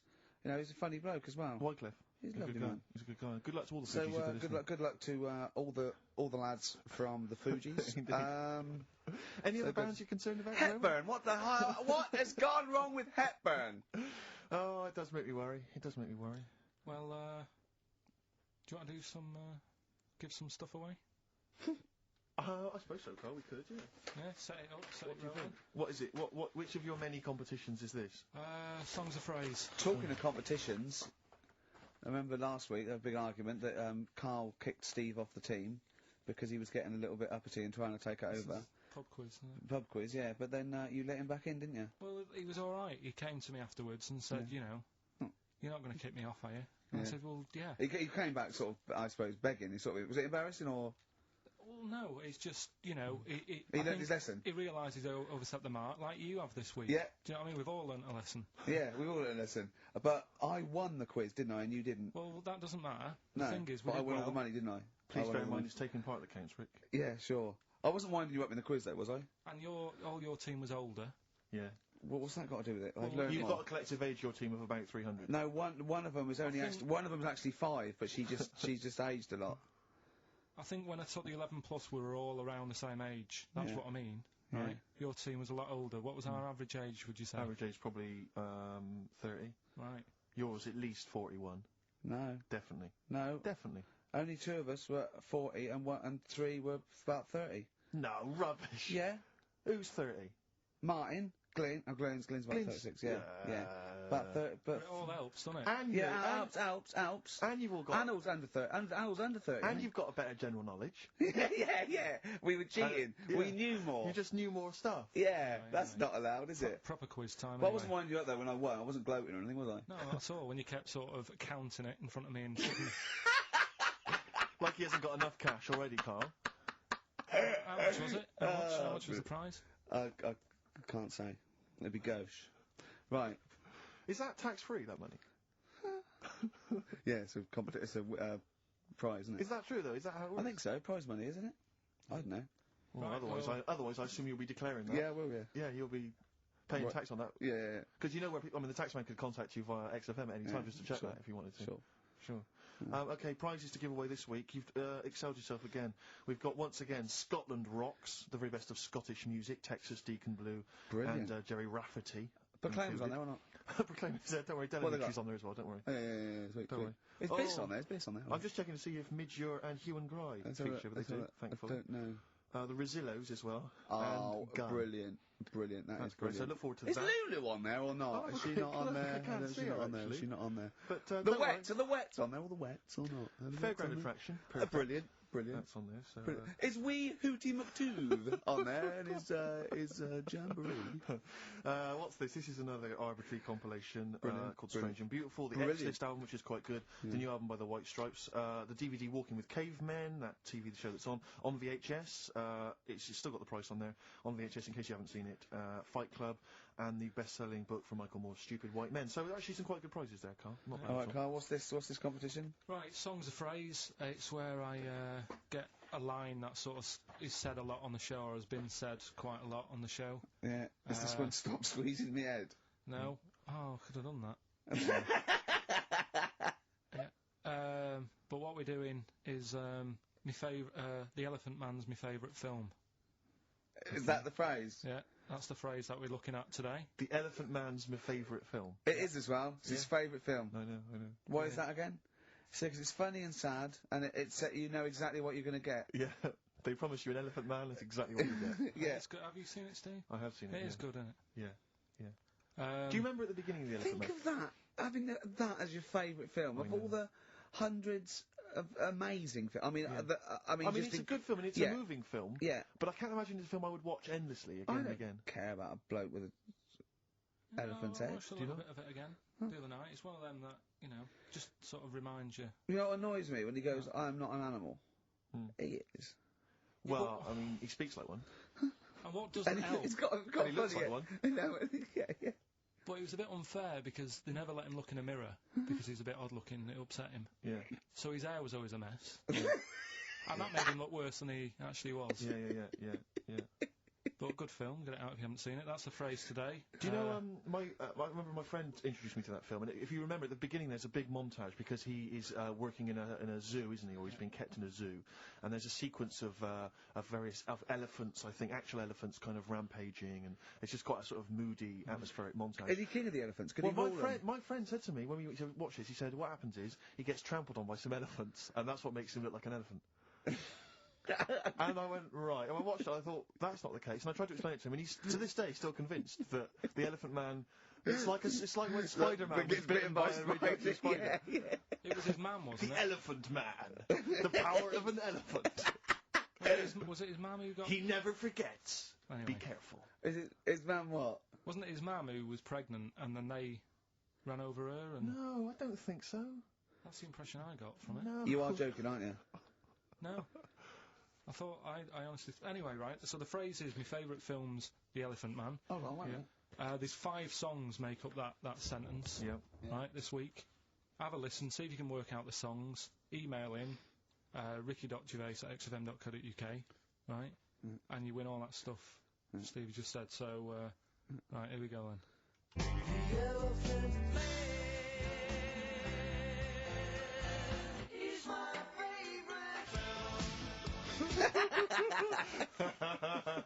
That was nicely done. Genius. Right. Let's hear it again. There we go. The Elephant Man is my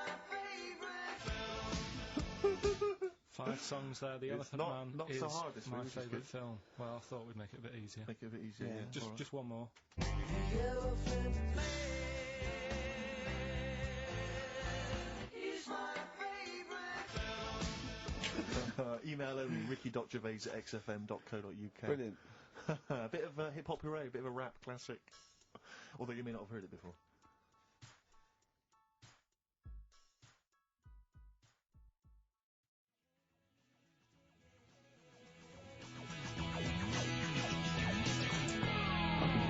It's the Mocktails. XFM 104.9. I'm Ricky Gervais, with me Steve Merchant and Karl Pilkinton. Karl the K-Man Pilkers. Little Pilkers, little baldy, roundy, heady Pilkers. Oh yeah, there's Go on. There's a what's the name? If people go to the You're website... joking. There's not a, yeah, there's not a what's the name. An actual what's the name? You are joking, Carl. No, it's just you reminded me. Oh, of the did I? little round bottled head. Yeah. If they go to xfm.co.uk, right, Yeah. / Ricky, there's a picture on there. You know that picture you did? Oh, that I drew. The one you drew of me. Who put it on? Did what XFM put it on? Yeah. Did it look good? Can you get into it? Can I have a look? I'll have a look. Yeah, I'll have a look during the What next is it? xfm.co.uk / Ricky. Right. And there's that little picture, and people can sort of put bids in, and the money goes to, me, I charity. assume, as I drew it. No, it's for some charity thing, so... Because I read something that I think there's been a bid of at least £50, which is pretty No, impressive. there I hasn't. swear to God, I just saw it earlier. I deleted it because I thought someone was winding us up. You deleted it? Well, I didn't know, did I? I didn't realise you didn't keep me informed. Well, it just... Oh... He's a buffoon, Carl, isn't he? I think you're an idiot, but sometimes... Oh... Yeah. Well, yeah. Yeah. Well, Oh, I'm just gonna life's check. cruel. Just gonna check the power list. Top 100 most important people in radio. What's this list? Oh, it's just the most important people in radio. Oh, 56, Ricky Gervais. That's annoying. 56. Let me see. Says 55 more important people than me. I love the fact there that I've beaten David Mansfield, who's the controller of Capital. Yeah. Arbitrary. The Radio Academy Power List Top 100.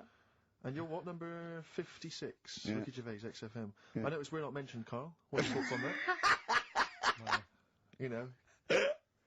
Little, stinging that. I'd have thought, considering the amount of work you put into this show. Don't get me started. Are you on here elsewhere, Carl? No. Too busy. Chris Moyles is number 96. Oh, that's good. That's good news, isn't it? He'll be off the list by next year, I hope. So What is funny, weird, aren't they? Steve? Go on. Right. Who's number one? Number one is Phil Roberts. I don't know who that is. Right. Wouldn't you think that Marconi would have got a mention? Marconi, now what station's he on? Weird, That's the point, because I got one in television and you thought John Logie Baird would have got a mention. Yeah, exactly. That's great, although it's not ever, is it? Again, I'll slip out of that by next year, I'd have thought. Yeah. Oh, dear. Just checking to see, oh yeah, Dr. Fox, good, he's on there at number 39. I'm assuming his medical qualifications have also pushed him in the list. Yeah, that sneaks him up the list, yeah. Typical. Pete Waterman, yeah, number 35, that makes sense. Important guy. Can we just give them the website so they can read this at their leisure, because this really isn't radio, is it? Right, well, xfm.co.uk. No, that website, if they want to see the most... Oh, I don't know where it is. I'm just saying xfm.co.uk / Ricky if you want to see that picture, and whoever bidded 50 quid, if you can send the email again. Bid, whoever bid. Whoever bidded. Yeah. We should start picking you up on your grammar. I mean, we're hardly ones to speak, but, you know... I squozed. I squozed. I'll tell you what, I listened back to... Carl was worried about last week's show, because he said there was too much screaming and shouting and just nonsense and eating burgers. It was a bit stuff. like It's a Knockout last week, wasn't it? No, yeah. And I listened back to it, and it was, without doubt, the most appalling piece of radio I have ever heard in my life. Really? I didn't know what I was saying. I was saying, and I finished and said, eat it! And he's going, oh, and you're going, Carl, they're eating a hamburger. It was bizarre. Just half an hour. If anyone didn't know us, or I'd never heard of us, I was just like going, Heart 104, XFM 104, listen to this. Eat the burger, eat the beef, coming out as well. No! It was honestly, it was like a mental ward. To be fair, though, at the best of times, you sound like you're selling the Evening Standard.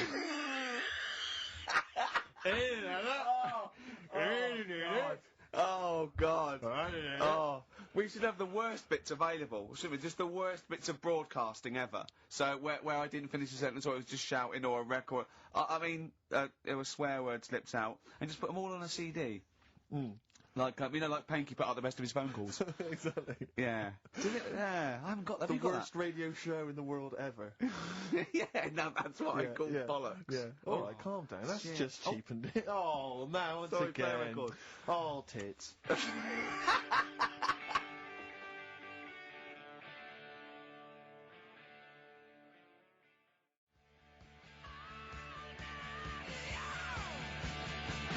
Good to see those boys still rocking. That's AC/DC. Shook me all night long. On XFM 104.9, I'm Ricky Gervais, with me, Steve Merchant and Karl Pilkinton. Have we got the results of the quiz, Karl? Or? Yeah. Yeah, I'll just play it one more time. It was Songs of Phrase. Is this the last time we're doing this? Oh, I thought so. I thought it worked better this week because it was actually doable. Yeah. I think that makes a difference, Carl. We haven't done Carl's an idiot yet. Carl, you're an idiot, have we? Oh, well, that's a reason to keep it.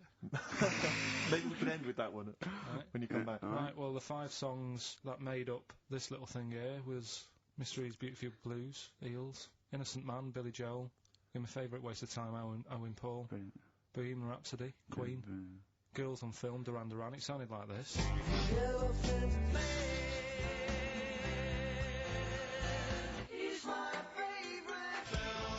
you go. The Elephant Man is my favourite film. Hang on, was Bohemian Rhapsody in there? Yeah, it is. Is this the... Oh, right, yeah. Right. Well, we're going to give that to, Piley. He just calls himself Piley. Ian Pyle. Good work, Piley. What's happened to Anders? Well, I was just going to say, actually, we've not had correspondence from Richard Dickie Anders for some time. The Dickmeister General, with his naughty, insulting ways. Yeah, Anderson used to email regularly. Anders, get on your computer! Get in touch, mate. What do you think of the show? Oh, hold on, though. To be fair, he was listening when we were pretty shoddy. If he's listened to the last 3 weeks, I think we're owed a little apology from you, Dickster. Exactly. Absolutely. Listen, Piley, we want to send you all those goodies, including Scottish rock, but we don't have your address, so email in your address and we can send it off to you. All right? Yeah. More adverts? Yeah. Excellent.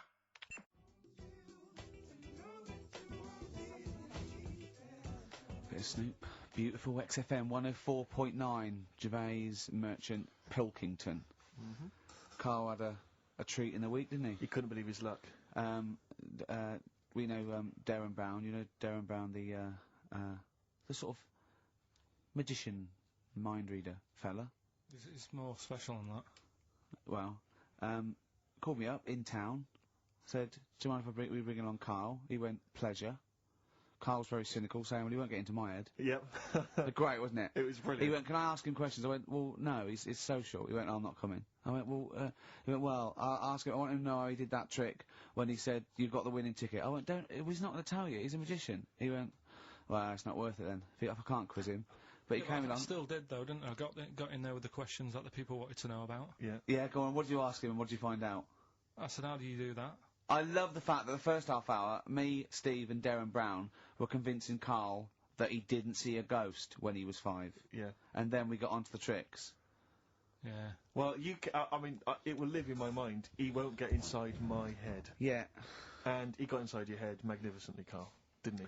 I mean, were you not amazed? I mean, Darren promised actually that he would come on the show in the future, and then you, the listeners, can see how he can baffle, amaze, and just generally freak out. I think we should film everything that happens, right? Because it's just a waste, because you're only getting half of it when you hear what Carl has to say. Because his face, honestly, says 1,000 words. Yeah. Do you know what I mean? It's just, I think we should film it and just put it on a DVD of Carl's facial expressions. This is Carl thinking he saw a ghost. Yeah. This is Carl thinking they were going to clone a man moth. Yeah. It's just different faces. So do you want to try and explain what he did and what marvelled you so much? Right, yeah. He comes in, he sits down. I'm a bit sort of, bit spooked by him straight away. Oh, you're spooked by him straight away? Yeah, really? there's a weird thing about him. Right? So anyway, he sat there, and I'm watching him. It's because he was naked? Checking, seeing what he's, looking at and stuff. Yeah. So anyway, he gets his paper out, and I think, right, he's gonna do a bit of trickery and that. And he says to me, "Right, write down a number and a name," right? It was between... A 2-digit number, a 2-digit number, and a name of anyone you know. Yeah, right. Now, the thing is, I thought the name because I was telling Steve earlier about the kid at school who I fell out with, right? Yeah. Over that girl who was called Aris, right? So that name was, like, in my mind, ready to go. Because I didn't want to use anybody's name who I knew, sort of, now, because maybe you've mentioned it in the past. You know what I mean? I couldn't say Suzanne. I knew Colin Makin anyway. Yeah, well, do you know what I mean? So I picked a name, well, I thought you might have been thinking about Auntie Nora. So I picked this name, right, that you three didn't really know about, right? Number just came to mind, right? So he 42, says, right, we were never thinking of that. 42, right? Yeah. He said, right, just keep saying it over and over in your head. And I'm there, and he's saying all these sort of different numbers at me, and I'm trying to throw him off a little bit, every time he said a number that was nothing like 42, I was sort of smiling, looking a bit nervous. Yeah. Don't know if you caught that, right? All I could see was you looking, sort of blank. Oh, right. Yeah. So I was doing stony that. faced. He picked on the wrong person when he said let your mind go blank. You'd realise he picked on the wrong person then. Right. So, you had to squeeze his head to get it going again. I said, Darren, if in doubt, he'll be thinking of monkeys. And Darren looked at Carl and he said, were you thinking of monkeys? He said, I tried not to and I thought of them more. Right, that's true as well. Yeah. Right. So I'm there thinking of these numbers and that, and then he said, right, let's just talk about other stuff for a bit, right? So I was like, well, I'm not going to say anything. Yeah. Right, because I don't want you to catch me out. But then when we were talking, I was trying to, like, knock him off track. Clever. Do you know what I mean? I wasn't... do you know what I mean? I played a bit of hardball with him, Yeah, didn't I, yeah, really? yeah. I was, like, saying... Because we were talking about aliens and that as well, weren't we? And I was saying, well, you know, they might come and land again in 2060. Clever. Do you know what I mean? Dropping in different numbers and that. And so, doing all that, playing him at his own game. And I think I had him for a bit. On the ropes, yeah. So, anyway, comes down to the time when he's telling me the name and the number. And, well, he explained what he actually did. I mean, that was... He said, just think of a number at the end of it, and he said, oh, is it an I? And you went, it wasn't an I, but there is no, okay, and anyway, he got the name. Harris, then he went and said, are you an extrovert? And he wrote down these numbers. Well, he wrote down some numbers and he said that if you're an extrovert, these are the numbers you tend to choose. If you're an introvert, these are the numbers you tend to choose. And he wrote them down. And he said, I don't think you're really an introvert, I don't think you're this, I don't think you're that, da-da-da. And I think he came up with the number 32, didn't he? He said to you, you're thinking of number 32. You said to him, no way. You couldn't believe your luck, could you, when you caught him out? But he said it's either 42 or 32, didn't he? Yeah. Well, no, but it was beside the point, because then he said, you know, rather brilliantly, hang on a minute, if you just add up these numbers here, that adds up to 42. It was a magic if you add square. Up those numbers, that's 42. That's 42 across diagonally there. That box is 42. All the numbers that added up on the page, whether you go across, sideways, down, across, or whatever, always added up to 42. Yeah. Right? And you've got the name Harris. Which freaks you out. He freaked me out. I kept saying to him, how do you do it, how do you do it, and he wasn't telling me. I was talking to people at work about him, and, one lad said, apparently the trick that he uses is the same thing that Hitler did. Play record. No, seriously. Apparently it's the same thing because he was saying... What? Play record. No, just let me finish, because... No, I've even ran it by other people to check if I'm right on this. So let's do play record and come back to Because the people in the XFM office, I mean, they're pretty wise. They're up on that stuff. No, he used it in a different way. Play record. No, hang on a minute, let me hear it. All it is, it's power of suggestion, apparently. And when Hitler used to do his big speeches to people. Yeah. What should we play? Come on, finish your point. Well, that's about it. Who told you that? Ian Canfield? A few different people. Oh, right. The big thinkers out there in the office. The brain boxes. But anyway, right, it's... Because, I mean, Magnus Magnuson works Sonic 7 now, doesn't he? Right, listen. Or was it Paxman? Was it Jamie Paxman? That blew me away, right, the fact that he got the name, he got the number. Spooky bit, right? I'm walking home. I called you up a couple of times and I left a message on your phone. Because it was just amazing. Not only was he good at magic, but his maths was brilliant. No, well, that thing adding up to 42 was like, how did he do that? I mean, we didn't even make a big deal out of that. He said, all Carol Vorderman's got is the maths. Do you know what I mean? Imagine him on Countdown. He'd even know what they were going to write down. Do you know what I mean? So, a bit of a wasted talent. I should see him again about that. I think he's... He asked him, I said, why are you doing it on mucking around on telly? Then he went, sorry? He went, why are you mucking around on telly? Yeah. And he said you could make some serious money. I think Steve went, well, he does all right. He went, nah, but if he did that the ticket thing all day. But didn't you say to him you should be working for the police force? I said, yeah, he should be in a police station. He could help people out. Yeah. Do you know what I mean? It's not a daft idea, is it? Not really. Right, so anyway, right, so I get home, still, I'm calling different people up walking home, I couldn't believe it. Right, I called Suzanne up telling her about it, and she's like, slow down. She said, you're like a little kid who's just been on a fairground ride or something. Slow down. Right, so I'm telling her, call my mum and dad up. My dad wasn't that impressed. No, of course He was not. like, well, it's all been done before. But anyway, right, so... But then he wasn't impressed with Little Donkey, was he? No, he's not impressed by much, is he? Right, so I get in... He probably had to nip out down to the phone box. Right. And do some thieving. Yeah. We've forgotten bread. Love, I'm just going on the phone box. Right, so I get into my flat, right, and what they do in my flat where I live, they put the post in, like, these little pigeonholes, right, and I don't normally check them out. I leave it for Suzanne to do, right? Sure. But this time, for some weird reason, I thought, right, I'll check it, see if we've got any post. Open it up. There's only this. A letter for Miss Harris. Yep, there it is. Bona fide in front of us. A letter addressed to a Miss Harris. Well, does she live there? No, it's my address. She doesn't live there. Did she ever? Dunno. It doesn't matter. It's weird, isn't it? But we've never had. Normally, I think there was a guy who lived there called Yaki Shoki. Mr. 42. It was definitely wasn't an Harris, right? This is the first time we've had a letter for this woman. Yes. Right. But what are you claiming? Because Well, Darren Brown himself admits that it is not paranormal, it is not supernatural, it is a trick. It's a trick. Is it? But he would say that, wouldn't he? Hitler said that. Play a record. Well, can we open this? Cause no! It's illegal! No, but I'm thinking if it's a birthday card for someone's, like, 42nd birthday. Right. You can't open that letter. Go and put it back, or put... No, you cannot open that letter. Why not? You can't open someone else's mail, because you think Darren Brown's supernatural. What if we steamed it open? Then resealed it? No one would know. It's only a letter. You can't, yeah, you can, but I don't want any part of it. Carl, I think you should open it. No, you open it. I'm not opening it. It's against the law. You should open it, though. We won't open it then. They won't send you to prison.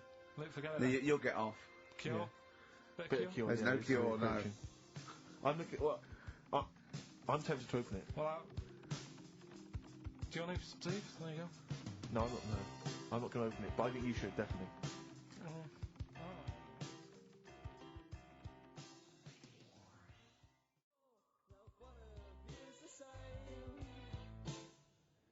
6 Different Ways by The Cure from the album The Head on the Door. We've enjoyed that. The head on the door, Carl. Ooh, bit of a coincidence. Spooky, isn't it? It was only 4 weeks ago you were talking about a head and a door. Exactly. Has the door got a number on it? 42. Oh, dear. Oh. So we're not opening it? No. Well, I can't open it because as the producer, right? Oh, yeah, because your standing in society is such that they'd make a real example of you. Yeah. That a producer of a tin pot radio show once a week. Yeah, he should know better. He can press buttons and talk at the same time. Send him down. They wouldn't try you in an adult court. You would get away. You would get away with it. Just they'd hear you speaking for a little while, and the judge would end up squeezing your head and letting you off. It'd be like those people who train monkeys to break in. Do you remember down in South London? We talked about it in the past, and they were going around robbing stuff, and they trained them to do it. Yeah, I don't think those monkeys would have got in trouble. It would have been the keepers. So, you know, I think XFM would probably take the rap. Will you open it? No, I can't be seen to open it. No, he's a writer-director. Exactly. So am I. I can't be seen to open it. Oh, give it here then. Right, I'm having no part of this. That's against the law, but... Right, I'm having no part of it. Open it. Come on, you started now. Right. The thing is, right, if it's important, we can say maybe she's listening. But do you need the stress? What it could be anything. What are you going to say? What are you going to say? Oh, and if you are listening, Mrs. Harris, you have got gonorrhea. Call the clinic. Do you know what I mean? It could be anything. Oh dear. Oh well. I think my talk did well. What is it? Is the number 42 on there? What is it? Can you say? Be careful. What? Let me see what it is. What is it? Oh. Dear Sir, Madam, your periodical dental inspection is now due. Would you kindly contact the surgery to make an appointment? Harris, Mrs. Harris, if you're listening, your periodical dental inspection is now due. You might want to contact the dental surgeon that you normally go to. She could have a faulty tooth. Faulty tooth. 42. 42. I don't believe it. 42. 42. Oh my God. God, that Darren's good. Darren Brown's good, isn't he? Oh dear. That's some blur then.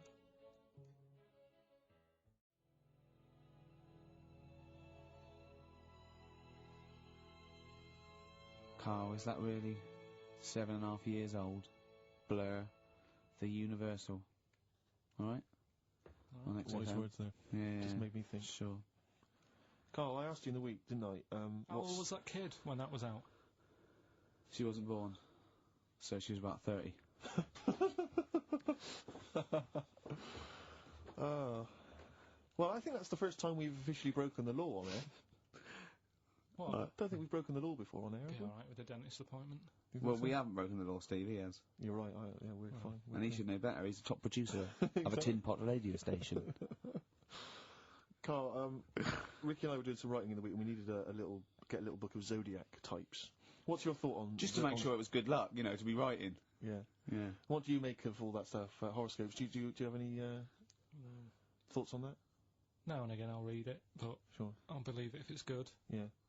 If it's not, just go on. What star sign are you? That's perfect, though. That's their raison d'etre. That is, those people who do zodiacs exist on that piece of philosophy. Yeah. I'll believe it if it's good. Exactly. And that's why, when you have breakdowns, people don't go, you're a nasty little piece of work, you're a pug-ugly little twat, and you never amount to anything. It's things like, you're probably too generous for your own good. Yeah.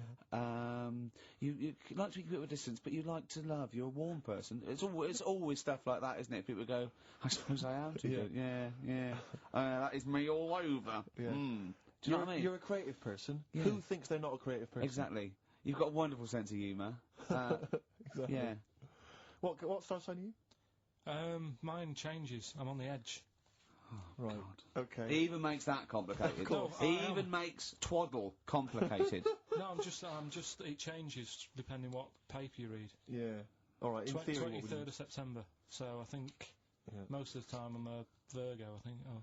Well, I'll tell you. Write that down, listeners. 23rd of September, and come round and give him the bumps. What I mean... Well, according to this, I mean, you've been criticising this, Rick. Sure. You've been saying that there's maybe not anything in the zodiac thing. Well, hang on, let me just read some of the elements of... Is this going to change my mind? Well, Am I going to eat my words? The typical Virgoan... words. Okay. The physical appearance of the typical Virgoan... Yeah. High forehead. That's not true. Cranium may seem too big in comparison with the face. Look at Carl, look at Carl. But how specific is that? Has an extremely large forehead. Has a high hairline. That's not true, though, is it? Maybe quite tall. What are the blokes like? Often has one foot turned in more than the other. What? They've just described Rain Man. What is that? How can they be specific? Well, that's why it sounds like Carl. one foot turned in. Yeah. Oh. Well, have they even bothered doing one for you? Because there isn't many people who... Hang on a minute. Let him finish thing. No, I'm just saying... Go on. What are you saying? I sort of think I'm fairly average looking, but I'm saying, have they wasted a page in that book for whatever you are? It started off me being dissing him and stuff, and you've been nice. Hang on a minute. I don't think you can be a Virgoan, because it says that they are normally quick, alert and intelligent. But no, actually, I have to say, it says here, behaviour and personality traits of the Virgoan, as a child, is an excellent mimic, can learn many things in a short time. Not really true of you, is it? Rarely questions authority, but frequently questions facts. You never question facts. Yeah, you never question authority. He's scared of authority. Yeah. You're usually times very upset if teased. That's true. Yeah. Oh, yeah. Hang on a minute, though. Yeah. Can't take a bit of stick. Too much pressure. If you can't stand the heat, get out of the kitchen. Yeah. Oh. What to teach a young Virgoan? Myths, fairy stories, make-believe, daydreams, and how to use imagination should all be taught to young Virgoans, so they have plenty of magical moments to remember in their adult years when they are often alone. I'm changing my mind. I know. This is good stuff. This is really good stuff. Alright, well, let's see, what are you? I don't think we should talk about that. Yeah, let's have a look. It says the Virgoan is... I love some of the specifics of this. Virgoan is an employer. He's excellent as the boss of a small company. yeah. Don't get him on a Tuesday. He's probably stamp collecting then. Yeah. Come on, he loves a bit of haddock. Okay, let me look at mine. Oh, that is good though, Carl, isn't it? That is you all over. I've changed my mind. It's brilliant. It's a real science. They've really put their work in with this one. Let me see. Sagittarian is a happy, playful little clown. Little. Greets everyone. Oh dear. Yeah. Let me see. Sagittarius at home. He's only going to read the good bits, though, isn't he? Yeah, exactly. If that's it, what can it say? Have they done yours in sort of small print because you've got special eyes? I don't know what that insult is, Carl. What kind of an insult is that? Well, He's happy with that. Look at his face. He's done me. Oh dear. And come back to me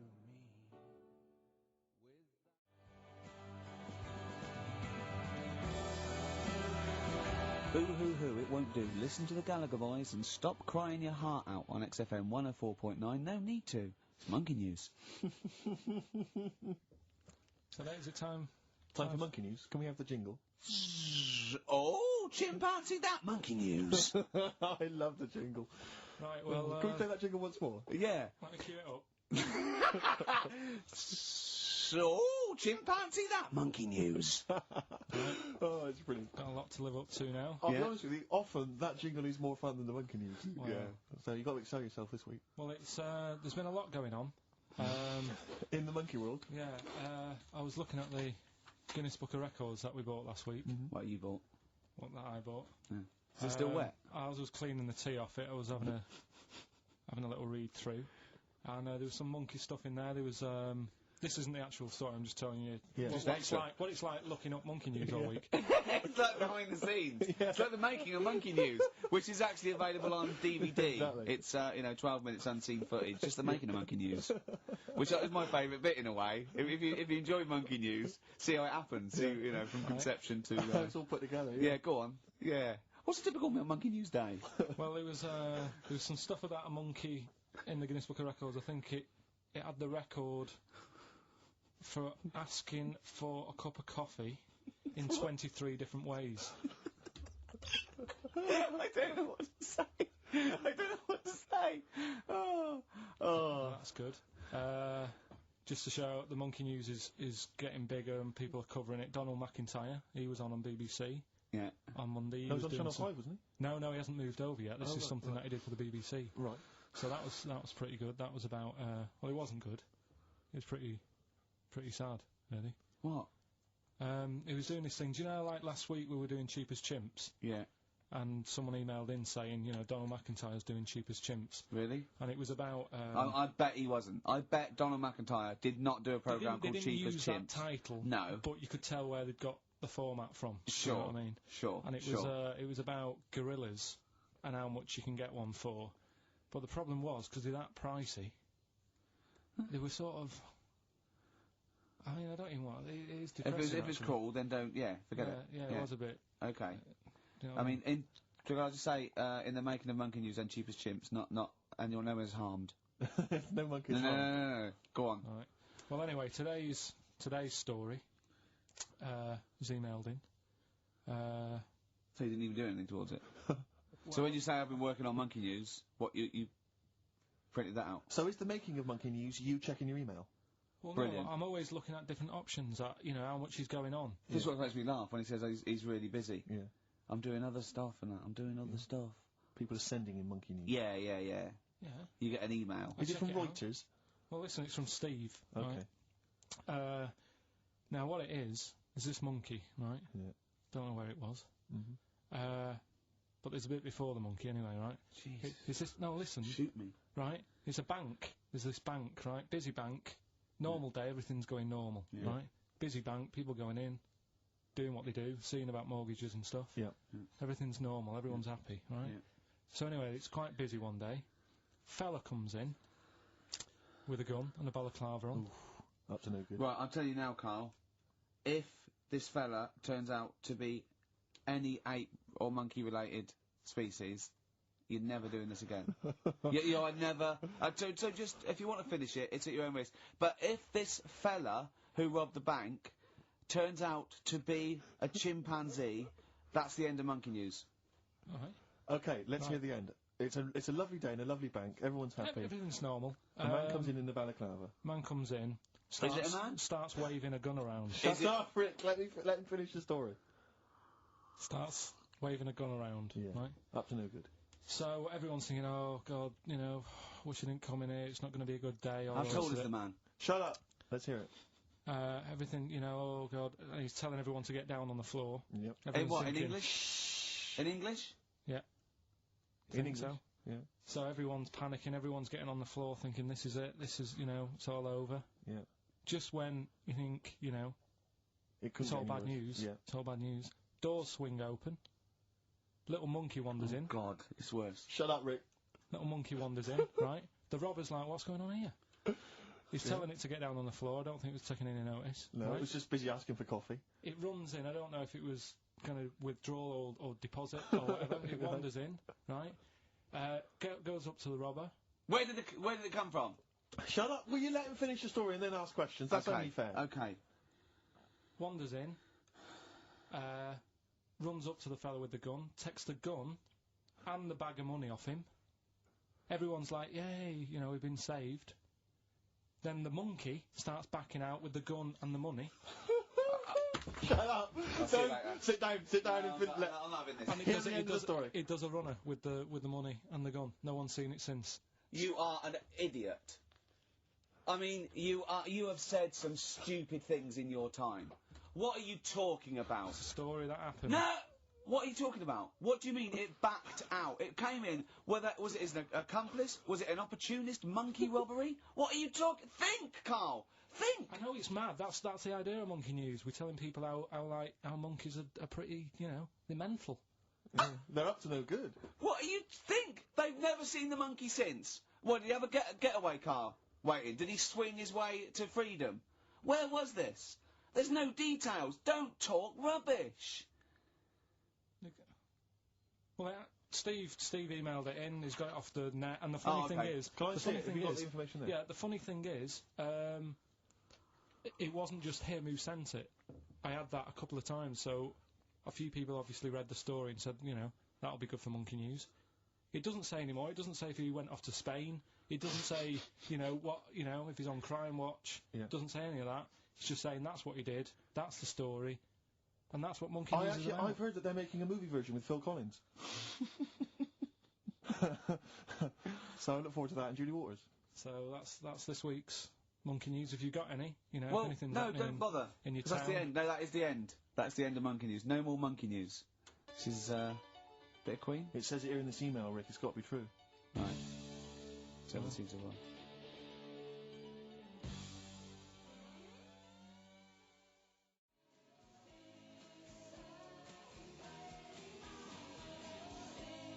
Nice to do that one again. Always. Metal Mickey, Suede, on XFM 104.9. Wow. Nearly over with Ricky, Steve and Carl. I've done another little sketch for you, Carl, because I was excited by the fact that we raised that money. So I've done a little... Well, it's not over yet. It's like people go to the website, and if they think it's worth more than 50, they can say, well, I'll give you 55 or something. Well, they haven't done that yet. No, but they could put that on next week, and they can frame it for them, can't they? Well, if they have a look, xfm.co.uk/Ricky, and have a look at it if you want it. Just pay some money and... Now, it'd be worth a bit of money, won't it, in a few years? When we're all dead. Mm-hmm. Now, listen, Carl, you're going on holiday. You need a little rest, don't you? Yeah. What's the vibe? What's the vibe of the day? What's the Just, what's the crack on holiday? Come on. Where are you going? Madeira. Right. Good. It's for Suzanne's dad, right? My girlfriend's dad. He's 60, so... Yeah, that's the average age in Madeira. Checking... Is it? It's quite, yeah. Well, my mate Damo went to Madeira, and he was worried about sort of terrorism on the plane, and he looked around and he thought, well, if someone gets up, someone will wrestle him to the floor, and he looked around, and he was the only one he realised could have got out of his seat quickly enough. So, you'll enjoy it. It's quite quiet. It's nice. It'll be alright. I mean, it's the first time a mum and dad have been away, so... Whatever? Abroad, yeah. So they're worrying about... They just don't understand the rules and stuff, so they're panicking a bit. And then in the week he called Do they know well, that they're going to take livestock? Yeah. Well, it's getting like that. It was like... Are they filling loads of Durags with heroin as we speak? Exactly. No, but... do they know about passports expiring, don't they? I mean, they're not completely stupid. They know about all that, right? Yeah. And he called up in the week, one of the questions said, what's the best thing, when you're going abroad, what's the best thing to use to carry tea bags? So it was like, what are you worrying about that for? They'll sell tea bags out there. And he's like, well, we want to take our own. It's like, they'll sell tea bags. Yeah. And he's worrying about that. He's saying, can I put it in a glass jar? So put it in a glass jar then. He's saying, oh, I'll bubble wrap it. So he's bubble wrapping a tea thing. It's just... I mean, it is annoying me a bit, because it's meant to be a week off from you annoying me, and already he's niggling me. Yeah. But you are easily wound up. You are a very finicky little fussy person. You don't like the slightest bit of pressure. See, I thrive on pressure. I'm ba ba ba ba ba ba, working here, working there, that's the way bada I bang. work as well. That's always doing stuff, monkey news. Do you know what I mean? Oh yeah, monkey news. I got an email. Songs I are won't read phrased. it to on air. It's rubbish, but that's one feature. That's my bit done. That's all I have to do. Well, I'll tell you what. When I'm away next week, do monkey news and see what you can find out. All right. Oh, there's a challenge. See what you can do. 'Cause I've already told them about the Guinness Book of Records one, so you can't use that. Yeah. Right. We're going to find the best monkey news ever, Carl. Wow. What was it you said to me about... Because, I mean, the thing is that you don't really like people, do you? That's the truth of it. People annoy you, don't they? They wind you up. Yeah.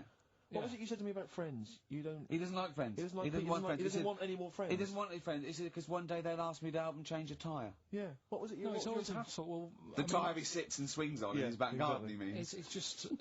They call up, they ask for stuff, they want favours doing. Yeah, they want a pint, they want to chat to you because they like you. I know they're a pain in the arse. I'll tell you what, Carl, you're better off without them, mate. Yeah. Although, to be fair, Rick, friends like you... Yeah. You're not judging them on me, are you? You're not judging all you possible know all friends on me. like him. Just they do sort of, you know... You know, some friends will never touch you around the head or I nether want to see you for a week, am I?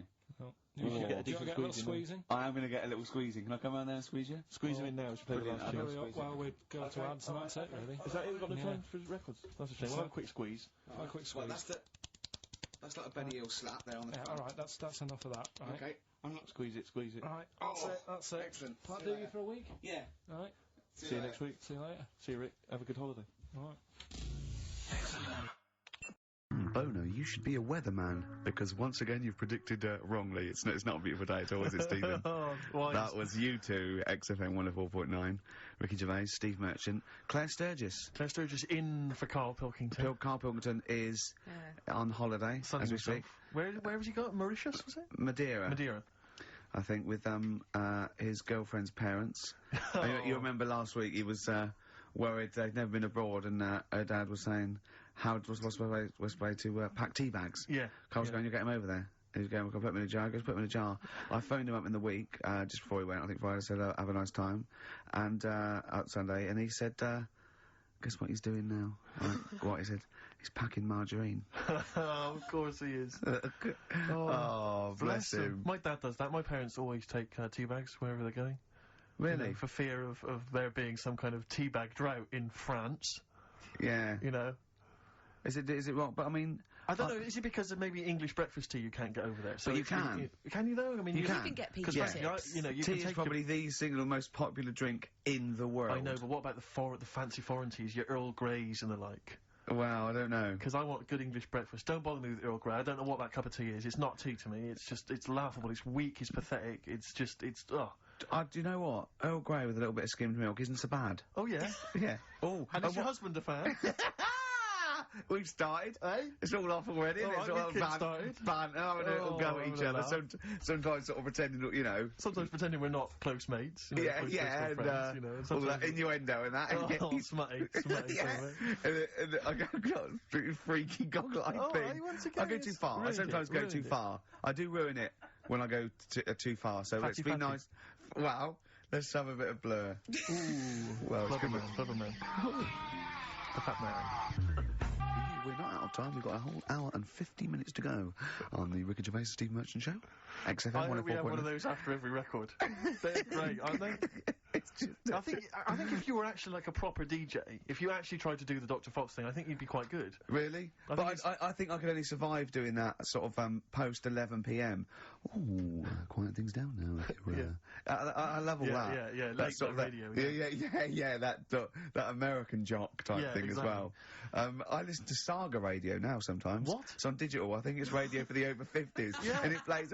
It was playing Cliff Richards this morning. It played Sammy Davis Jr. It played the Beatles' "Here Comes the Sun," and I was loving it. I was thinking, it's aimed at your age group.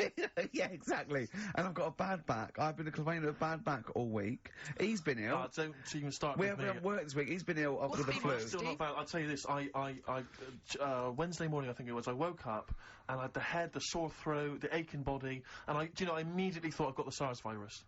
I really did. I genuinely, because I've always been a bit of a hypochondriac. I mean, Ricky pretends to be, but I genuinely was petrified. That doesn't make sense, does it? How can you pretend to be a hypochondriac? No, I am a hypochondriac, and you are genuinely always ill. you always you've always got a bit of a snaffle off. So I'm justified in thinking it might be the deadly You're a SARS sickly virus. child. I don't know what's happened to you. Well, I think it's so much to do with West Country breeding, and you haven't. I don't know. No, he hasn't got normal sort of barriers to sort of flu and cold. His immune system is all Claire, look at him. I'm quite a weak child. Yeah, I know.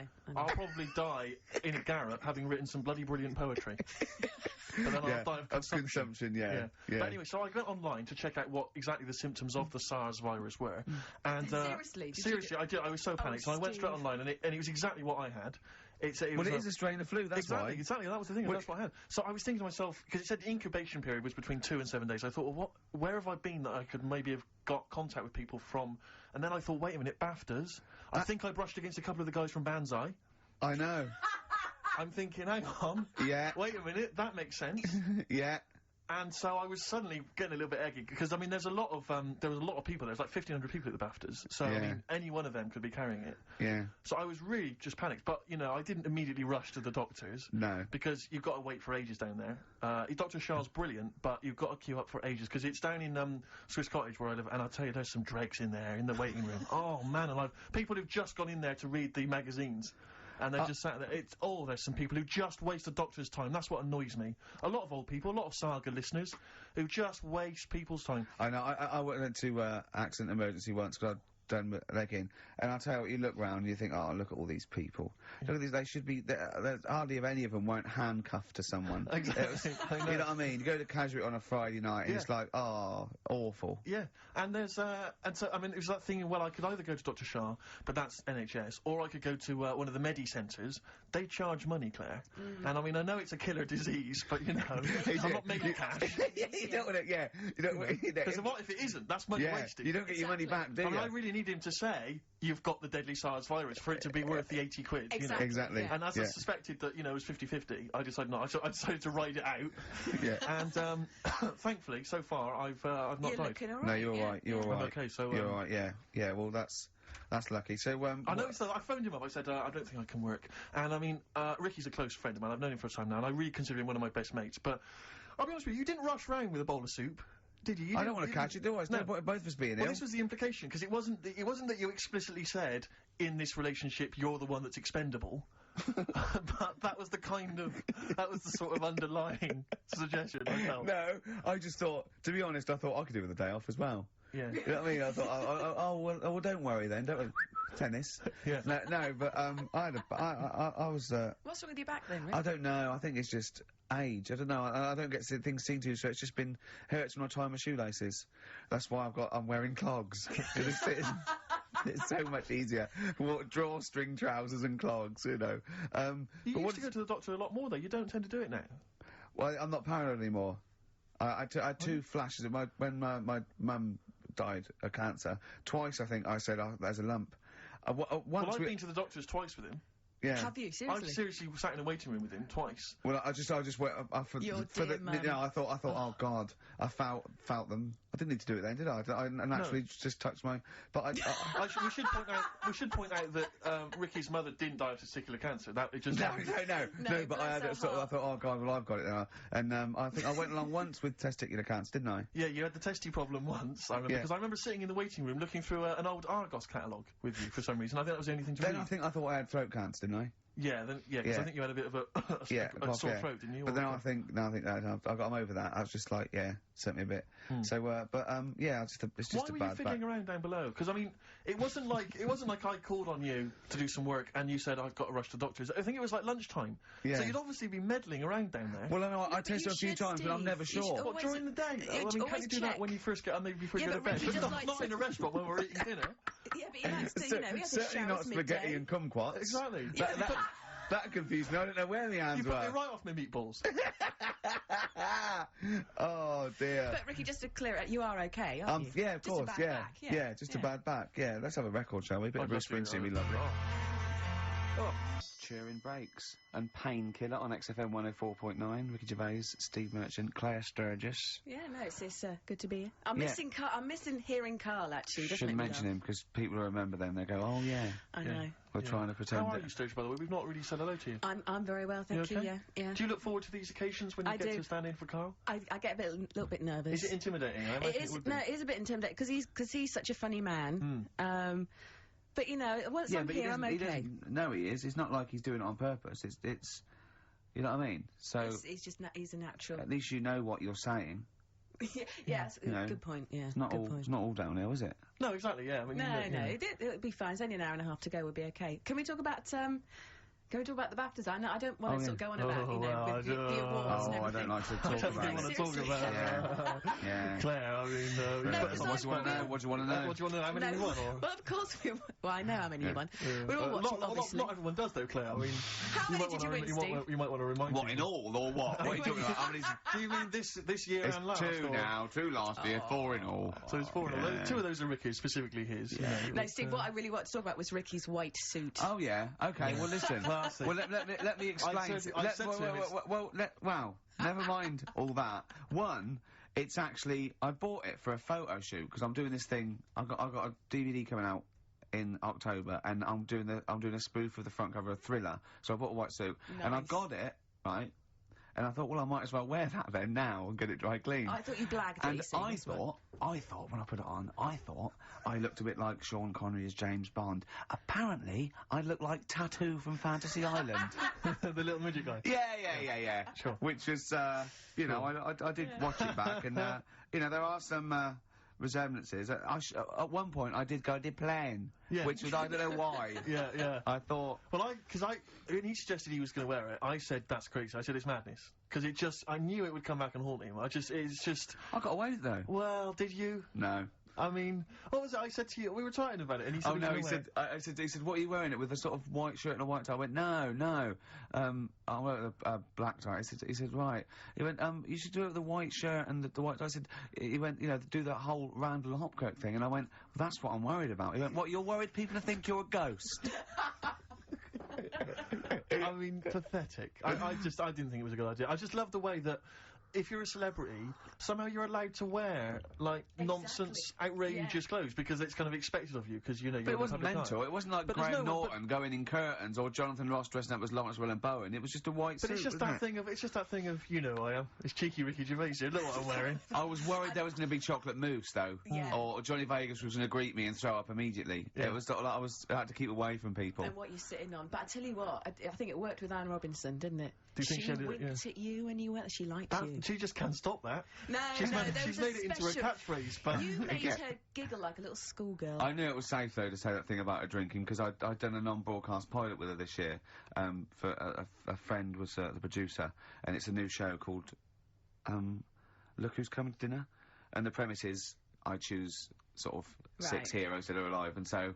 I knew it was all right, so I didn't just go out there and start insulting this poor middle-aged woman. I sort of knew she could take a joke. She's all right. She's obviously she's not really like that. So, yeah. No, but I love the way she just giggled like a little girl. I think she was quite good, actually. I think it's better when she's sort of ad-libbed. I don't think she's as good when she's sort of got lines and she's hitting marks. She's quite good when she's sort of. Like when Peter Kay came on, she went, "Have you dyed your hair?" Yeah. And he went, "Have I dyed my hair?" I said, "What sort of talk is that?"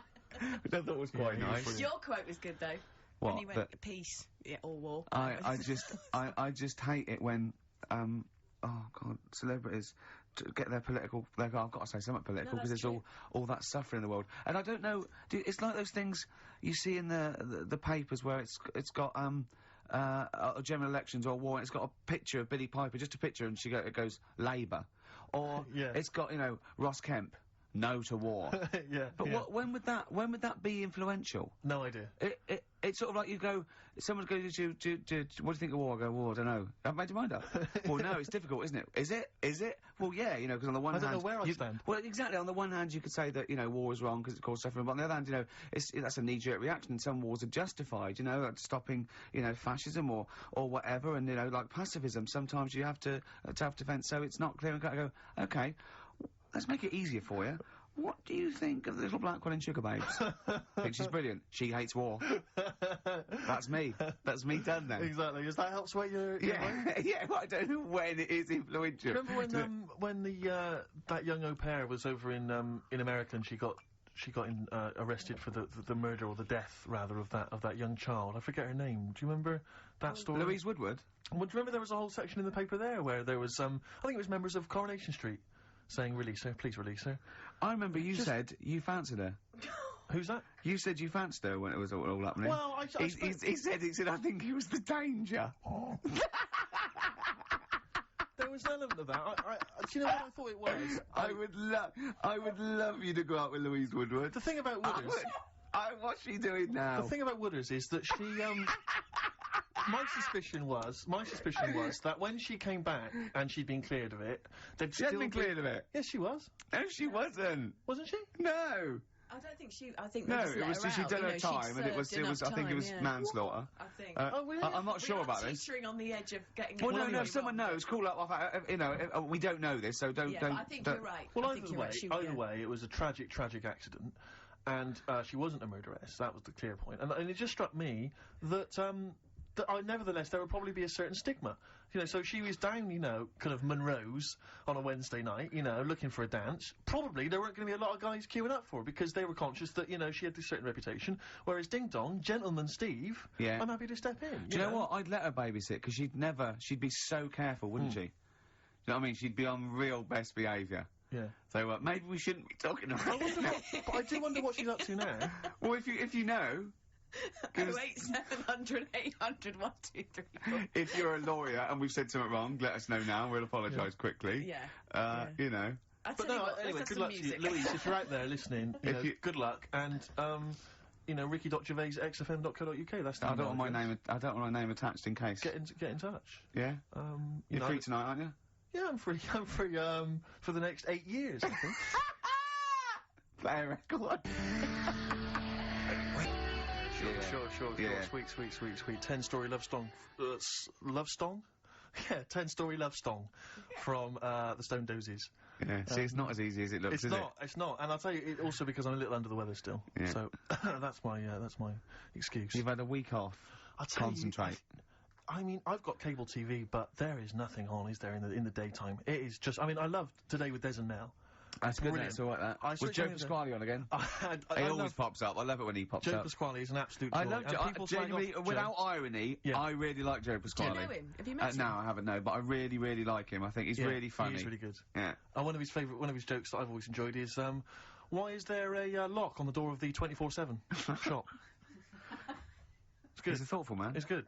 You know, it's open all the time, Claire. No, I just like his squeaky voice. Yeah, that's fine. I don't like jokes. But, no, I only caught the end, the other day, but, it was brilliant. Des was singing a medley of Buddy Holly songs. He doesn't quite sing, does he? He's sort of talking. It's like pulling your punch. Oh, my it's away from the thing. Yeah. Do you know what I mean? He can't actually... He's not actually singing, it's talking. It's kind of talking the words. Yeah. But he knew Buddy, apparently, and he toured with him, so... I am an antichrist. I'm an antichrist. He never quite finished. It's lovely. No, he's great. He's got no breath. But, but it's the adverts in between. He is 73, though. He's amazing for it. Doing well, isn't he? Yeah. No, I mean, you know, he's a good looking. Sorry, who's 73? Des O'Connor. Is he seriously? Yeah, I think so. Amazing. Yeah, he's doing well. Yeah, good luck to him. A toast to Des O'Connor. Yeah. Raise your glasses, and all you listening at home. So I'd love to see him interview Louise Woodward. Yeah, indeed. Do you want to hear some Louise Woodward? I have had some calls. But I don't know if they're true or not, though, do you? What did you hear? Well, I think one of the... we mustn't... law. No, we mustn't say that shop that she works in. No, wouldn't say that. But in case it's... I'm sure I read the same thing, Steve. Someone said they read that she was studying law, and I think I read that because she knows so much about it. Yeah. Now she decided she's to new to the system, yeah. You never know when it comes useful. But she has been spotted in various parts of the country selling all manner of things. Okay, brilliant. So what, door to door? Yeah, exactly. Hello, I'm from Mothercare. We've got to stop this now. It's not fair. That's that. It's all water under the bridge. Anyway, let's play a record. Let's play a record, Claire. No, I'll talk about it later. We're scared I think, now. Yeah, we've just got ourselves in trouble. I think we just need to go and consult our lawyers. Would you like some Peter Gabriel? Oh, this is a beautiful track. And it was actually in Vanilla Sky, so a bit of resurgence. This is Salisbury Hill. Peter Gabriel, what a lovely track that is. Salisbury Hill on XFM 104.9. Ricky Gervais, Steve Merchant, Claire Sturgis. You know, if Karl was here, do you know what he'd want now? Probably ads, no. Some adverts. Yeah. Do you want some now? Well, it's what Karl would have wanted. Okay. For Karl, then, some ads. Excellent. Placebo and Bitter End.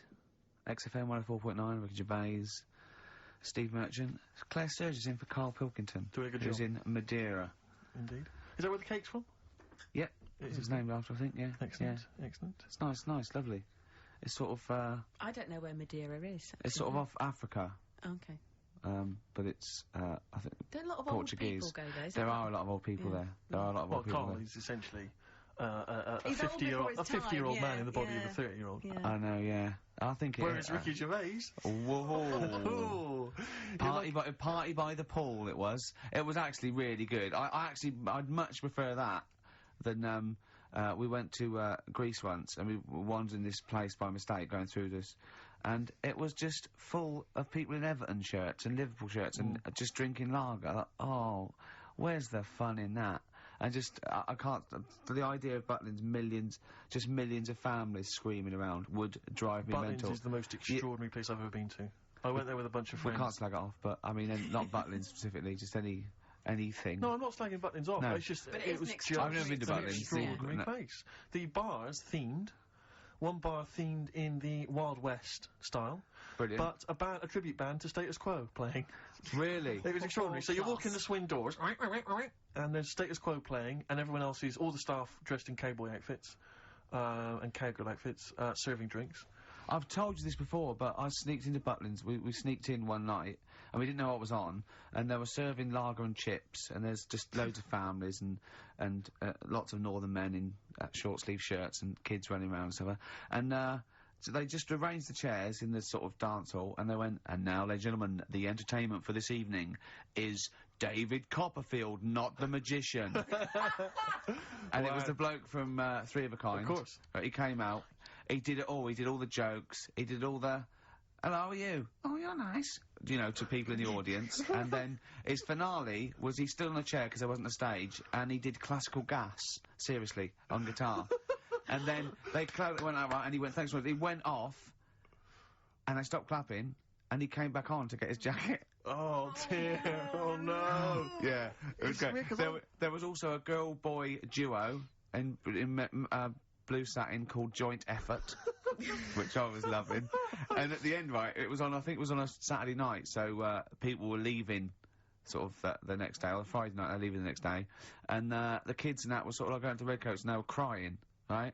And all the Redcoats and Joint Effort, and, they did We Are the World. Oh, wow. Amazing.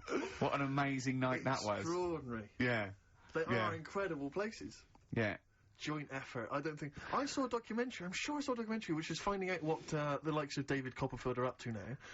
Yeah. And he was a thatcher, wasn't he? Wasn't he mending roofs? I think so, yeah, I think you're right, yeah. I'm sure I saw him saying, they said, would you not want to be back on primetime TV? And he said, do you know, I think I prefer mending roofs. Well, I'm not sure. Well, he's probably he's probably the same as David Van Day with that advert when he said he got to the point where I prefer to sell burgers than records. No, you didn't. You never preferred selling burgers, David. Have you watched any of the Reborn in the USA? I love it. See, absolutely love it. I missed it, and I'm gutted. It's Hadley or Cox. It's Hadley or Cox all the way, I reckon. Who's Cox? We close our eyes, we never do him. What band is that? Go West. Go West. Oh, right. Yeah, he's probably the best singer in a sort of stand-up cabaret and how does it work? Do they get voted out as they go around? Yeah, So it's Sonia's gone, isn't No, there's two, from, the studio audience, two are nominated, the lowest, I think the lowest people, and then, Britain, people in Britain, vote one, back on the bus. Can I just ask why they're doing it in the States? Why didn't they just do it in this country? Well, because it was meant to be relaunch their career without prejudice, I assume. Okay. And also as an excuse to go to America, I suppose, and people not know him. Although, fame is creeping in. I think a lot of people recognise Tony Hadley. Yeah. Particularly when he sang True at karaoke. Yes. No, but, Is he as good as ever? He's fine. He's a bit dramatic, but he's alright. Now, from your sort of, your brief pop phase, are any of these faces familiar to you? Did you ever bump into them? Oh, no, but no, no. You never hung out with Hadley, or...? No, we all lived in the same house. Yeah, you did, didn't you have a run-in with Bucks Fizz? Oh, yeah. No, Once when we were going up to do, a TV show, and A&R man had just forgotten about us, and we were there, we were at the airport, we didn't have the tickets, and so Bucks Fizz were doing the same show, and I remember they tried to smuggle us through. they had sort of like them and their crew, and they just like showed us the tickets they went through, and they went, well, like that would work. They went, I went, oh, okay, sorry. Did the two girls stand in the lobby and whip off their skirts? Everyone was sidetracked while you legged it through. Well, I was on the shoulders of Bobby G and wearing a really long coat. Yeah. And they went, Bobby, what a lot. He went, yes, I am taller now. You're not taller in the flesh than you are on top of the pops. Yeah. And fatter. I wasn't fat You then. weren't fat then, no, you're right. Yeah, no, but I love it. And the other thing I've been watching is American Pop Idol. Right, that was last night. It's great, really good, yeah. This is Simon Cowell? Ruben's going to win. Huh? Is that the one that Jerry Halliwell is part of? No, this is Randy Jackson, What's Up Dog, Paula Abdul, and Simon Cowell. Yeah. But Simon Cowell makes so much more sense in that context. Yeah. Because they're all... You know, you're great, and they stand up and they clap, and he goes, oh, sit down, it was all right, and it makes so much more sense, you know what I mean? Over here it's a bit of a pantomime sort of drama queen, but over there, he's the sort of voice of sanity, exactly, yeah, but that's the trash TV that I watch. That you've watched. Yeah. But no, Reborn's funny, but once again, public are stupid. They voted out, Dollar. That was driving everyone mad, and there was fights. Really? Because they really were nasty to because, Sonia. you know, they really went for it. They voted out Chris Eubank. Yeah, in Celebrity Big Brother. Keep him in. I don't think the public should be allowed to vote on TV shows. I don't think they know what's best for them. It does strike me that, like, in the golden age of EastEnders, if people had said, do you want to vote out, Dirty Den, they'd have gone, yeah, he's nasty. I know, yeah, it's that confusion, either with entertainment and punishing people, yeah. They should keep them in and then make them lose. Yeah. Yeah, so you've had all the best of both worlds. What about the new celebrity, I'm a Celebrity, Get Me Out? Now, who's in that? The one... Daniela Westbrook. Yeah. Catalina, that model. Yeah. Don't know her. Yeah, exactly. The one Anthony Worrell Thompson, why? Why does he want to... You've got someone to cook, ain't you? Well, that one from Changing... Yeah, no, girl from Changing Rooms. Yeah, Linda Barker. Yeah. Oh, Phil Tufnell. Who? Phil Tufnell, cricketer. I'm going to put some money on him to win. I reckon he's going to win. Because apparently he's sort of funny and nice and everything. And, yeah. Would you ever do any of those? Absolutely not. No. I genuinely think if you were in the Celebrity Big Brother immediately, you would be voted out. It would be before the public get a chance to vote. Yeah. The housemates would have got you out somehow. Yeah. They'd have left. Or they'd have left. Yeah, I might win. I might win by default. They'd have all climbed over the roof like that guy Sandy. Yeah. They'd have all climbed out, like, within the first 10 minutes. I saw Sandy the other day, actually. Still on the run, is he? Just climbing over. It's over, Sandy! Get off my roof! I got really excited in Selfridges. Does he look like a wombat up close? No, he's really good looking. Shut up! No, seriously. I saw him in the hat section at Selfridges because he's a personal shopper telling they look gorgeous. Jane went there specifically to meet Sandy. No, just for like, yeah. I got really excited. Is he working there? Yeah, he's a personal always was. shopper. Yeah. Really? Yeah. Does he sign autographs and stuff? I'm sure No, he he calls himself Alex now. What? Yeah, he's not allowed to call him Sandy. Selfridges wouldn't... What should we say and get him sacked? Get him voted out of Selfridges household. Oh, what, is he a personal shopper? Yeah. That's just to me the epitome of indulgence. If you've got money to spend on a personal shopper, I'd love to do that. Man alive! No, is that someone who pushes your trolley? No, is that how it works? You just say. Can I get one of those in Waitrose? No. It's like asking an assistant. You go, I need some black trousers and some brown shoes and this range. And they go, okay, and they go and get you a range, so you don't have to go. It's not like. Yeah, but I still love it. Yeah. But you have to pay for it. It's not. No, you don't pay for the service. You pay for the clothes if you buy them. It's really? Not. Yeah, it's not like Lady Di having Harrods opened for her. So I could walk in there and get Sandy. Of course you Big could. Brother to just do some shopping. In fact, I'd love you to. But could I get him, like, once he's finished in Selfridges, could he pop to the Co-op for me? No, like he can't do that. No, he can't do that. What? No. Seriously? So there'd be people queuing up, wouldn't there? Well, why? Selfridges, you can't... People don't go and shop in Selfridges for the sake of it to meet Sandy, do they? No, but to get a personal shopper... Why wouldn't everyone have one? I don't understand why everyone wouldn't do it if they're not charging you for it.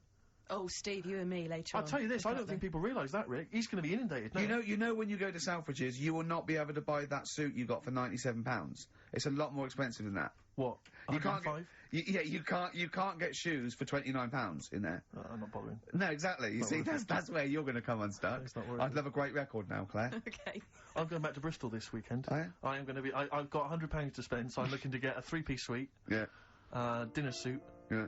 You know, and, you know, who knows? A wife? Well. Possibly. You know, I think my sister's back.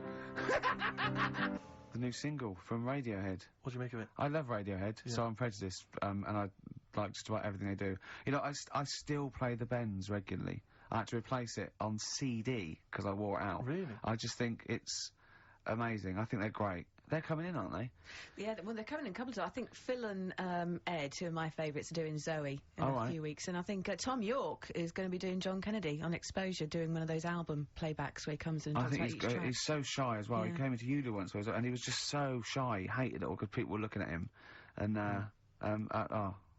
he's great. He's brilliant. A toast. Funny little fella. Happy Easter, Tom, and all the lads. Don't eat too many eggs, boys. Oh, calm down, you crazy guys. No, we were talking earlier about the fact, because I've been ill this week, and so I've just been lying on the sofa, you know, dosed up. I was a bit feverish as well in the week, and at one point I had a real kind of movie. If I'm ill, I like to be like you're ill in the movies, and I was tossing and turning in bed. I had the fever. I was waking up. I was sweating, all sorts, and I keep waking up really early, and I'm sort of watching daytime TV for hours, and the adverts that you see in the daytime, I mean, because we do actually work. A lot of people think we just doss around all day, but we do actually work, and so I don't get to see TV in the day much. And the adverts, it's not adverts you see at night, I know. They're incredible, and it's like... Was it for surgical stockings? Well, a lot of them are either aimed at people who basically are waiting to die. Right. It would seem. Or... I love that advert. Waiting to die. Well, they are a bit like that. I mean, there's a couple. There's one with Christopher Timothy. He sat in a pub on his own, just having a pint in the afternoon. I think this was before he. Became a doctor. He's having a pint on his own, looking through the job ads. He's had a good career, any vet, doctor. I think he's always wanted to play a lawyer. Yeah. And he basically says in so many words, I can't remember it verbatim, but he basically says, you know, you're probably getting on a bit. You're not going to be around forever. You could drop dead tomorrow. Have you made provisions for your children and your family and your wife? And I think you at home were supposed to go, oh Christ, I haven't. Oh. And I was feeling my testicles earlier. They are a bit lumpy. Yeah. Oh no. You know, or I had to bend down quite low to feel them. Exactly. So, you know, I am getting on a bit. Exactly. In fact, what I do now is pull them towards me and kick them up like Beckham with the ball. Yeah. And on the way back down, I have a quick feel. Yeah. Yeah. Or when the kids come to visit. Yeah. And, stop playing with Grandad's testicles. Where have you put them? Where have you put them? We've put them on the mountain. Oh, you little devils, go on with you. Do you want a Werther's original? And that's another advert you see constantly, Werther's Originals. So they've got those, and then they've got the adverts, which I always love, which are adverts for any kind of, you know, Claims Direct or any of those things. It's just, invariably there's a reconstruction of an accident that might have happened, someone tripping over a paving slab. There's one which is particularly chilling, of a guy who, I think he's with his kid watching football, and he's thinking to himself, you know, oh, I bet he's thinking, I wish I could join in. And it flashes back, and there he is up a ladder, on a very shiny surface with no one supporting it, frankly. Which is asking for trouble. Frankly, I blame him. Yeah. And then it topples for no reason. I don't know why it topples. Right. Wind, let's say. Yeah. Whenever I see it, I always think... I hope he never walks again.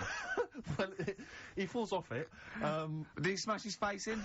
Did he fall on a spike? Because if he's going to go up that ladder on a shiny surface with no one holding it, right? Did he fall backwards on his head? The little... Worse still, right, did he do the splits and crush his nuts?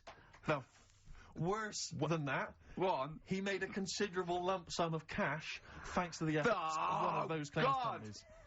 Oh, no. All right. His negligence has seen him £3 richer. Steve, was there a yokel with a pitchfork looking up as he fell on it? Nothing. Oh, he fell off. I think he must have bruised his ankle or strained a ligament.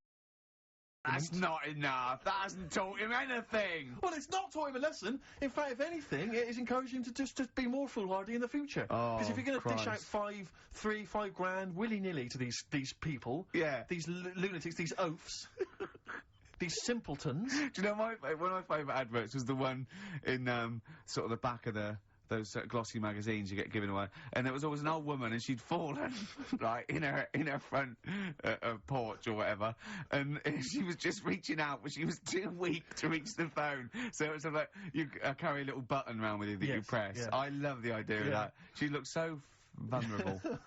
That was my. But I always feel with those kind of those claims adverts that it's almost like saying, I'm not going to say it explicitly. Yeah. Here are some ideas for you. Yeah. You know, paving slabs. Yeah. Is there one near you? Yeah. Could you have a little trip? Exactly, yeah. If you've got a stepladder. Yeah. I'm not saying anything, but maybe, read between the lines. The shiny floor. There is money to be made. There's, adverts in the back of those. Do you remember Innovations catalogue? Well, I just read this week, Innovations catalogue is being closed down. Gutted. Yeah. The Is it Innovations really? catalogue, which is, it used to go to something like, something like I'll tell you 50 what, million homes or something. I love the Innovations catalogue. You do think, well, I could do with that. Because I want... Well, I've never thought that. I do. I want to spend money on an advantage in life. Like, you know, I want the power packs and hoverboards and things that like to see through walls. Just for 1990. They don't work, do they? I bought oxygen. Did you really? I bought oxygen. What do you mean you bought oxygen? Well, me and my mate were sort of like running. It was about like I don't know 1987. And me and my mate Wally, we were doing long distance running together. We were trying to get good. And I thought I'd just have some oxygen before the race. What do you mean some oxygen? It's there, free in the air. What's in it? Big canisters. A canister of oxygen. It didn't work. It just smelled like you were sniffing mints. I couldn't get any in. What was it supposed to do? Well, you know, oxygenate the blood so you can... Right. But, yeah, I don't know why. How much was it? I don't know, I can't remember. But Mine was 1999. It was a big canister. It was rubbish. Why did you buy it? I mean, he was at least doing a job. Doing a job. I was but it does seem to me that, because the problem with the Innovations catalogue is that for the few idiots that buy stuff like you, there are hundreds, thousands who just look through it and laughed at the absurdity of, you know, a motorised tie rack. I bought the Abs Master. Who is so lazy that they need that? Yeah. The Abs Master. I worked for a while answering the mail and opening the mail for returns. It wasn't the Innovations people, but it was if that's the kind of middle class version, this was a very much more working class thing. It was, you know, how to get hot dogs out of a tin and all the rest of it. And there was stuff in there was incredible. There was one item that was in the catalogue, and it was yeah, I know, like me, you've probably thought to yourself, I just haven't got time to boil the kettle and fill up my hot water bottle. Oh, I know. You thought that takes upwards of a minute and a half to do. What I need is some kind of state-of-the-art kind of plastic container with some kind of blue gel inside, which I put in the microwave, and that heats up, right? So that was what this device was. You put it in the microwave, you buzz it in there for like 30 seconds, saving yourself, you know, a minute of preparation time. And we used to get them sent back. I swear to God, they would send that. They'd be split. Yeah, they Old exploded. women saying, I'd heated something in the microwave, I went to sleep, it split asunder, and the blue gel scorched my legs. I've got third-degree burns. And do you know Old woman with a scolding? Call claims direct. But do you know what we used to do? I used to say, do they not sue over this stuff? And they told me, they said, they never sue, they're not, you know, they're old ladies, they don't realise they can sue. What we normally do is send them a replacement. So I'd have to send replacements back to these old women who had scalded their legs. We didn't even send them the money back, we just sent them a replacement. I mean, unbelievable. Unbelievable. Sometimes I always felt like a new pair of tights, at least. At least. And sheets, bed sheets, yeah. Oh, dear. Imagine that, though. I did have an Abs Master, one of those things that, you know, you try it on. Jane bought it for me for a birthday once. And, the electronic thing, you put it on, right? Hurts, doesn't it? Yeah, well, I turned it full up, right? And at one point... Now, what's this? Sorry, I don't understand what this is. You try it... Put it round you, it sticks to your body, and it's an electrical charge, and it's like doing sit-ups. Every time it does it, it's like you're doing a sit-up, but without you sitting up, right? And at one point, I had it on, I'd done it for a few weeks, and at one point, I was laying on the couch in my pants with this on, watching telly, drinking a bottle of wine and eating cheese. She said, I don't think it works like that. I thought, if this works, it's the greatest invention of all time. So it's like you can eat, and it's it's kind of working it off for you as you're eating. I know, yeah. Oh, dear. That'd be great. I did see one thing in one of those little magazines once, and this is hilarious, right? What it was, it's a bloke in a wheelchair, right? And then there's another one of him, and it's raining, so he's got a cagoule on that covers him and his wheelchair. Oh, no. And just his little face. So it looks like somebody's covered a motorbike in, and it's just his little face. I thought that was great. Oh, dear. Oh. Innovations is finished. That is great. It's all over. Should we have a record? It'd be lovely. A toast to the Innovations. A toast to Innovations. You have provided nothing of much use for 15 years. Happy Easter. Happy egg. Well, I mean... Are you sure that's not part of the song? because, you know, Pink Floyd, you know what they're like? These they're newfangled tricks. Newfangled sort of trickery and that weirdness. I mean, like... Well, it's a shame. It is a shame. It is a great song. Yeah, but it's too annoying. We've got to stop it. Yeah. Are we putting a pay to it? It's gone. Yeah. Oh, switch it off, Claire. Yeah. I don't know, because that always plays fine on my home system, so I don't know if it's something that Sturgis has done. You haven't got your big greasy thumbprints over it, have you? What were you eating earlier? Because I saw you eating a huge hog roast as I came in. And throwing the bones behind her. Exactly, like Henry VIII. Okay. Nothing changes, Ricky. Oh dear, never mind. Well, see, the problem that's ruined the whole show for me. It was going so well. What worries me, Rick, is because this show is so carefully planned, yeah, that's left a minute and a half gap. That can throw us all out. Timings. Adverts. Do you think that's adverts? People love them. Great. Excellent. We go back tomorrow. Wise words unless you're talking about pension plans. That's Feeder on XFM 104.9. Ricky Gervais, Steve Merchant, Claire Sturgis. Competition time. I haven't got the usual competitions of songs of phrase and monkey news and the other Carl nonsense. You know, I'm not. There's no cheapest chimps. There's no cheapest chimps this week. I'm devastated. It's back next week. It's back next week. I don't know. Although let's do a quick cheapest chimps. Okay. So chimpanzee that cheapest chimps. Do you know how much a chimp is, Steve? To buy? Really, no. 55 grand. Okay. The competition is this. We've got 5 tickets. No, 5 pairs of tickets, to give away to the new Spike Lee film, 25th Hour. And I've seen this, and it's really great. It's got Ed Norton in it, and Philip Seymour Hoffman. Really, really good. It's an 18 certificate, so you can only call up and get into this free if you are over 18. Or...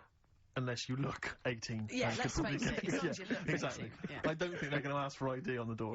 Yeah. But if you look like 14, then there's no chance. And you probably get some fags and beer as well on the way. Exactly. But if you're 16, 17, you look old enough, you've got a bit of facial hair, go for it. Yeah. Or wear a long beard. Yeah, whatever, yeah. No, we're not going to condone that. Please be 18 years or over.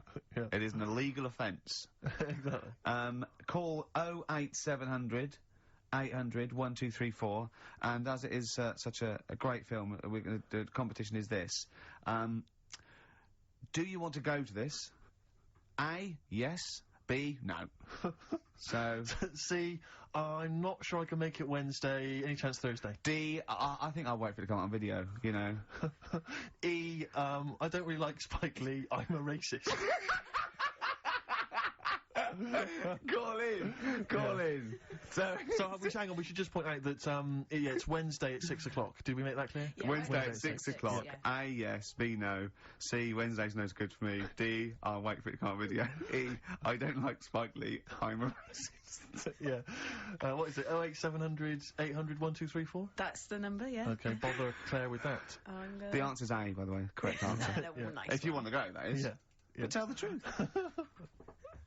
I'd love to have some more music. Yeah, sweet. I feel some Smiths. Classic. Reel Around the Fountain.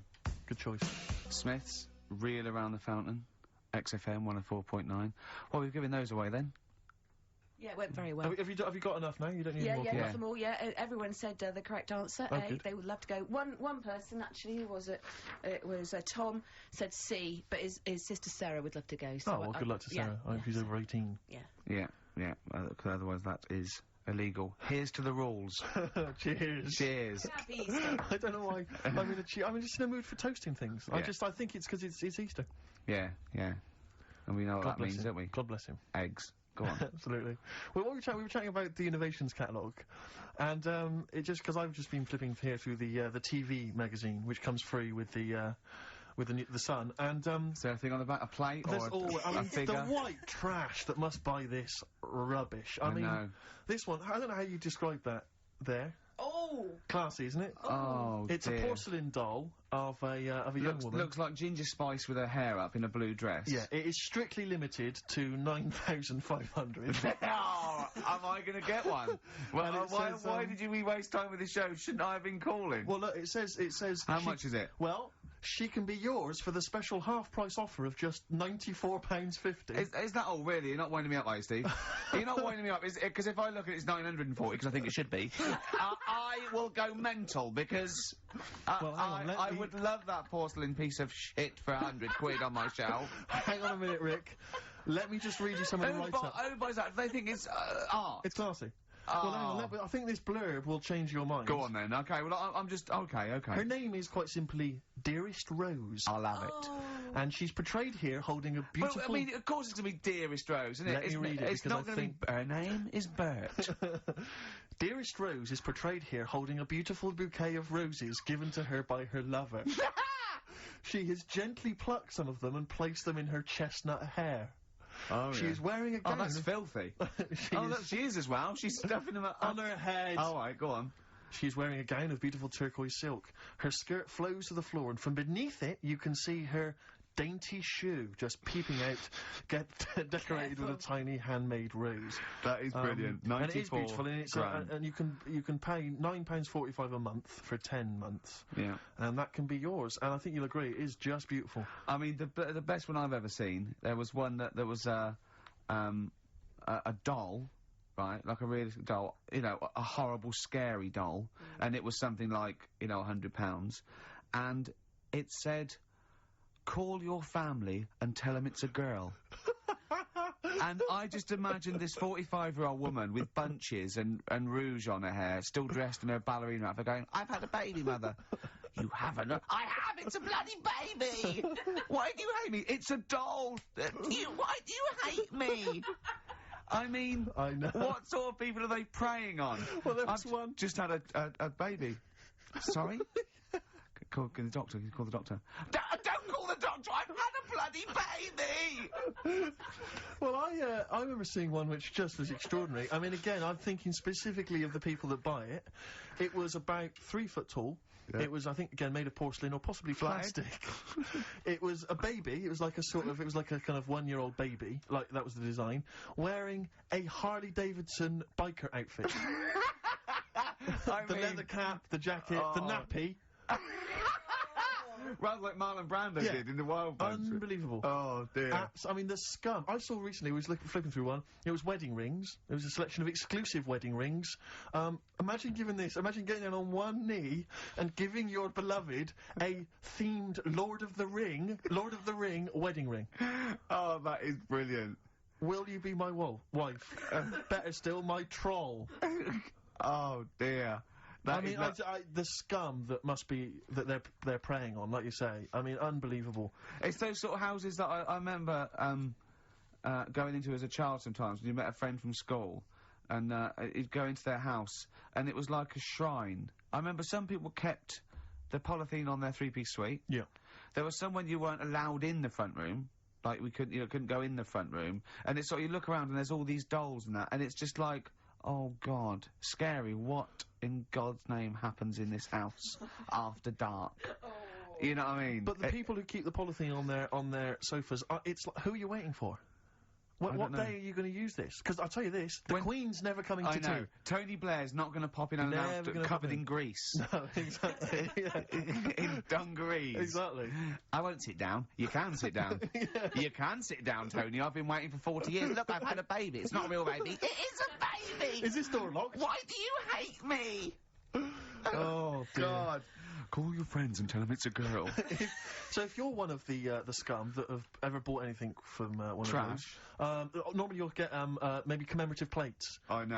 I'll tell you what, if I ever win the lottery, I'm going to buy all them up. Yeah. I'm going to buy all them up in one foul swoop. Well, That'd be there was one, amazing. I think it was Cliff Richard. It was a commemorative plate of Cliff Richard. That'd be great. It said, Cliff never ages.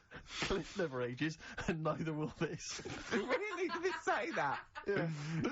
Tell your friends and tell you've married Cliff Richard. Yeah. Look, I've married... It's a plate. It's not a plate! I sleep with it! I've married Cliff Richard! Remember that mental case that was, thought she was married to, Mike Reed?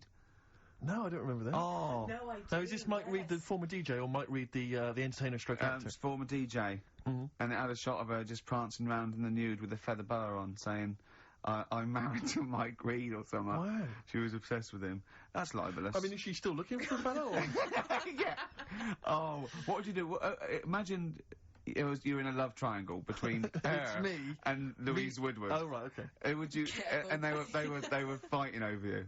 And I think they can both get pretty violent. Yeah. I mean, if you know, fighting. I mean, no, but I mean, I'm not. I don't know I'll tell you what I do. I do what any gentleman would do in that situation, and I'd let them wrestle it out.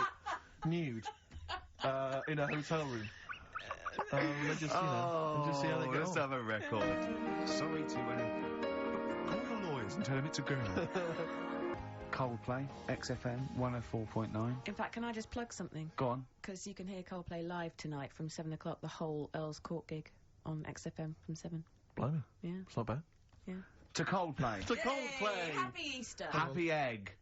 well, that's about it from us, isn't it? We got, you know, to be honest, I didn't miss Karl at all. I didn't miss Karl. In fact, I felt we worked harder. We did a better show without him. I think he's dead wood. Well, I think that we should, you know, tell him that we we don't need him. If he turns up, it's fine. If not, you know what I mean? Yeah. Because that will wind him up. Oh, he'll be livid. If you could send, could you send Carly emails saying, to Ricky or something, because he gets all those, doesn't he? Or to Karl, saying, the show was better without Karl. Yeah. Can you please do that for us? We'll tell him the truth. He'll hear it. He'll come back and hear it. So we know it's a wind-up. But I just want to see his crushed little face Monday. As if you can send as many emails as possible saying this show was better without Karl. Yeah. I will be grateful. And I promise I'll tell him the truth next week. Do you think I can do that for us? I think so. Is it karl.pilkinton@xfm.co.uk? Yeah. And it's Karl with a K. Yeah, and send some to me, because he'll read those next week as well. Yeah, ricky.gervais@xfm.co.uk. Yeah, just send some to me as well, and pass them on, yeah. And to the head of XFM. Oh, what's his one? Yeah. Because he won't get in trouble, because obviously Andrew's listening, so he'll know it's a joke. But Andrew.phillips@xfm.co.uk. In fact, could you send a load... Marketing manager, Charlotte Susan at XFM. Yeah, Andrew.phillips@xfm.co.uk. Just saying, it's so much better without Karl, because it's got a bit self-indulgent. He just does his same old stuff about Auntie Nora farting, and it's not big and it's not clever, and the man's a fool. Yeah, so if you do something like that, you know, make stuff up as well. Thanks very much. Happy egg. Happy egg indeed. Can I just end with a tune? Yeah. Ed Harcourt. I don't know if you've listened to his current album. Yeah, but there's some nice treats on there. And this is one called The Birds Will Sing For Us. A nice way to end. See you later. Cheers. Happy Easter. Do the email thing. Egg. Blur, Out of Time, on XFM 104.9. Ricky Gervais, with me, Steve Merchant. Karl Pilkinton. Yeah. Steve's a bit quiet, he's got a bit of a sore throat. Oh, a bit of a sore throat. Murder. All week. It's been murder, Rick. We couldn't work all this week, no, I've because been off sick. Steve's been in Bristol. Karl, you're not impressed? It's just, I don't understand why having a sore throat sort of... Oh, he's done you. Right, what if the sore throat was so painful, it was like you've got broken glass and razor blades in your throat? You can hear now that I'm not even speaking from down in the throat, I'm speaking from the very top of it like that, so it sounds a bit weird. But you're right. What? Your hands are alright, aren't they? Yeah, but we talk when we're writing, don't we? I can barely talk. It was agony. I couldn't sleep because it was so painful. Even when I was just lying there, motionless, it was hurting. I just was surprised because I got back off holiday and called Ricky and said, alright, is Steve alright? And he said, he's had to go back home or something, and he's stayed there because he's got a sore throat. Yeah. I didn't understand why you can't, like, just go home. I mean, how old are you? What? I don't understand why you got to be at your mum and dad's when you're feeling a bit ill. I happened to be at my mum and dad's. Now I'm talking like you. When this sore throat really kicked in, so I thought I may as well stay and get a bit of the creature comforts of home. Do you know what I pictured though when he told me? See, my parents aren't like yours, Karl. Your father would have popped down to the phone box and maybe looked to see if there were any kind of throat lozenges. Strepsils. Yeah. Whereas my mum phones up the doctor first thing she can. I'm straight down there with my dad. They're snapping into action. They're trying to sort me out. It's a bit like that Ronnie Corbett thing, isn't it? Sorry. That sorry thing. You're right, Karl. Yes, you're absolutely right. It's just like that. Oh, no, dear. It's just because you just went on holiday with your parents. Well, not with mine. No, with right. Suzanne's, and it won't be happening again. So. Well, we'll have more about that a little bit later. Well, luckily we came in a few times, didn't we? We've been here since about 11:30, haven't we? Yeah, sorting stuff out. Doing a show. What, have you been squeezing his head, or...? No, that's strictly between the hours of 1 and 3, we established that. Okay. And I've kept the rules, haven't I? I did practice the grip in the week, didn't I? Yeah, just to see what method he was going to use today. Yeah. I came in, I did my back on Tuesday. I was sparring, and I pulled my back, and I was in agony, and I had to get an emergency chiropractor out and sort it out. And I was on painkillers, and I couldn't walk the next day, but I still came in and did a voiceover that was booked at 4:30, didn't I? I got Johnny to walk me in, because I couldn't sit down, so I couldn't take a cab, but I could be upright, and I had to got him to walk me in, because I was scared someone was going to bump into me. And I did the voiceover. That's dedication, isn't it? Yeah, but... Right, I got back off holiday on the Tuesday, right? first day back was going to be on the Wednesday, right? So I thought, well, I'll take it easy, because you do that, don't you, when you've been on holiday? The first day you just want to sort of... I don't, I'm straight back into it. Well, yeah, but it's nice to, do you know what I mean? Yeah. Just sort of look at your emails, go through all them, work out what people need and stuff. Sure. Doss around, yeah, sure.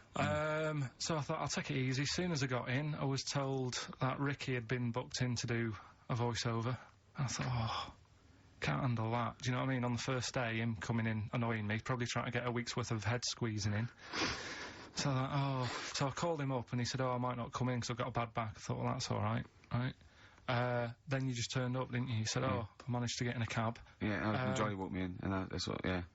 And he did the stuff, which I haven't got it here at the moment, but I'll find it on the system, and I'll play you what he did. That he's been paid to do as well. It's alright, yeah, Well, it's not alright. I had to pretend it was alright when I played it to all my bosses to try and persuade... Well, look, let's play that a little bit later, but now, as we're all back together, Steve, would you say the boys are back in town? Yeah. Brilliant. Then Lizzie, boys are back in town on XFM 104.9. Right, we are back in town. Me, Steve, and Karl. Karl's on holiday. Steve's been living with his mother, because he had a sore throat. I've been hobbling around still trying to keep things going. Do you know why I think I was ill? Stress. I genuinely think it was stress. I think... I'm beginning... No, I'm analysing it. What do you think of that, Karl? But I'll tell you what it is. Look, think about it, though. We got... Like, we live in London. We got the war, the threat of terrorist activity. That's where I live. I'm alright. Next one. We got SARS. One. Yeah, but you can walk to work. I got to travel on the tube. I came in this morning. I saw a Chinaman sneeze. I was terrified. S Club 7, they've split up. I mean, I worry about those sort of people. They're young kids, they're talented guys. I mean, they say they're going to be alright. I'm not sure Tina is. I'm not sure she's got the talent. So there's just so many elements that stress me out. I remember you were worried about hearsay. Well, Kim Marsh is doing alright. Well, Kim's doing fine, but she got out early. Yeah. But, you know, I'm not sure the rest of them will be. You know, I'm just... they're quite emotional. I've got to worry about the show. I've got to be worried about this, you know. It's just me. I've never been that good when, like, anyone in the family's ill or anything. I've just got... Just because that's the way I am, do you know what I mean? If I'm ill, I don't expect people to run about. No, well, I've never been off for being ill. I mean, you were. Did a couple of weeks ago. Yeah, but But hang on, I've not missed either of the shows. I'm ill today, but I'm still here. You took I seem to remember you took a show off when you were ill. Yeah. You were whinging. I was really ill. Right, sure. I couldn't even walk to work though. Yeah. That's what I mean. Did you go to the doctors? No, I was too ill to get there. Right. That's how bad I was. Did you call the doctor out? No. No. Interesting. But it's just that, I mean, we were talking about it last night, because I was saying to Suzanne, I said, oh, Steve's, you know, he's been living at home all week. She said, oh, is he really? I like the way he talks about you behind your back as well. Fine. And she said, what's up with him? Malingering geek. And I said, oh, he's got a sore throat or something. She went, sore throat? Oh. So, she said, well, you don't know how serious it is. Don't be offhand with him tomorrow, because, you know, if he's coming in and he's still not right. Because she always sticks up for you. Yeah. Right? And she said, and anyway, got some sense. She said, and anyway, you're no good when people are ill. I said, hang on, what are you talking about? So, apparently, when we first sort of started going out, the first time she was ill, she kind of thought she saw the real me. Because she was ill in bed and that, and I was saying, oh, get up. And, of course you can drink alcohol with these. And I just was like, you know, you make yourself feel worse if you lie in bed. I said, come on, we need to go shopping. And she said, you go shopping. I said, no, I'm not, because I'm rubbish at shopping for food. Do you know what I mean? I'm alright at getting that night's food, but once it starts, like, you've got a plan. Sure, yeah, you're dropping the bananas, I forget all sorts of stuff. Yeah. So she said, all over the floor. Well, she was like feeling out on that. She said, I've got a temperature, so we'll come to the supermarket and not hang about in the chicken...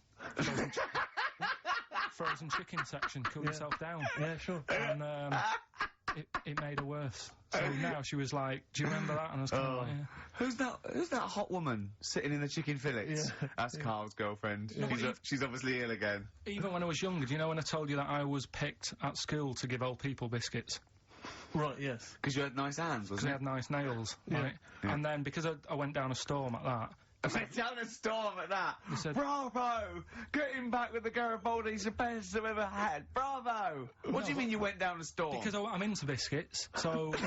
you know your stuff! I was talking to him about... I'm into biscuits! Right, so, Did you make sure that they finished the first layer before you dipped into the second layer? No, there's no rules like that. Just no rules. What do you want? What do you want? What do you fancy? Yeah. So, then, because I was good at that, we were going to, like, an old people's home where they're a bit iller. Rather than just being old, they were, like, ill. Yeah. And I said, no. not doing that. Not going there. Because they're old people. Yeah. They don't want biscuits. Well, yeah, that's the They're too old to eat. So, yeah, so did you have to dunk them in tea before you fed them to them? No, it was just like, Did you feed them like did you have to chew their food, then stick it down their throat with your face? Like a little bird? Yeah, yeah. Little trolley, right? A lad who I didn't really get on with, he had good nails as well, so he was serving the tea. Yeah.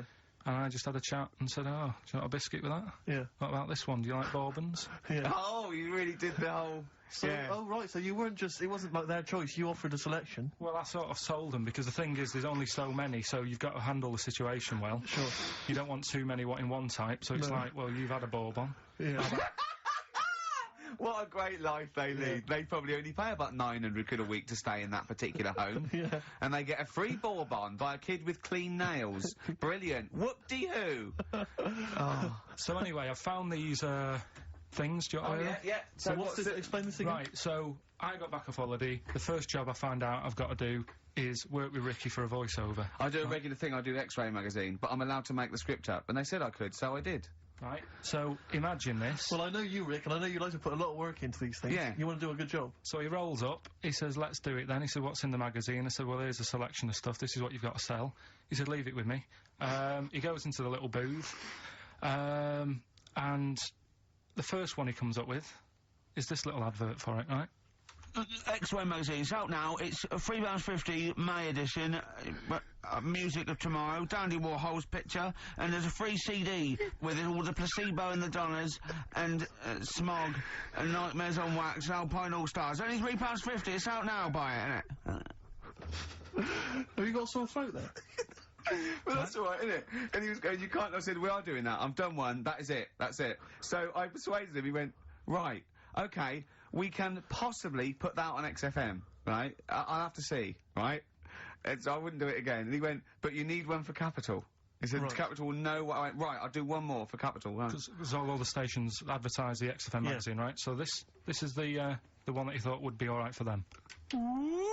Hello, you loonies in Radioland. Dr. Frog here to tell you about the new edition of X-Ray magazine. It's out now and it's only £3.50. You've not heard of it? It's a great music magazine. And you get a free CD featuring bands like Placebo. They wear makeup, but leave them alone. Gold Chain, Smog, OK Go, The Donners, and all great bands that you'll love to... Froggy here. Hello. Bye. Ribbit, ribbit, Froggy says buy it.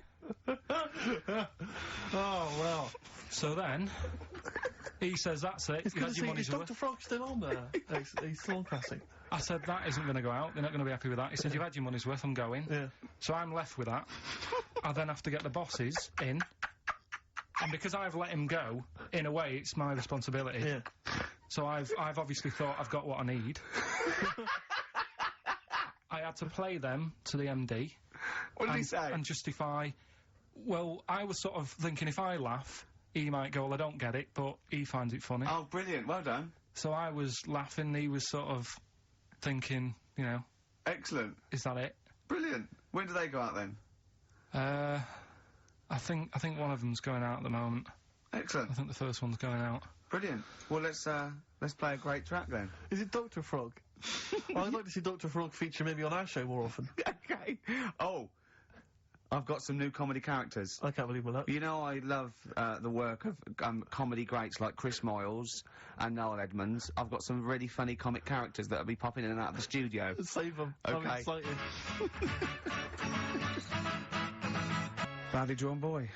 All possibilities on XFM 104.9. I'm Ricky Gervais, with me, Steve Merchant and Karl Pilkinton, and a few new characters. Steve. I can't believe As you said, you know, I know you love Moyles and his sort of wacky stuff, and Chris Moyles, Edmonds, one of the greats, and Edmonds, and just all the. Well, I'm going to go along the same sort of vein. I've come up with a couple of. Can I do a little? Can I show you one? I'm excited. Okay. Well, it always starts with a sort of doorbell. Okay. So it goes ding dong. I go, oh no, hold on, Steve, hold on, Karl. Who's that at the door? Yeah. Hello. Oh, hello. Oh, look. It's Camp David, the right queer gay. Oh, hello. Hello. You look all gay today. Is that because it's nice weather? Oh, no, that's not what it means. Oh, have you got a girlfriend, Camp David, the right queer gay? No, but I've got a boyfriend. Yeah. Oh, bye. Right. Oh. Ding dong. Oh, it's another one. Hang on. Another comic. Hello. Oh, look. It's... Holy fuck, the little funny Chinese fella. Wait, that's his name, Carl. That's his name, Carl. Carl. Hello, holy fuck. Harold. Yeah. Right? Yeah, that's fine, that's fine. Mr. Fuck, you can call me Holy if you want. No, I'd prefer to call you Fuck. Yeah. Right? You're right. Nothing wrong with this so far. No. Have you got a girlfriend, Mr. Fuck? Achoo. Oh, you haven't got that SARS, have you? Yeah. No, that's my girlfriend's name. See? Yeah. Oh, just before you go, Mr. Fuck, I've got two things here. I've got a nice Trilby hat that you could wear, or I've got a little lampshade. Right? Which one do you want to put on your head and walk around? I presume the Trilby. No, but it's not. No. Yeah. Lampshade. Lampshade, of course. Bye. See you later. Yeah. I thought they were genius. Can I be honest? I'll be honest. I thought they were brilliant. I thought they were. You didn't steal them off Chris Moyles, No, they're original. They're original. Sometimes characters. Chris Moyles has done stuff as good as that. I know, I know. But no, these are all mine. So there you go. We'll be hearing more from Camp David, the right queer gay, and Holy Fuck, the funny little Chinaman. What? All right, Carl. Yeah. Is that your sort of humour? It might not be your sort of humour. You just should have run it past me before you did it. Yeah. What one are you worried about in particular? The not Camp David. Well, say his name. No. Say his name. Which one? I don't know which one you mean. The Chinese fella. Well, I forget who that was. What was his name? I can't remember. Well, if you can't remember, it can't be that good, so we'll leave it. We won't do it again. Right? I'll tell you what I've got, Steve. Oh, what? I'll tell you what I'm thinking. Go on. Right. Do you know, like, TV programmes sort of get rested in the winter? Ding dong. Oh, no. Hang on, who's this? Oh. Go on. Hello again. Not now, Mr. Fuck. We're talking. Bye. Is that Holy Fuck again? Yeah. Look at Carl's face. Right. Okay, that's it now. I'm not answering the door anymore. Right. Okay, go on. Right, yeah. Ding dong, ding dong, ding dong, ding dong. He's trying to get in. You've got. Don't be impolite, Rick. Come on, Rick. He wants to come in. No, it's too late. It's too late. He's gone away now. Go on.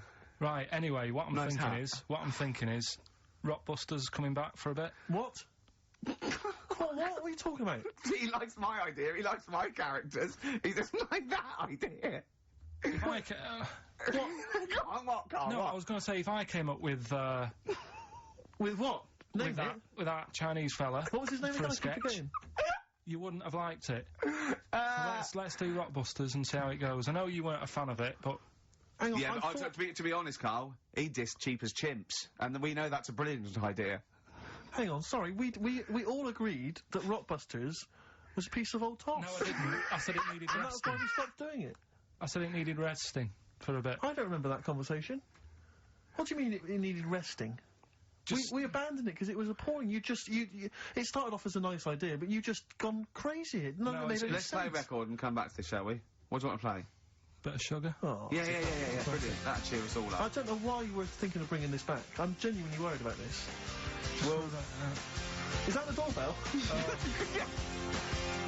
I would be lying, Rick, if I told you that didn't feature in my list of the best singles ever. That's lovely. If I can't change your mind, great pop tune. Brilliant, absolutely brilliant.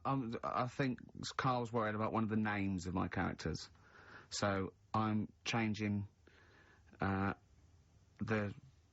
gay fella's name to David Gray, the bent pianist. Right.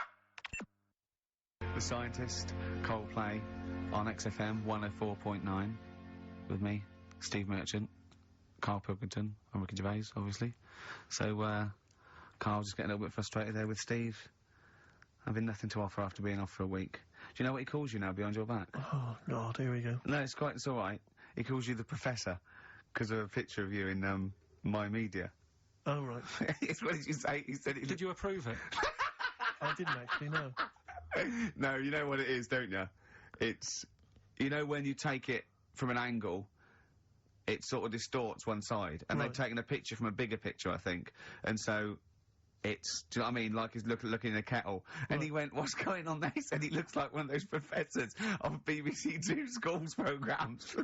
Well, I take that as a compliment, considering what I call you behind your back.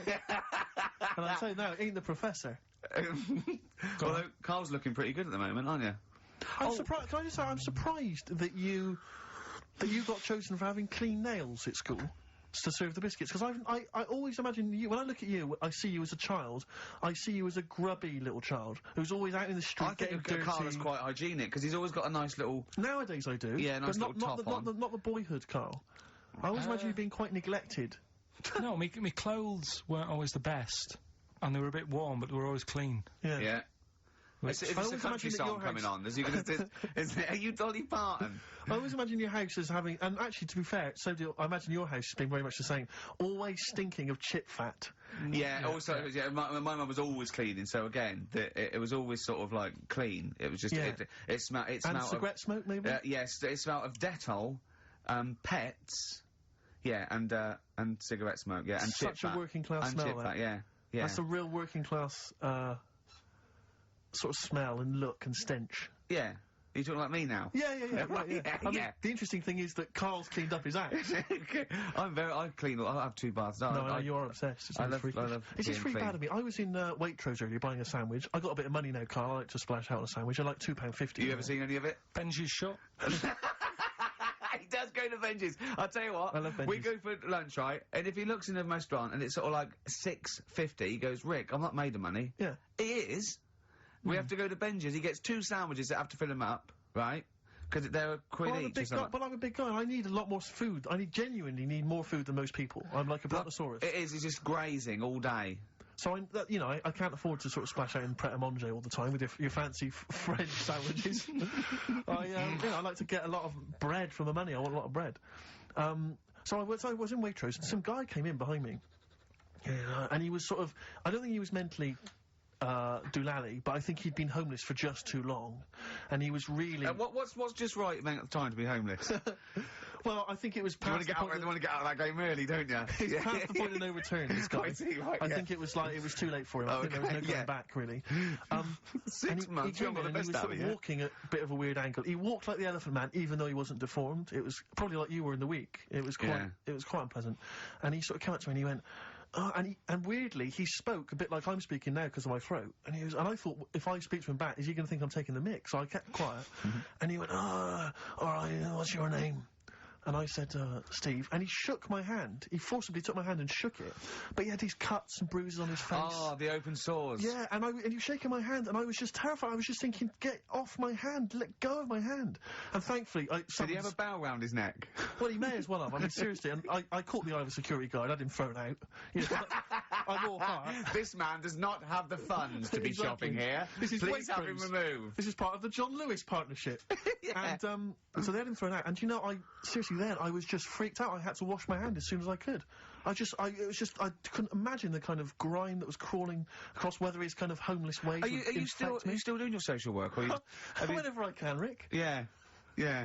At least he used to give it to old people biscuits. You'd have gone, oh, I'm not going near them. Look at them gums. Wouldn't that have been grim? Would you have wanted that, though? Old kind of homeless people touching you? Well, no, I'm not Jesus Christ. No, I know. It's not on the list. I know I was dropping this down. What do I know? I need some batteries from a Walkman. I need to be touched by some old people. See you later. Cheers. I was watching, the one thing I did watch all week was Columbo, which seems to be on constantly. I was watching Columbo, and I know you're a fan of Columbo, Rick. One of my favourite programmes of all time. But I was like, do you not think that All right. I just thought you were going to talk about it. Well, which one? They made about 90, and they're showing on about 4 channels in rotation. But it doesn't matter if I tell you who did it, because you'll find out in the first 5 minutes. Yeah, exactly. You find out in the first 2 minutes anyway. Let's be honest, if Robert Vaughan's the star, it's probably going to be him. Or Culp. Often Robert Culp. Yeah. Yeah, sometimes Patrick McGowan. But do you not think that Columbo looks like he smells? Would you imagine he smells a bit? He's a brilliant detective. Well, he's got that dog, and he smokes cigars, so I imagine he smells... I reckon he stinks. I reckon he doesn't clean his clothes enough. Oh, I think he has. I think he gets up and washes. But I think if it's he's too absent-minded. I think he's too busy thinking on solving crimes and stuff. What do you think? Do you think his wife makes him clean his pants now and again? I think they're quite a bohemian couple. I'm not sure she's really interested in that. I think she's got her own mind. Maybe she's a painter or something. No, maybe she's losing it a bit, and he's a bit embarrassed by it. Yeah, that could be true. And she's probably incontinent, so while she's ironing his trousers, she just all over them, and he goes, oh, God, she's shatting my pants again, I gotta wait a little. Yeah. Yeah, so that's what... Oh, ding dong! Who's that? Who's this? Oh, hello! Oh, look, it's David Gray, the bent piano player. Oh! Alright. I thought it was going to be Columbo. That would be the joy. Ding dong. And my wife loves you. Yeah. Hello. Oh, I don't believe it. Look who's turned up, Carl. Did you, do you want to do Rockbusters, Steve, now? Can we do listen, it? with the whole Rockbusters thing, I don't want to be responsible for bringing it back. So, I think we should put it to the vote. You should email in. We'll give people 5 minutes to email in. I'll take a straw poll. Do you want to see the return of Rockbusters or not? We're leaving it to you, the audience, to decide. Okay, Steve. I guarantee it's going to be a landslide. They are all going to want it. But why have we ever trusted our listener? We know what they're like. You've just described some of them with a bloke in Waitrose and Columbo's wife shitting herself. So that's the sort of people that, you know what I mean? Yeah. It was weird, because the Waitrose guy did ask for my autograph before he was hauled away. So maybe he is a listener. But all I'm saying is maybe maybe the posters have drawn in some fresh blood. There's some people who've maybe not heard Rockbusters before. They're the ones who probably vote for it. Anyone else who's heard it before, surely they're not going to see the return of that. No one wants to see the return of that. What's the number? No, that's email only. We don't want to speak to these freaks. Nicky.gervais@xfm.co.uk. I love the fact we don't want to speak to these freaks. We work with one of them. Yeah. God. Yeah. If you want to see the return of Rockbusters, vote yes. If not, no. Tone it down a bit. Let's not do 3. No, it's got to be 3, otherwise it's too easy. Oh. Ricky.gervais@xfm.co.uk. Right. Just choose the best one. Right. The Seeker from The Who. Brilliant. Classic rock. On XFM 104.9, I'm Ricky Gervais, with me Steve Merchant, Karl Pilkinton. Alright, well, unsurprisingly, the overwhelming consensus is that people would like to hear the return of Rockbusters. I should, however, point out just some of the no responses. Let me see what we've got here. Is Dickie Anderson called in yet? Sadly, nothing from Dickers. I think I might make him one of my hilarious sort of comedy characters. What do you think he would sound like? What would he sound like? It's sort of probably like that, I think. Ding dong. Hello. Hey, it's Dickie Anderson. I can't believe it. Your show's rubbish. Something like that? I mean, I think you should work on them perhaps before You're saying there's not a lot of substance to these I'm just saying that, you know, once the novelty of the doorbell has worn off... I don't think you understand comedy on radio, Steve. I'm not sure I do, to be honest. Listen to Noel Evans, listen to Moyles. You'll see you don't need to riff with it. It's just, you just do the doorbell and just say they're here. Right. That's all you need to do. Sure. So, that's the main thing. Well, so we've had a couple I'm thinking of some more characters as well. Well, keep working on those. Yeah. Marcus has emailed. He says no to Rockbusters. He hasn't heard it, but it sounds rubbish. Believe me, you couldn't be more right. Well, does The Office sound good as a title? Right. This is someone else. Don't bring back Rockbusters. Please, can we have more Holy Fook? You're not pronouncing it right, Steve. I know. I was just a bit edgy there. It's Holy Fuck, the little Chinese fella. Holy Fuck, the little funny Chinese fella. No, okay, alright. Well, otherwise, Carl, other than those few negative ones, most people want to see the return of Rockbusters. So, do I go on then. tell people what the prizes Let's are? go. Let's do it. Yeah. Are these the prizes? Yeah, they're the prizes. Alright, let me have a look. We've got the new album from Goldfrapp. What's this one here? Oh, I've no idea. The Yardbirds. A new album from the Yardbirds. On VHS, Coogan's Run, the show where different characters make an appearance each week, including, I think, Pauline and Paul Calf. Good stuff. Who the hell wants this? Meglos, a Tom Baker Doctor Who edition. And the only decent thing really in the collection, other than Coogan's Run, is the X-List, the double CD featuring lots of current indie favourites. So, not bad little selection there, Carl.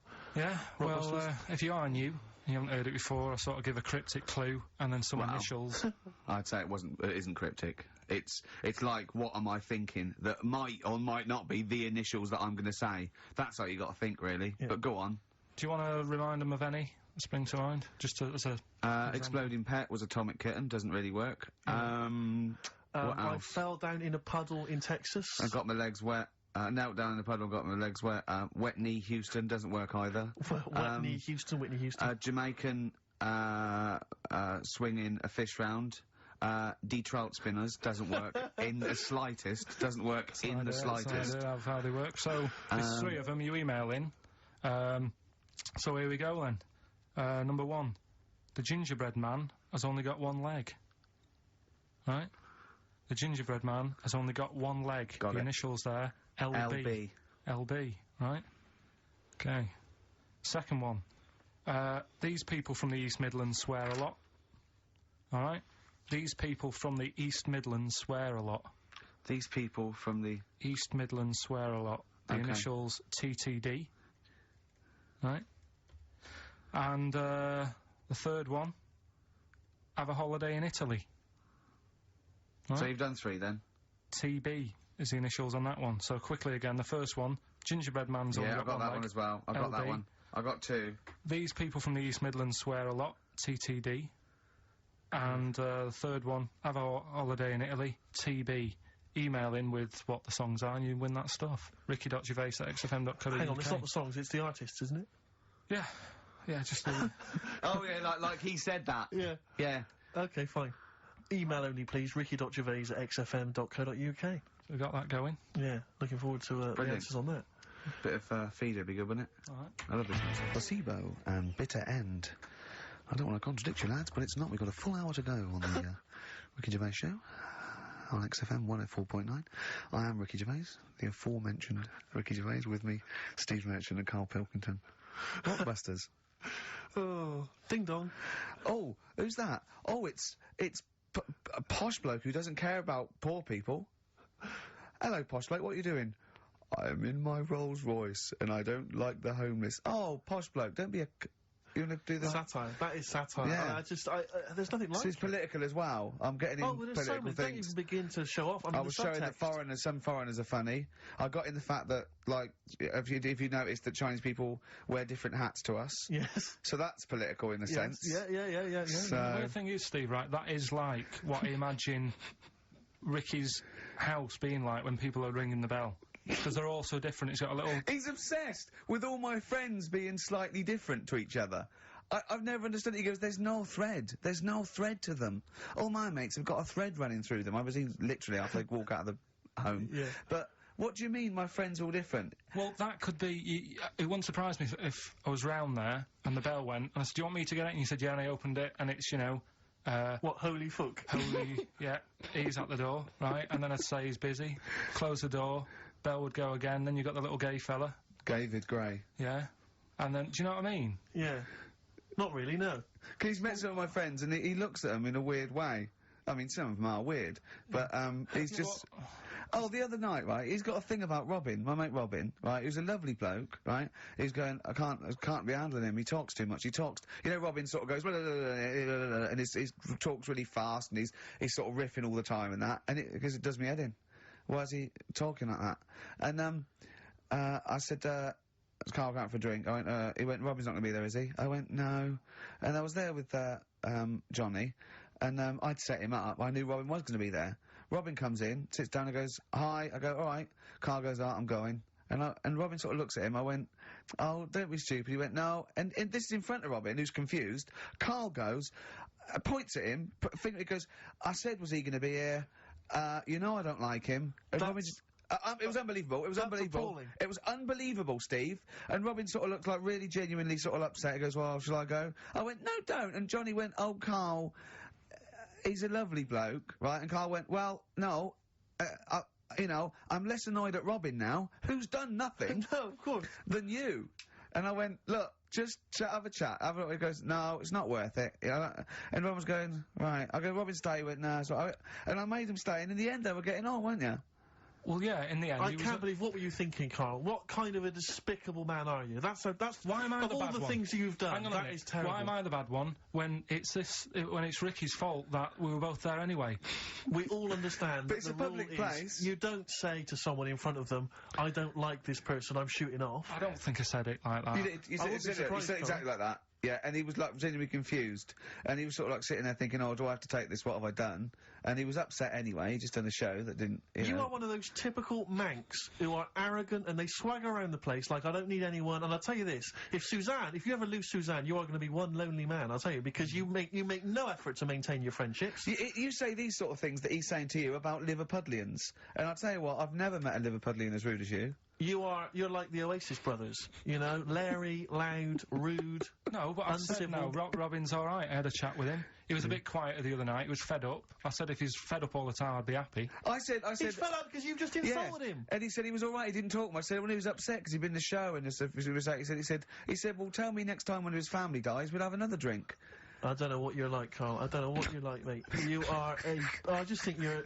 The more I get to know you, the more you're not a good mate with him. You would like taking the fun out of his little thumbs that he's got. Yeah, but that's my squeezing his head to you, isn't it? I've got different mates with different parts of the body. Yeah. I like to squeeze your head. I like to look at his thumbs and that. It's weird, you know, because, right, I was thinking of doing a bit of educating Ricky, right? I'm always looking for stuff, learning stuff, as well as doing the other job and that. Yeah.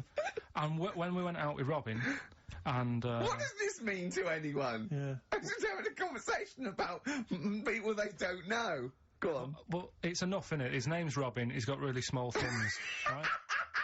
He looks a bit like Millhouse, doesn't he? That sums it up. He's like Elephant Man, you know what you're getting there, right? Robin, he's got little thumbs, right? So I wonder if he's listening. I wanted to do some research, and I thought, I wonder if there's anything on small thumbs, right?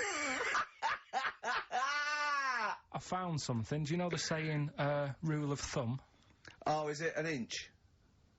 Well, do you know what the saying means? Oh, is it hitting your wife with a stick? Yeah, okay, apparently. Come on, explain. Well, rule of thumb, do you know what that saying means if someone says... kind of, yeah. Well, it just means... a rule of thumb, usually, a general rule. Yeah, exactly, yeah. Right. Well, where it actually came from is, years ago, husbands weren't allowed to sort of clout the wife with anything. What was it like in the past? I know, yeah. You couldn't clout your missus. With anything wider than your thumb. The stick had to be the same, no bigger than your thumb.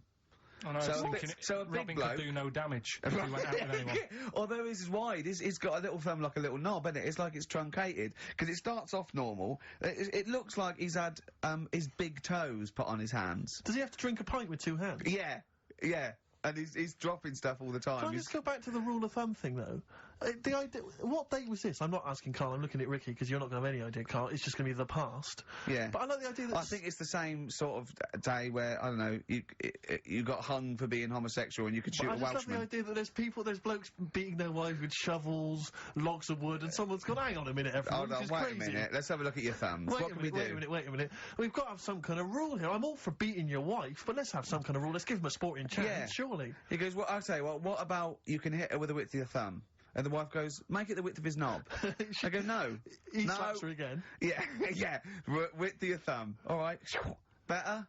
Yeah. It's like it's like I always remember seeing in the swimming baths, there used to be those signs that would say, no running, no jumping. Yeah. That makes sense. No bombing. Fair enough. No petting. No petting. It's like you're not allowed to kiss. Yeah. And I love the idea that it's probably some kind of lifeguard who sort of maybe saw his ex-girlfriend getting off with some bloke in the water and thought, right, there's no petting anymore in here. What do you mean? No petting. You're not allowed to kiss her or no one. You're not doing this just because you used to nothing. There's not a problem. Okay. Not a problem. Just leave and don't kiss. You want to swim, but don't kiss. There's no petting. Did you just write that on yourself in biro? Yeah. No. What's this no fiddling downstairs in or out the swimming pool? No. No fiddling with her downstairs? No. Right. That does annoy me, though. I was saying to Ricky the other night when we were walking somewhere... No taking her for a drink afterwards. You can't enforce that. People who kiss and that in the street... That annoys me. Yeah, people showing their affection for one another. No, they can hold their hand and that. Yeah. Sure. But it was just... Yeah, I agree. I agree, yeah. I see two people eating each other, like, in a restaurant or something. Two people eating each other? You know, snogging in public, yeah. So that's that. Answers for Rockbusters, are we doing them now? Yeah, well, come on then. Well, no, I think let's play a record, let's come back with apparently we've got what about a bit of Cure? Do you want a bit of Cure? Yeah. So we're gonna go wrong. We're gonna go wrong. Ding dong. Oh, here you are. Oh, it's a fat fella with lipstick. Hello. A Forest, The Cure, XFM 104.9. Good track, isn't it? Oh yeah. Going all the way back. All the way back there. Wow, Rockbusters. The results. You've had a few real answers, proper answers, I hear.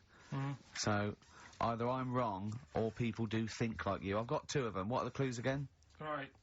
First one was, the gingerbread man has only got one leg. I got that. That was LB. Limp Bizkit.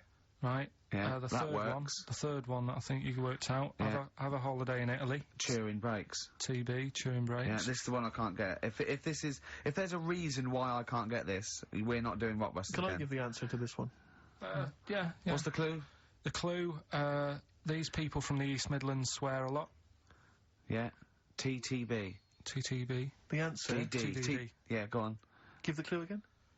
These people from the East Midlands swear a lot. Tourette's Trent D'Arby. Right, you're never doing Blockbusters again. Tourette's Trent D'Arby. Right, you're not doing it. You're never doing... You've blown it. You see, you sneak that one in, you... Yeah, but I always like to sort of give two that, you know, are fairly easy, and then you sort of work out the men from the boys then, don't you? Yeah. Well, I mean...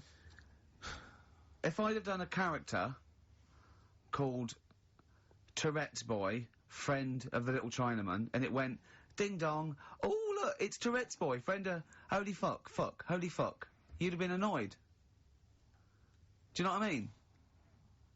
Oh, who's your mate, Tourette's Boy? Holy fuck. You'd have been annoyed, wouldn't you? Is that a character from Lenny Henry's show? I can't remember whether it's Chris Moores or Lenny Henry. Yeah, one of them. Anyway, the winner, lucky old Richard Perks from Birmingham. He's listening presumably on Sky. And so nice to have him listening. And that's Richard Perks. He's got those answers, all of them right. In fact, most people seem to get Terence Trent D'Arby or Tourette's Trent D'Arby. Well, I think that's offensive. If you want to complain, what's the number? What did they write to complain about that? Using... the same person you told people to write to and tell them I was a knobhead and shouldn't be on the radio. Last week when I was away. Did anyone do it? I think a few went through. Did you listen to the show? I listened back to the recording of it. Did you get any emails before you listened to the show? Yeah, when I got in. Did it upset you? What sort of things was it? Just stuff, I can't remember, just, it was weird, because there was like a few of them in a row, and I just thought, what's happened here? Yeah. And because we said that, yeah, because you weren't here, so what did you say? I just said, phone in. We had a couple of genuine emails that liked the show, didn't they? Yeah. And I said, phone in, and leave messages or email Andrew Phillips and Karl Pilkinton and just say the show was great. The show was brilliant without him. But they went a bit too far, did they? What did they say then? Oh, I can't remember. I mean, it doesn't bother me, because I'm not bothered what people say, am I? No. Do you know what I mean? No, you don't care what you say to people either. Poor little Robin, he looked crushed. Oh, whatever. Whatever? Well, it doesn't matter, because he's doing well at what he does. He couldn't even hitchhike home, because they wouldn't stop, because his thumbs didn't show up. He was waiting there for ages by the side of the road. Do you know the difficulty he has buying gloves? It's murder for him.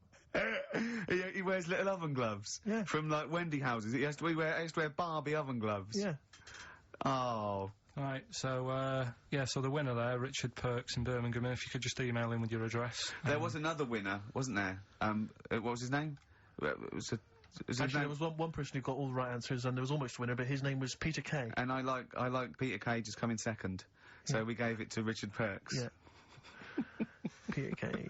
Never gonna win. Let's play a record. Radiohead. There. XFM 104.9. Ricky Gervais, Stephen Mitchell and Karl Pilkinton. Right, Rockbusters. Well, you shot yourself in the foot with that, so... Tourette's Trent D'Arby. Amazing.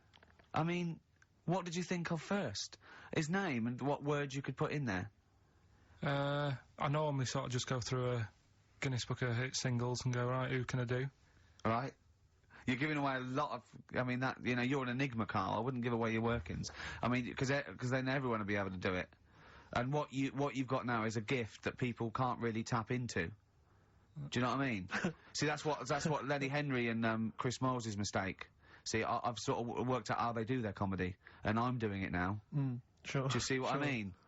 Now that, you know, I'm doing it... I think the only way that people would start to be able to replicate a lot of what Karl does is if maybe they had a severe blow to the head, or they were diving and they came up to the surface too quickly. Ding dong. Oh, I'd like a severe blow. Oh, get lost, David.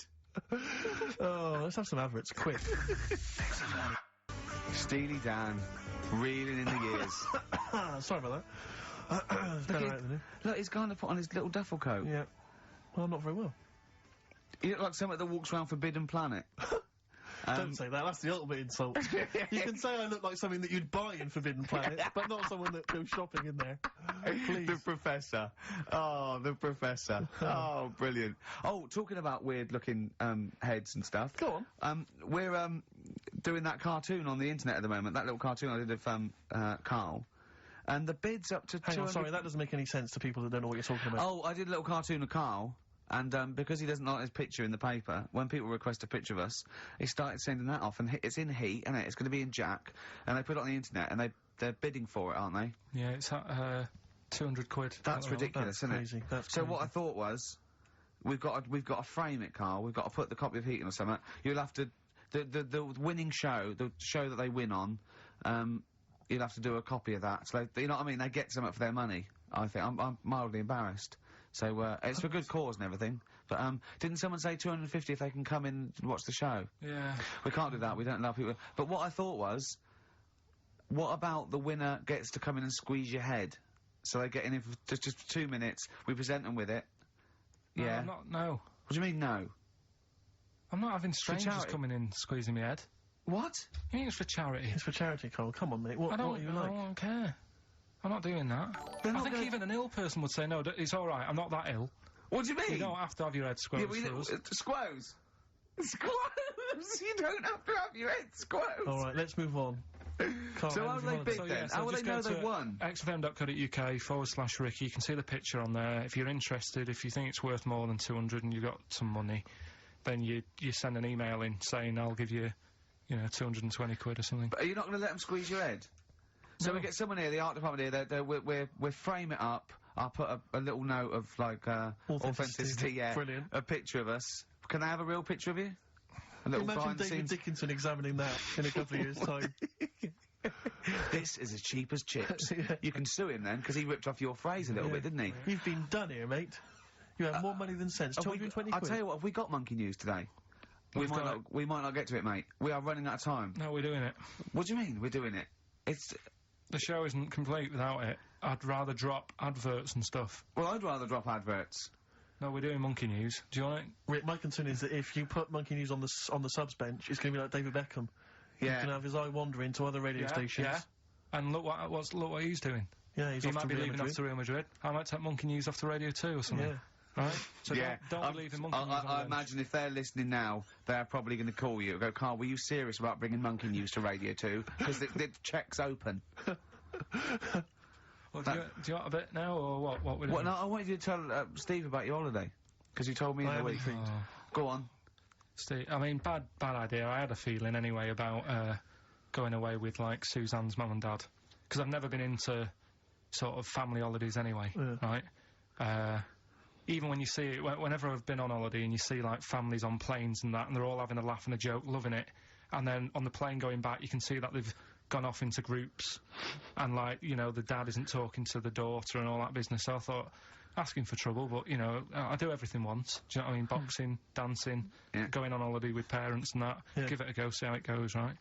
So, not your A-levels, but fair enough. It started off, it started off bad, didn't it? Because last week I told you that, our dad called us up and said, I want to take some tea bags with us to Madeira. Yeah. What's the best way of packing them? Yeah. Right, so I knew there was going to be problems like that, because the thing with Suzanne's family, right, they like having a routine. They know what they're doing every day. They know what they're having for tea every day. It's the same thing every week, and stuff like that. Yeah. So I thought this is going to be interesting, because they can't do what they normally do. Sure. Right? I love it. I love you treating it like an experiment. Yeah. Right. Just watching them all the time. So, the first problem was they'd never flown before. So I was winding them up a bit. Saying, it's murder. It's really horrible. Plane goes all over the place. And a mum had done some research saying, well, I've been reading about it, and, What, she got a funny accent? More people, there's more chance of me being killed on a donkey than there is on a plane. So I upset her. I said, right, when we get there, Spain. I said, when we get there, let's see if there's any donkeys on the beach. Yeah. Right? And she didn't like that. So... Oh, what? The joke about you hoping she died? Yeah. Oh, what's up with her? Right, so we get there, and, they see the villa and that, they're quite happy with all that business, right, and all that stuff. And then, as time went on, I was getting a bit sort of fed up with them being around us all the time, because I think you should have your own time when you go on holiday with the family. You should say, right, you go off and do your thing. Yeah. We'll do our thing, and we'll meet up later and talk about what we've been doing and stuff. Anyway, so it gets to, like, the Thursday. We've been away since Monday, right? And I said, right, we're going out tonight. So our mum says, yeah, we'll come with you. I said, no, it's just us. We're having a bit of time on our own, right? Is it true you said to her, you told me this, you said to her, you started to annoy me, I want some time on my own. Well, I just said, well, I told her at the start, I said, it's going to be interesting, this, because people annoy me when they're around me a lot. Sure. So I wasn't nasty to her, I just was saying people, not her. Oh, right. Yeah. Do you know what I mean? I'm just saying, you're going to get on my nerves. So, You hailed a donkey for her. So, no, but, seriously, right, with the flying, do you know those stockings that you can get because of, deep vein thrombosis? Sure. She had them on in the cab. Brilliant. And it's only a 2-hour flight as well, so that was annoying me. Right, so anyway, it gets to this, you know, the Thursday night when I'm going out with Suzanne. Yeah. And, her mum's, like, sat on the sun lounger outside, so where are we going tonight? I said, no, like I said, it's just us, we're going out, having a bit of time to ourselves. So, I could see as the day was getting on, she was realising that she's got a night in with, like, her husband, right? Her face started to, like, look miserable. Sure. I thought, I'm loving this. Right? So I said, right, I'm going in to go and have a shower, go and, get ready for the tonight, it's gonna be great. And winding them up, wind them up because they can't come, because he said they can't. Right, so I go upstairs, have a shower and that. I come down, and, a mum's smiling. Oh, hang on. So I'm thinking, hang on a minute, what's gone on here? So I went to Suzanne, I said, why is your mum smiling? She's not coming. She said, no, but, my dad said he'll take her out now. So in a way, she was happy, because she'd got her own way, which had annoyed me. That annoyed you, sure, because you wanted to... Like, what, you don't even want her husband taking her out? Well, it's just the fact she didn't want to go out. She was happy to stay in and have sausage, egg and chips that they'd found from some shop that sold English food. Right. So that's almost like what they do if they're at home. Sausage, egg and chips. So she was happy with that if we were staying in and having that, but because we were going out, she was fed up. Right? So she's smiling, so she's going, yeah, I'm going out now. So I said, well, enjoy yourself. She said, where are you going? I said, well, it doesn't matter, does it? You don't need to know. Sure, you're not going to where we're going. Oh, you just don't want us to be in the same restaurant. So yeah, that's right. I said I want a night out on my own with Suzanne. It's our holiday as well. Yeah. I don't know how you can talk to me like this. This is not even his own parents. This is someone else's parents. These are the parents of the woman he loves. But even Suzanne sort of agreed with me. There's only so much time you can spend with your parents. That's why you leave. That's why when you're ill, you don't go home to them. Yeah? Sure. Yeah. Of course, the slight difference between me and you, Carl, is that not everyone in the world annoys me. Well, not everyone does, just... I can see what... I felt a bit guilty that week when he said I was annoying him, but I realise it's not my fault now. No, everyone annoys him. Yeah. So, yeah, it was an alright holiday. It was good to get back. Brilliant. Won't be doing it again. No. And what now would you say is your relationship with Suzanne's parents? Is it a frosty one? No, I just think they know that I don't like to put up with them for a long time. Yeah. I mean, when we were packing, her mum was upset because, like, she really liked the place where we were staying, right? Because it was quite a big villa, because there was a few of us. There was a brother as well with us, right? Yeah. So, her mum said, oh, I love it here. She said, I'm definitely going to book this place again. I said, it's a bit, you know, a bit big for two of you, isn't it? Just being sarky, like, we're definitely... I said, because, you know, I won't be coming again. You're like, I don't know what you're like, Carl. You're a monster. You're an absolute monster. You're one of those people that goes, I says that speakers are fine, I says that, and gibbered what the wibble. Yeah. And never the werewolf slept. You're like a middle-aged man. You're like an old man. You're like an old man, and you're what, 30? I'm just imagine you scraping along in clogs and a flat cap going, oh, that tree's got to come down. Yeah. Puncturing a kid's ball if he kicks it into your garden by mistake. Yeah. Refusing to give it back. Yeah, gather round. Yeah, there were once Chinese kid as hairy as that cow, which is weird, because there's not many Chinese people that are hairy, but this one, I tell you, it were back in 1990. Grandad, are you eating a Twix? Well, that's you too, with or without you, but we've got to cut it a little bit short, because we're actually running out of time. It's so jam-packed, this show. We've got monkey news on the bench. Carl just remembered, we've got Cheeky Freak of the Week to fit in. I don't know what to do. What's your Cheeky Freak of the Week, quickly? Just throw that away. Right, well, it's just like, you know, we look at Cheeky Freaks. Is this show offensive in any way to some people, do you think? Ding dong. Got any buns? Oh, it's the Elephant Man. Go on. Right, well, it's a bit of a problem for you, this one, Steve, right? I'm chucking it forward to you. Remember the Cheeky Freak of the Week that we were talking about that illness where people age quicker. The 5-year-old girl that was older than her mum, and he said to you, what, if you ran off like you wouldn't serve her fags and beer, and you went, no, he went, why not? And you went, because it's a 5-year-old. Yeah. Right? He went, oh, she's got enough problems, give us some fags. You remember that, don't you? Sure. Yeah, right. So, another dilemma for you, right? Picture this, you're running a restaurant, right? Door goes, right? Few people, most of them look normal. You notice the woman at the back, crawling on all fours. Top half is woman, right? This is real. Yes. This isn't like a comic or anything. This is on, yeah, on the internet. I've seen it. They're called dog people, and her legs just come straight down. They're like little twin legs at the back, and so they walk on all fours because it's easier. Dog people, right? Yeah, not dog people. They're human beings with deformed back legs, so they walk. It's easier for them to get around like that because they can't stand up because they can't stabilise, and also it comes straight out of their hips. Right. So you're running a restaurant. It's a busy night. You haven't really got time for any hassle. She comes in. Would you serve her? The premise being what? That he doesn't serve dogs? Because the restaurants don't allow animals in. Right. Right. So it's a dilemma. It's not a dilemma. She's not a dog. She's a human being. Yeah, with I put, you know, a plate of meatballs on the floor, and she tucks in. And a little glass of, you know, a little bowl of wine next to it. He turns round, there's the woman older than... Get away from that plant!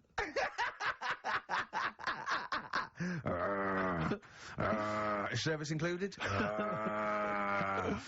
Oh, dear. Okay, so monkey news, please. All right then. Let's hear the jingle. Oh, chimpanzee that! Monkey news. Right. Now, before and again. Go on. Oh, chimpanzee that! Monkey news. Brilliant. Right? Right, before I went away, I told you about Alfred. He was the monkey where there was a robbery going on in a bank. And then he nicked the robber's loot and backed out with a gun. Yeah, he sort of stole, he robbed the robber, didn't he? Yeah. Did he take his gun as well? He took the weapons, he took all the weapons. There was like a couple of robbers. He managed, because they were so amazed that a monkey was coming in, it was like... Don't talk shite twice. Right? Anyway. So anyway, got a follow-up to that. Okay, now what was that monkey's name? Alfred. That was Alfred. So anyway, because a lot of people wanted to know, well, you know, what did he do? Did he go off and have a holiday? Did he... No. Yeah. Right, so the follow-up is, what happened is, the monkey had the guns, had the cash, which was $250,000. Sure. Right? It went back to the zoo.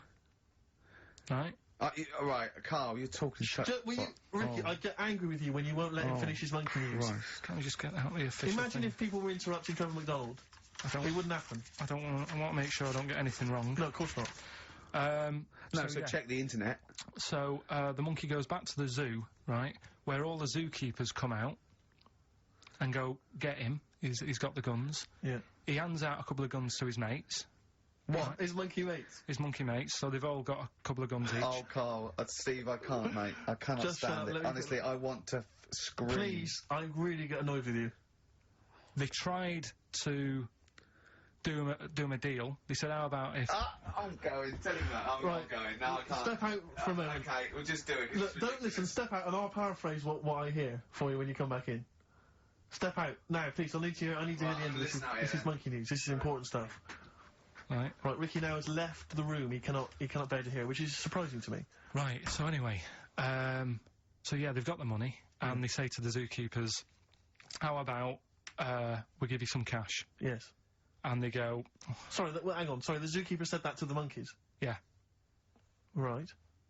No, the monkeys who have got the £250,000... Right. ...say to the zookeepers, we'll sort you some money out if you let us go. Sorry, the monkeys say to the zookeepers... We'll give you some money. Yeah. You don't see any problem with that? Right, listen. Okay. It's nearly finished. Right, I'm listening out there. This is ridiculous. What do you mean the monkeys say? What do you mean the monkeys say to the zookeeper? They were probably holding the money out, like, kind of going, look, you know, we'll do your deal. Right, okay, come on. And what happened is, I think I think they were happy with that. I think they left and that was that. They wanted to get out of the zoo because they didn't like it in there. There's the thing. Right, I don't... Just have a look. Right, Carl, think. Right, how did they get out in the first place, this one? Just let Steve have a... So why did he go... So he went and robbed... He thought... what, he knew there was going to be a robbery that day, did he? He might have been getting some money before they went to escape, and then that happened and they had more money. They might have been withdrawing some stuff out. What do you mean? No. If he was planning on leaving the zoo, he's going to get his savings. What are you talking about? What have you read there, Steve? I've got a feeling this is a review of one of the Planet of the Apes films. I think it's Escape from the Planet of the Apes. I'm not certain. It could be Beneath the Planet of the Apes. Right, what, I mean, Carl, think, please think, right? So this monkey, right, he leaves the zoo, right? So he leaves the zoo, which he can do, presumably, what, they leave him the keys or what? They're chatting to him, they might as well. He goes to a bank, what's he thinking of doing? Sees a robbery, probably by chance. He probably wasn't tipped off, was he? Or has he got one of those police scanners? Probably got one of those police scanners. Well, I think he was going to the bank to get a mortgage to build a slightly. I think he wanted an extension, didn't he, on his cage? Think of that. And so I love the fact that he hands out the guns and they do a deal. It's honestly, you've got the best mind working on radio today. It's incredible. So the only person who makes less sense is Terry Wogan. Oh, he goes up and down, doesn't he? I can't understand his sentences, because I don't know... No, it's like free-form poetry. Yes, I don't know whether it's the end of a sentence, in the middle, is that a new one? Yeah. Yeah. Yeah. But let's have the jingle again, a record, and then we'll probably have to wrap up the show, I imagine. That was... Oh, chimpanzee that monkey news. Well,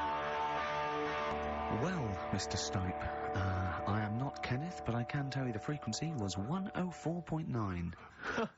See you next week. I'm Ricky Gervais, with me Steve Merchant and Karl Pilkinton. Do you think that when Marconi invented radio, this was what he had in mind for it? Yeah, 2 hours of absolute... See you later. Buy it in bottles, Richard Ashcroft on XFM 104.9. I'm Ricky Gervais, with me Steve Merchant and Karl Pilkinton. Now listen up, right? It's the Sony Awards this Thursday.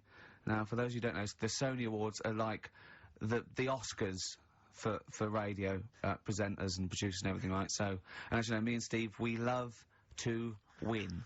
We want to win this one. This is the last time the panel will be listening, so I want a good, clean, tight show, okay. Right? So no swearing, joking aside, no swearing, nothing controversial and nothing in bad taste, all right?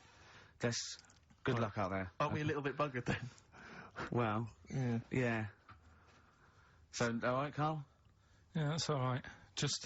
It's just when you say things like, you know, make it a good one. Sometimes it sort of puts a bit of pressure on and things slip out that you shouldn't say and stuff like that. Do you know what I mean? Have you ever had that? What, when you can't... It's like, I'll tell you one story, right? I'll tell you a couple, actually. That one's just come to mind right now, right? There was a fella who my dad was going to meet. I don't know if I told you this before, right? But, I have told you, when it was a party, and everyone was saying, Dave's coming, he looks like Ken Dodd, but don't say anything, have I told you? yeah, go on, what is it again? And, everyone's like, right, and my dad's like, I've never met him, I wonder if he does look like Ken Dodd, and everyone's saying, yeah, but don't say anything. Yeah. Because you'll accidentally, you know, say it, and... You're unbunctious, you might go, you're unbunctious to meet you. So, the thing is, when this fella turns up, he did look like Ken. My dad couldn't believe it. First thing he said, nice to meet you, Ken. Oh, no. His name's Dave. And that's the sort of thing. There was another one, right? At a station that I worked at in Manchester, right? There was this girl who worked in the newsroom, right? And she had a plastic arm, right? Right. And this presenter, nice bloke, he didn't, you know, he's not out to hurt anyone, went up to her, sat down, was chatting for a bit, touched the arm, said, what lovely skin you've got. What did she say? I mean, she's probably used to it, so she wasn't bothered. And then, right, this is brilliant. This is a sort of gaff he made on air, right? And like I say, he's a nice bloke, so he meant nothing by it, right? But he does this competition on the air, gets a caller on, right? And he's talking to the woman saying, you know, thanks for calling in and to play, I don't know, what have I got in my pocket or whatever they used to play on the show, right? and talking to the woman. In the background, there's this noise, right? Like that, right? So he's talking, and he goes, "Have you got a pet parrot?" She said, "No, it's my Down syndrome kid." Oh dear. Oh. The thing is, awards don't matter. No, I don't think so. Play record? I don't think so. So we're not out to offend or annoy. Appropriate words there. That's the Smiths. And Panic. Don't worry about it, Carl. People know that you haven't got a malicious bone in your body. So, they know it's confusion. Don't worry. No, it did happen. So it's I know, yeah. So, what have you been doing this week, Steve? Well, I'll tell you what, at the beginning of the week I was, incredibly annoyed by Karl. Why? No, because I remember you had a little discussion with Karl a while back saying that, you thought he was lazy at times. Yeah. And, you know, you had various criticisms of his work. Yeah. And I got a call from him. He said, "Oh yeah, I should have told you. I had a phone call. Someone said that they were trying to get hold of Steve Merchant to offer him some lucrative voiceover work. Now you know that is money for old rope. It's money for old rope. That's you're in there for about 20 minutes, and it's thousands of pounds. If there are children listening who are still at school, they should definitely, when the careers guy says, "What do you want to do?" Try and get voiceover work. Just become a voiceover artist. It is money for old rope. Yeah. So I can't believe my luck, because, you know, I love money for old rope. Yeah. And, I said, "Well, what's the information?" He said, I don't know. I deleted the message. It was on his answer, and he deleted the message. I said, "Right, when did the message come?" He said, "Last week."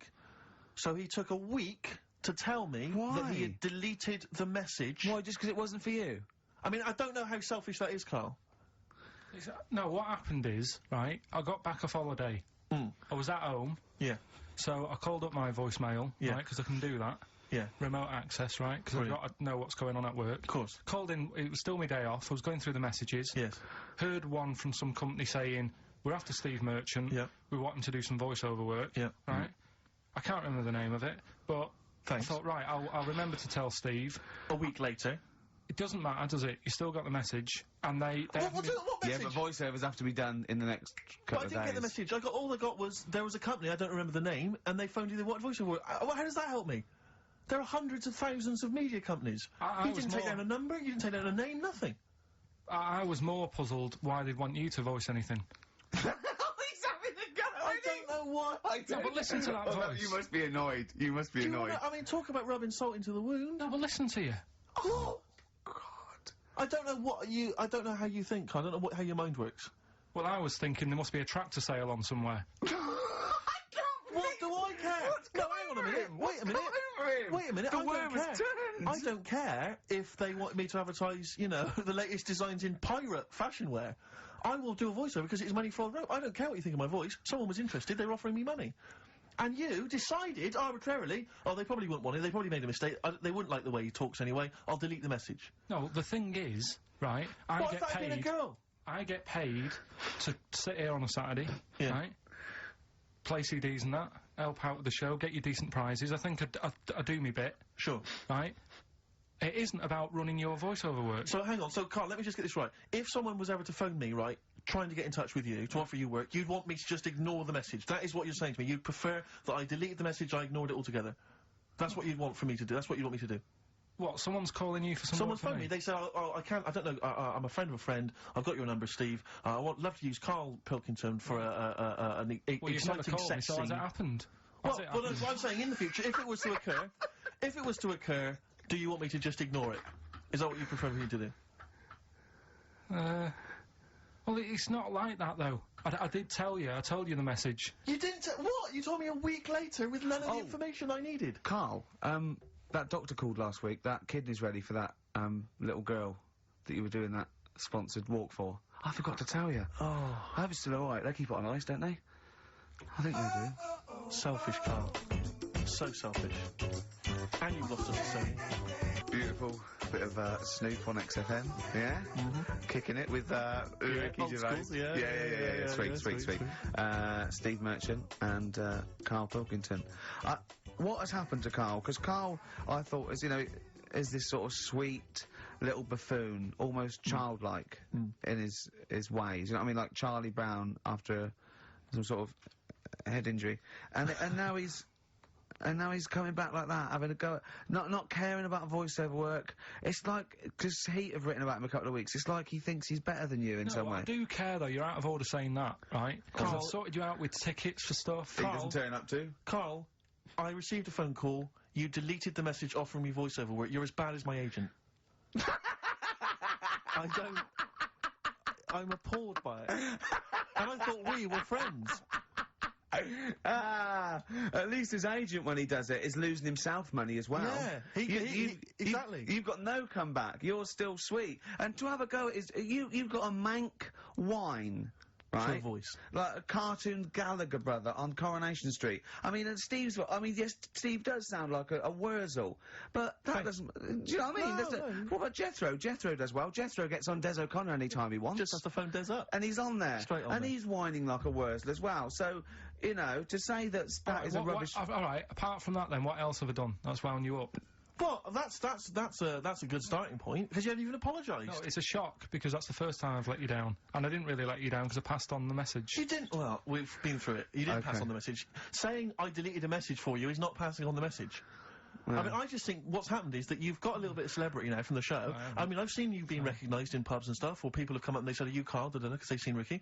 Now, it just seems to me that you are not keeping yourself grounded. You are just, you cannot deal with fame. You've not got the intelligence to cope with the celebrity, and you're just becoming this kind of ego-driven monster. Now it's getting. That scares me, Carl. You're not the man I remember. Look, I put a lot of work into this on Saturday. This isn't even my proper job, right? Where were you in the week? Oh, he's got you there. What? Where were you in the week? I said, let's meet up, let's, you know, come up with some new features and that. Where were you? Carl, you phoned me about an hour before you wanted to meet. That is not what I would call... I mean, that is arrogance right there. That's the way I work. That's arrogance right there. That's ego right there. He couldn't go, when I came in, he said, where's Steve? I said, Steve can't make it. I had to tell him why. Steve was staying in to tidy up, because his landlady was coming. This he couldn't get over. He could not get over that you couldn't make it because you had to stay with your landlady. He talked about it for about the hour when we were working. What are you talking... last week I had a bad throat. You wouldn't tolerate that. You wouldn't accept that. When you had a bad throat, where were you? Why couldn't we do any work then? Because you were at home with your mum and your dad. You were on holiday, weren't you? Why didn't you get your mum and your dad to clean the flat? Oh, he's done it again! He's done you again, mate. Play a record. How has he done me? What? They live in Bristol. Yeah, the joke's on you. He couldn't get him to clean the flat. I don't know who's laughing at who now. Right, listen. Can we just go back to laughing at Carl? Okay. Because I know where we stand there. Okay, alright. Do you want to, That's the natural order of things. I know, yeah. The world's gone topsy-turvy. He's stepped out of the pecking order. Right, well, someone who I don't let down, right, are the listeners of this show. Do you want to read out the prizes for Rockbusters? We'll get that one in. Are we not doing Rockbusters again, are we? Yeah. Well, it was a shambles last week. We cancelled it 2 weeks ago. What... I mean, there you are right there, Rick. I mean, both you and I, and let's be honest, we're the guys with our names on the poster. I know, It's supposed to be your show. And our faces. Exactly, and yet... we have to be on tube stations with people laughing at us. Yeah, well, they're not laughing at me, right? They're saying it was a good I don't know. What do you think people think of the poster, Carl? Seriously? No, I don't want to know his opinion. It's just going to be insulting.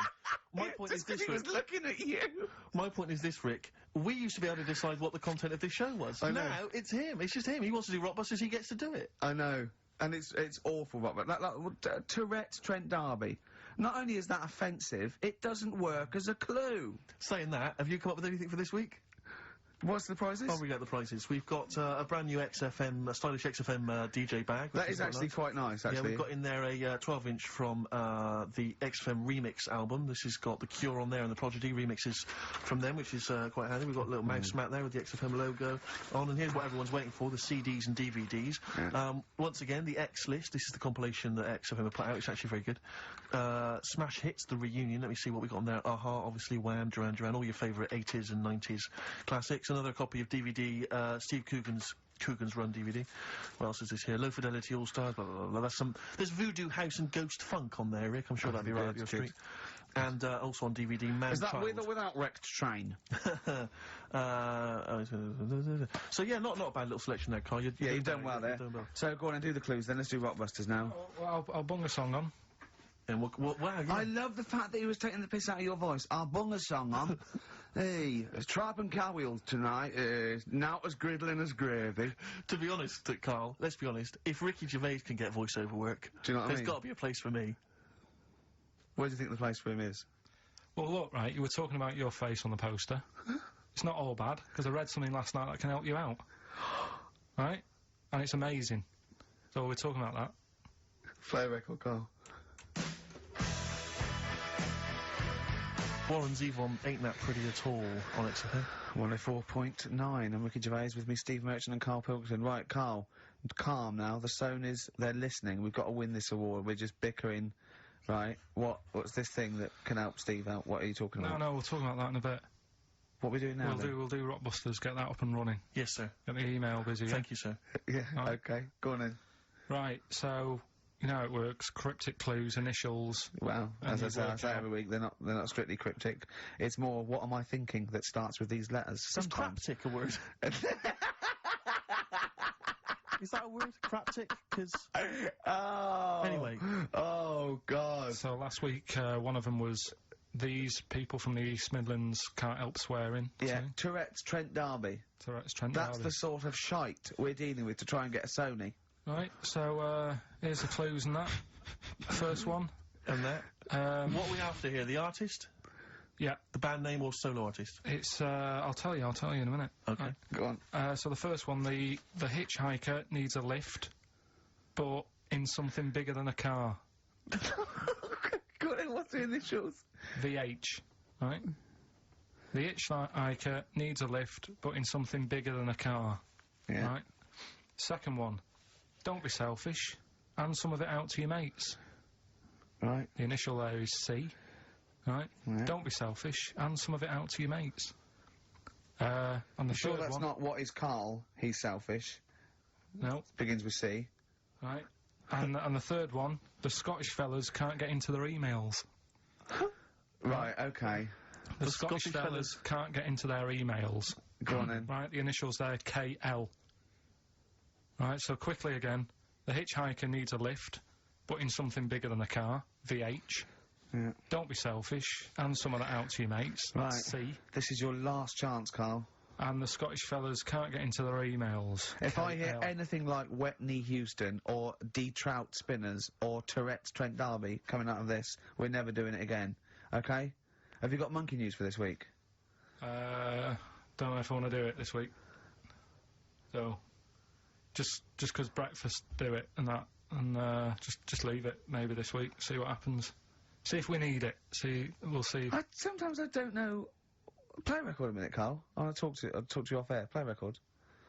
Well, what? What's the email address again? ricky.gervais@xfm.co.uk.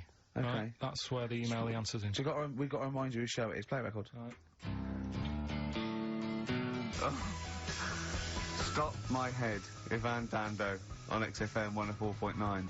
I'm Ricky Gervais, and with me, arguing like nutters, are Steve Merchant and Karl Pilkinton. Okay, alright? Calm down. Right. Right, let's just chill. Let's just chill. Yeah, right. What did you do last night, Rick? I watched I'm a Celebrity, Get Me Out of Here. I tried last week. I knew Tufnell was going to come through. I knew he was. I went to put a bet on, and it was 11-4, and I thought, oh, that's not worth it. I could put on 400 quid, and I reckon I'd have won 1100, because I reckon he's going to win. Yeah. So, that is annoying. I suppose if you could go back in time, you'd probably change things. You know what I'd do if I could go back in time? I'd go back in time, stop Hitler from being born. But then it might be worse, because someone else might have come along and he'd been even better. It's like a novel. Yeah, like right. Ben Alton would write a novel like that or something, wouldn't he? Yeah. Well, our things would be different. Yeah. Yeah. I popped to the cinema last night, and it was a joy of an experience, because for the first time, I went to see X-Men 2. I want to see that. Yeah, really I saw one. I don't like that sort of thing. I've never been a comic book, never been a geek like yourself. Not yourself, but I mean, you're not a geek in that sense. You're different. I mean, not in the traditional sense. No. I'm one of those sexier geeks. Those modern sexy geeks. Yeah. But I really enjoyed it, and 2's meant to be even better, isn't it? I really enjoyed it. Yeah, it's good fun. But more so than the film was the fact that the actual cinema experience for the first first time in a long time I actually enjoyed it, because I just have such a problem with the cinema. Well, I can't go. I have to wait about 3 weeks till it dies down and go in the afternoon. I can't be sat next to people. I don't know why people go to the cinema to eat. Have something before you go in there. Yeah. Rattling, crunching. Why is this experience? This film has cost £50 million. It's meant to be an emotional, artistic experience. It's not meant to be something that's on while you're chowing down. Yeah. I don't know. But people leave their mobile on. I want, when someone answers it, go, I can't talk now. I want to go, don't smack them on their face with it. Yeah, yeah. No, well, I went to the cinema a while back to see Crouching Tiger, Hidden Dragon. Oh, yeah. That art house film. And, a woman sat next to me, huge, fat blubber of a woman. But it's up to her. She's earned enough money, she can eat more than she needs. Sure, but don't squeeze into a seat next to me in the cinema, right, with your flesh, you know, curving over the armrest that we're having to share, right, God. next to her, a little weasel of a husband. She's got one of those huge, kind of, you don't reckon hog-sized barrels of popcorn. You don't reckon he was one of them feeders? It was very similar. It really was. She, as you say, she's chowing down on the popcorn. She's one of those women who, she's not come out to see a film. She's come out to eat, and if a film happens to be showing, then she'll watch it. Yeah. Really winds me up. He's got the hot dog and everything. She's eating, and now popcorn already annoys me because she goes to him, are you going to eat that? He goes, well, I was thinking of it. You're going to eat to me. You're going to me now. But I don't know why it was that popcorn became the thing you eat in the cinema. It's like you say, you've made these films, and someone's there thinking, well, we've made this great film, we've got the sound mix right, but what we need is something that'll just slightly irritate everyone during the film. And just see the size of the buckets they go in their popcorn. But why not serve soup or something? Or yogurt? Oh, the slurping would drive me mad. And the spoon touching the bottom of the thing would drive me mad. Don't serve anything. There's no reason you have to do the cinema and go, oh God, I need to eat. Well, this was... plan it. You don't go and play tennis eating what you plan it, don't you? Well, exactly. Exactly. Eat before we come out. Yeah. Have a sandwich. Have a corned beef sandwich. Do you know what, right? What annoyed me is I found out across America, when they showed Schindler's List, they banned popcorn, right? Out of respect to the film. What? So they're saying, all the other films, oh, sod it, doesn't matter. Yeah. Well, this one cost $100 million. Ah, it doesn't matter. You can eat popcorn through that. Yeah. I mean, ban it through all films. Well, this woman was one of those ones, she may as well have had a trough in front of her. I mean, she was a state, right? Oh, and she's God. She's an idiot as well. Because the trailer comes from, I remember at the time, the trailer came on for AI, that film AI. Oh, yeah. And, I don't know if you've seen the trailer for it, but it's something like, I don't know exactly, but it's something like, Martin is a 6-year-old boy. Yeah, he's 20 kilograms, he's 3 foot high, yeah. But he is not human. Yeah. He's a robot. Yeah. And she's watching, she's just watching that, right? Bear in mind, the point of the trailer, he's a robot. Yeah. She says, how old was he again? I wanted to slap her. I was livid. I went, he's a robot. He's a robot, that's what's important. She says, a trailer comes on for a war film. She goes, I shan't be seeing that. She just announces it, I shan't be seeing that. And I'm bored with war films. Bored with them. Next. Oh, God. And then, so the title card comes up for Crouching Tiger, Hidden Dragon. You know, like at the beginning, they do everything. Yeah. It comes up, Crouching Tiger, Hidden Dragon. Now, she's in the cinema. She goes, what a stupid name for a film. I was thinking, but you paid to see it. And then it says subtitles in brackets. She goes, oh, it's not subtitled, is it? So it comes on, and I think, in the film, I think they speak maybe Mandarin or Chinese or something, I'm not sure, but let's say it's Mandarin. So they come on, they start, and it's all subtitled, and they start speaking in this Mandarin or Chinese, and she just starts going, I think chang chong, I think chang chong, I think chang chong chong, in the cinema, just saying that out loud. No! She and her boyfriend are cracking up, they're weeping with laughter, right? And I'm trying to watch He's got to laugh, otherwise she bites him. Exactly. So I'm so livid, so I really make a show of getting up with all my stuff. I get up and I kind of clamber over some of the seats. Yeah.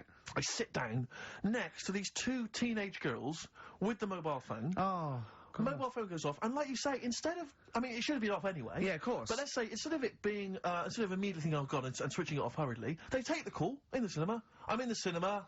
Yeah, no, I'm in the... Start having a conversation. And I was thinking to myself, you're 16, unless that is your business partner in Hong Kong phoning you, saying the deal is not going to go through, which I suspect it's not. I suspect it's probably Gareth, or Gavin, or your boyfriend Tony saying, do you want to do me behind the bike sheds later? Yeah. I suspect that's who it is. Yeah. Switch off the phone! Or at very least, get out! I know. Get out of the cinema. But it just, I can't... I mean, I don't know where these people were brought up or raised. I don't know who it was that told them this was behaviour that you could do. I really want to have cinema police. Yeah. Right, you go in there, and if the phone goes off, you get your money back and you're asked to leave. Yeah. Straight away. Any whispering, go, if you whisper again, you know, if you're too stupid... To be able to figure out the plot. Yeah, just, they tell you what age you should be, right, to get that film. Yeah. That's it. If you listen and you're not eating and you're not talking, then you should be able to get a film. Well, I was in the cinema last night, and as I came in, there was a big queue, and as I came in, there was people there, taking your ticket, showing you to your seat. Now, when did it happen that I was no longer able to find my own seat at the cinema? Why is it that I can go in the daytime, I can find I'm left to fend for myself? But now it seems that on a Friday night, there's so many stupid people out there who can't find their decent seat. No, I think that is policing. I think that's to stop people thinking I'll just sit here and having to deal with it themselves. Because, I mean, if someone was in my seat, even if there was another seat, I'd go, well, no, that's mine. I want lots of policing in social occasions. I want to go into a pub and go, that is too loud, that music. Those people are too annoying, they're standing up, they're too annoying. I remember being in the cinema once and seeing a guy, he was a big fat guy again, he had popcorn, the hot dogs, the Coke, right, and he had it balanced on this little wall that was sort of separating parts of the cinema, and he was a big fat guy, just sat there, I was watching, I think it was Beetlejuice I was watching, right. And some local hard nuts, they were on the same row, they started kicking the little wall to knock his food off, and I thought, brilliant. Oh, no! I think you want to bully fat people. Yeah.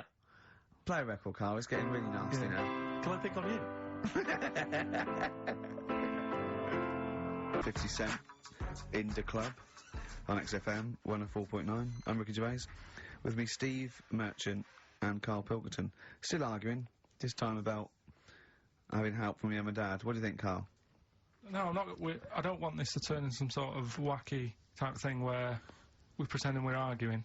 Yeah. Well, we're not pretending. We're not pretending. You are arguing. Yeah, I know what people will think we're messing about. Oh, right? That wouldn't have thought so. We just need to... We can talk about it later, sort it out. Yeah. It's just that Carl's a little bit stressed. I'm not stressed, though. And he doesn't really understand that, you know... So, you know, me and Steve have got lots of different jobs in the week. He's just got one job. Yeah, and we sort of rely on people getting messages to us, you know, as soon as they get them, you know, and not sort of deleting them from their phone selfishly. Yeah. Just things like that, you know, people being on the ball. Not just thinking about themselves all the time, not just thinking about number one. What do you think, Karl? Whatever. Do you know what I mean? Whatever. Don't get all maudlin again. Just having a little discussion. Yeah, this will annoy you. Guess what? Think of this, you little slaphead twat. Apparently... that's so in his arse, Right, apparently, women can get bald treatment on the National Health Service, but men can't. What do you think of that? Do you think that's fair? Is that a fact? It's a fact. We should point out that Karl is, would you say balding? Yeah. Would that be fair? Well, either that or a wide parting. He looks like Charlie Brown. He's got the same sort of hair arrangement as Charlie Brown. Yeah, I don't think Charlie was balding though. He was only about 10. Well, no, but he just had like a couple of things on top, and his hairdo. Carl's had a hairdo that keeps. It's not a hairdo. No. What is it then? What is it? It just happened. I've told you. Noel was in right once. Noel who? Gallagher. Oh yeah. Right. Oh right, you're on first name terms. Right. And from the hood, isn't he? And whoever was doing the interview said, oh, you know what. Will Liam be able to keep up that sort of hard attitude, right?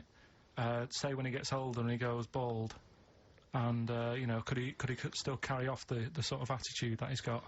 And he was like, no, he'd never have that style. He couldn't have that style that lad's got in there, and pointed at me. Yeah. I said, it's not a style. I said, I didn't go to the barbers and say, can you just like shave the top bit, leave the sides? Yeah. Can you remember the fly tuck? That's the way it is. Yeah. Right, and you were just saying to me, what would you do if you went back in time? I'd probably use a better shampoo. I wish we could tape the conversations we have off air. Yeah. Because, I mean, they are ridiculous. What would you do if you go back in time? And the other stuff we were just talking about is obviously can't talk about. Can I just ask though? Sorry, when did you start to notice it was disappearing? I mean, at what age did it kick in? I worked a lot. You see, you'll be safe. Do you know what I mean? Your hair will stay there. But it's when I used to do a lot of hours, working. And yeah, you were stressed and things. Yeah. Stressed out, and it just went. Well, I'm beginning to understand what stress is like, you know, because I'm not getting messages and stuff like that. But yeah. But probably about, I don't know, 24. That's unlucky, isn't it? Something like that. And did you panic, or were you just not bothered? Not bothered. He's not bothered. He wouldn't be bothered. I'm not bothered. But I don't think for someone who doesn't care about going bald or war or SARS or anything, you don't have to get stressed on a Saturday between 1 and 3. To be fair, you are worse than all those things. SARS has got nothing on you when you're in the right mood. But why is it alright for women then to, you know, have a wig? But I couldn't have one if I wanted one. Well, it's not a wig, they get bald treatment. They actually can get their hair replaced on the National Health, which might be anything, I suppose. Which might be wigs, which might be transplants. I mean, the only cure for baldness is a transplant, which they literally take follicles. They can get it down to individual follicles now from the back of your neck, and, you know, it takes a long time. And, you know, but people will know anyway, won't they? I don't know when it starts, though. I don't know when it starts. Like, now, if you started wearing a wig, people go, were you wearing a wig because you were bald yesterday? Yeah. You can't start thinking, right, I'm gonna go bald in a year, I'll start wearing a wig now. That's the thing to do, isn't it? It is, really, if you're that bothered, but I wasn't. I just thought, right, it's losing it a bit, shave the lot off. But did you know you had that round head underneath it? Did you know it was gonna be that funny, though? Well, you presumably worn a wig, wouldn't you, if you'd have known? Because I've never seen a head that round. I think the barber, when they did it, right, the woman said, you can pull that off, you've got a good shaped head for having it shaved. She said, that's a good head. Yeah, she looks like a tennis ball. You look like a tennis ball when you haven't shaved. She said if you can pull it off, she said that's like a good thing to see if someone's good looking. If they can have a bald head. It's like Sinead O'Connor, right? She can pull it off. There's those sort of things. Do you know what I mean? Telly Savalas. No, but that's like one of the things. If you look good with a bald head, that means you're pretty good looking. Yeah. And if you can wear a bicycle helmet and look good, that's another thing that, like, you must be pretty good looking to pull that off. Well, who have you seen in the bicycle helmet that you think's good? Who have you seen in a bicycle helmet and thought, oh god, they must be good looking, they're good in the bicycle helmet? Well, everyone. That's what I'm saying. Who? No one looks good, do they? Really? It's so would you say Brad Pitt would look good in a bicycle helmet? Well, I don't know. I'll have to see. But I'm just saying that's like one of the two things, really. That's. And what blokes do you think look good bald? Who do you think would look good bald? Don't know. Give me some names and I'll tell you whether they'd be all right if they're bald. George Clooney. No, I don't think he does. I don't think he would do. Who else? Well, this could run and run. Al Pacino. Yeah, he could probably pull it off. He'd probably look all right. Do you think he looks all right with hair then? Yeah. Oh. Well done, Rick. Sony Award-winning stuff. Play a record. And then the guy going, oh, he's stressed. He's stressed. Wild Wild Horses by the Rolling Stones on XFM 104.9. I'm Ricky Gervais with me, Steve Merchant and Karl Pilkinton, little bald-heady Karl Pilkinton. You quite like being bald, don't you? Well, no fuss. Like I say, you know, I'll probably won't age for a bit now. Won't age for a bit? What do you mean you won't age for a bit? Because I already look quite old. I don't think so. Not with a hat on, you look really young. Yeah. Oh, I'm just saying, so I won't change that much. It's like that. I don't think there's anything wrong with it. I actually don't think, as long as you shave it, straight back, I can't have you on that. Nothing wrong with it. But that kid who had that aging disease, just shave her head. And she wouldn't age that fast anymore. Do you know what I mean? So this is the 5-year-old girl who had an awful disease where... Well, we don't know much about it, to be fair. No, we just know that you fell in love with the title of the programme, the girl that was older than her mum, right? And you were annoyed that people wouldn't serve her fags and alcohol. If she's, you know, she's living like an 8-year-old, let her have a fag. Doesn't that sum up this show, though? Carl's comment, we don't know much about it. Yeah. We're still willing to make comments about it, to discuss it in length and possibly make crass jokes, even though we're ill-informed, as ever. Yeah. Right, well, there's something for you, right? Go on. This is what I wanted to tell you about, right? Me? Yeah, face transplants. There's this, there's some kid somewhere, right, who had a bit of an odd-looking face. Right? A bit of a what? bizarre-looking face. Yeah. And, there's a doctor somewhere who said I can sort that out for you. Right? Sure. And basically what they do is they've got to get a face off a dead person. Right. Sorry, just, in this documentary you saw, did this documentary feature, say, John Travolta and Nicolas Cage? was it that documentary you saw? All right, listen, you see... Go on. So, okay, no, you can't get a face of a dead person, yeah, go on. Sorry to dismiss the idea of face transplants out of hand, but go on. So, yeah, it's got to be a face of a dead body that isn't older than, like, 4 hours old. Right. 4 hours dead, whatever. They can take it off, fit it on the new face. It makes sense. But it's not just your face that you lose it, but it's the muscle tissue and bones, isn't it, when it's, like, disfigured? It could be through fire or whatever, or disease or whatever. So they can't just literally plonk a face on, they have to do something else, don't they? You're asking Karl, like he's gonna know. I forgot then. He looked at it, was that in Russian? Yeah. I wish we could get him on telly just to show the look on his face when I said that. Yeah. It was brilliant, wasn't it?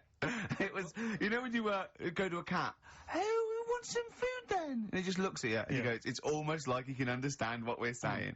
Go on. It's like if you had been caught holding a mallet over a dead body by the police. What I'm saying is, it would sort of work, yeah. If you peeled your face off and put my face on it, oh my God, why don't you and Steve, for an experiment, swap faces? And the great thing is, I wouldn't age. Yeah. Would you do that if it was safe? I think I'm getting the rough deal here, though. To be honest. Yeah. Well, no, you get some money back. It'd be part exchange. I mean, it would, you know, it's like you'd make up the difference just to wear your brilliant face for a week. But the doctor was saying how, it's not complicated. He said the worst thing is something about, the people who were related to the dead person.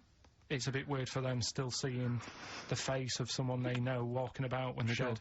Yeah, I can see that would be odd, yeah. I love you, Karl. You are brilliant. Honestly, you're never a dull moment. It doesn't matter whether you're talking or I'm squeezing your head. I'm never bored. I never go, oh, that's enough, Karl. Do you know what I mean? I had battling tops, I got bored. It's like computer games, you think it's the best game in the world, and someone goes, how are you getting on with Tomb Raider? You go, oh, I don't play it anymore. I go, how's Karl? I go, he's brilliant. He's brilliant. I was squeezed it yesterday, I was squeaking in his face, I got him down to the ground, he said this, he said that. I'm never bored with you. Do you know what I mean? It's brilliant. I'd like to rent you out to people. See me, I'm different. I would happily leave him now in the bottom of the cupboard. Until quiz night. With the Scare-Electrics. Until the old pub quiz night, when there's no one else who will have you on the team. Sure. And suddenly you want to be your best mate. Done him again. Right? Yeah, where's his mum and dad then, Karl? Yeah? In Bristol. Yeah. Yeah. Can't believe it. I love the fact you can insult me but never insult my parents. Please. Feeder, Butt Rogers. XFM 104.9, Ricky Gervais, Steve Merchant, Karl Pilkinton. Carl just said to me, so what face would you have to me? And I went, what do you mean? He went, well, whose face would you have? And I went, I don't know. A boy's, so the skin would be regenerated. He went, oh, no, it'd be a bit weird. He said, oh no, someone famous. And I went, I don't know. I went, whose would you have? He went, Barry Sheen. No, but what I meant was, when I was talking to Suzanne about it, saying this is amazing, she said, well, whose face would you have? Right. Now, it's got to be fairly recent to have the skin fresh, because it can't be too old. Right. So I had a choice of, like, Barry Sheen, or, what's her face, off Last of the Summer Wine. Who? Who's the old woman who just passed away? Thora Hird. Thora Hird. So that's what I meant, if I could have any face, because she said, well, you could have had Tom Cruise or something. I said, well, he's not dead. She said, no, but you could have had that. You give yourself restrictions in your fantasy. So when I look down your picture, I love the idea that someone getting you a call. Mr. Pilkinton, hello, it's Dr. Hanrahan. Barry Sheen has just passed away. And you go, oh dear. Yeah, bad news and good news. Do you want his face, or do you want his face? Does Suzanne go out with you, like, for charitable reasons? Is it like you can adopt a boyfriend? I love the fact that she encourages you. She was saying about Tom Cruise, and I was like, oh, you know, she said, you know, he's not a bad-looking fella or whatever. Well, what she's saying is, Carl, is there any chance you could go and get a different face? Maybe something like Tom Cruise would be good. Then I was saying, right, first of all, he's got to be dead and he's not. But if he was, and you had that done, would you feel like... People looking at you on the tube? Well, no, like, say if the people who made Mission Impossible said, well, we want to do a third one, would I be in me right to say, well, I don't want to do it? I don't know what he's talking about. I don't mean to be offensive, Carl, but your girlfriend could do a lot better than you. I don't know what he's thinking. I love the idea of this whole conversation about you in Tom Cruise's face, and then get offered a film. But why does she have conversations like this with you? It was now on last night. It was now on the telly. I love it. What should we talk about? What about getting a new face? Oh, dear. Oh, that cartoon. If you don't know what Carl looks like, there's a cartoon that was in last week's Heat, isn't it, that I drew on the website. What's it going for now? Bid? I think it's at about 225 quid at the moment. And what do they have to do to bid for it? Just email in and I'll pass it on to the website people. I know why Heat put it in. It's because the editor, Boyd Hilton, looks a little bit like you, doesn't he? Sort of my ugly brother. He's probably listening, and he says nice things about you. Yeah, he can still say nice things, but I bet he knows deep down. You know if you're good looking or not, don't you? I can't believe Come on, Steve. I mean, what do you think? This is going crazy now, Carl. I don't know. You're just, the insults are flying left, right and centre. You've got no limits. You've just gone crazy, you've just gone wild. You're swanning around just because you look like Tom Cruise. I think it's because he's been hanging out with Christian O'Connell. Yeah. And they're both thinking, yeah, we're... A couple of media players. Yeah. Too big for their boots. Yeah, not scared. Although he's scared of Christian. No, he's terrified. He's scared of Christian in here because he's not allowed to do monkey news. No, because Christian wants to do it. He's scared of him. I'm not saying that, right? Christian... I'm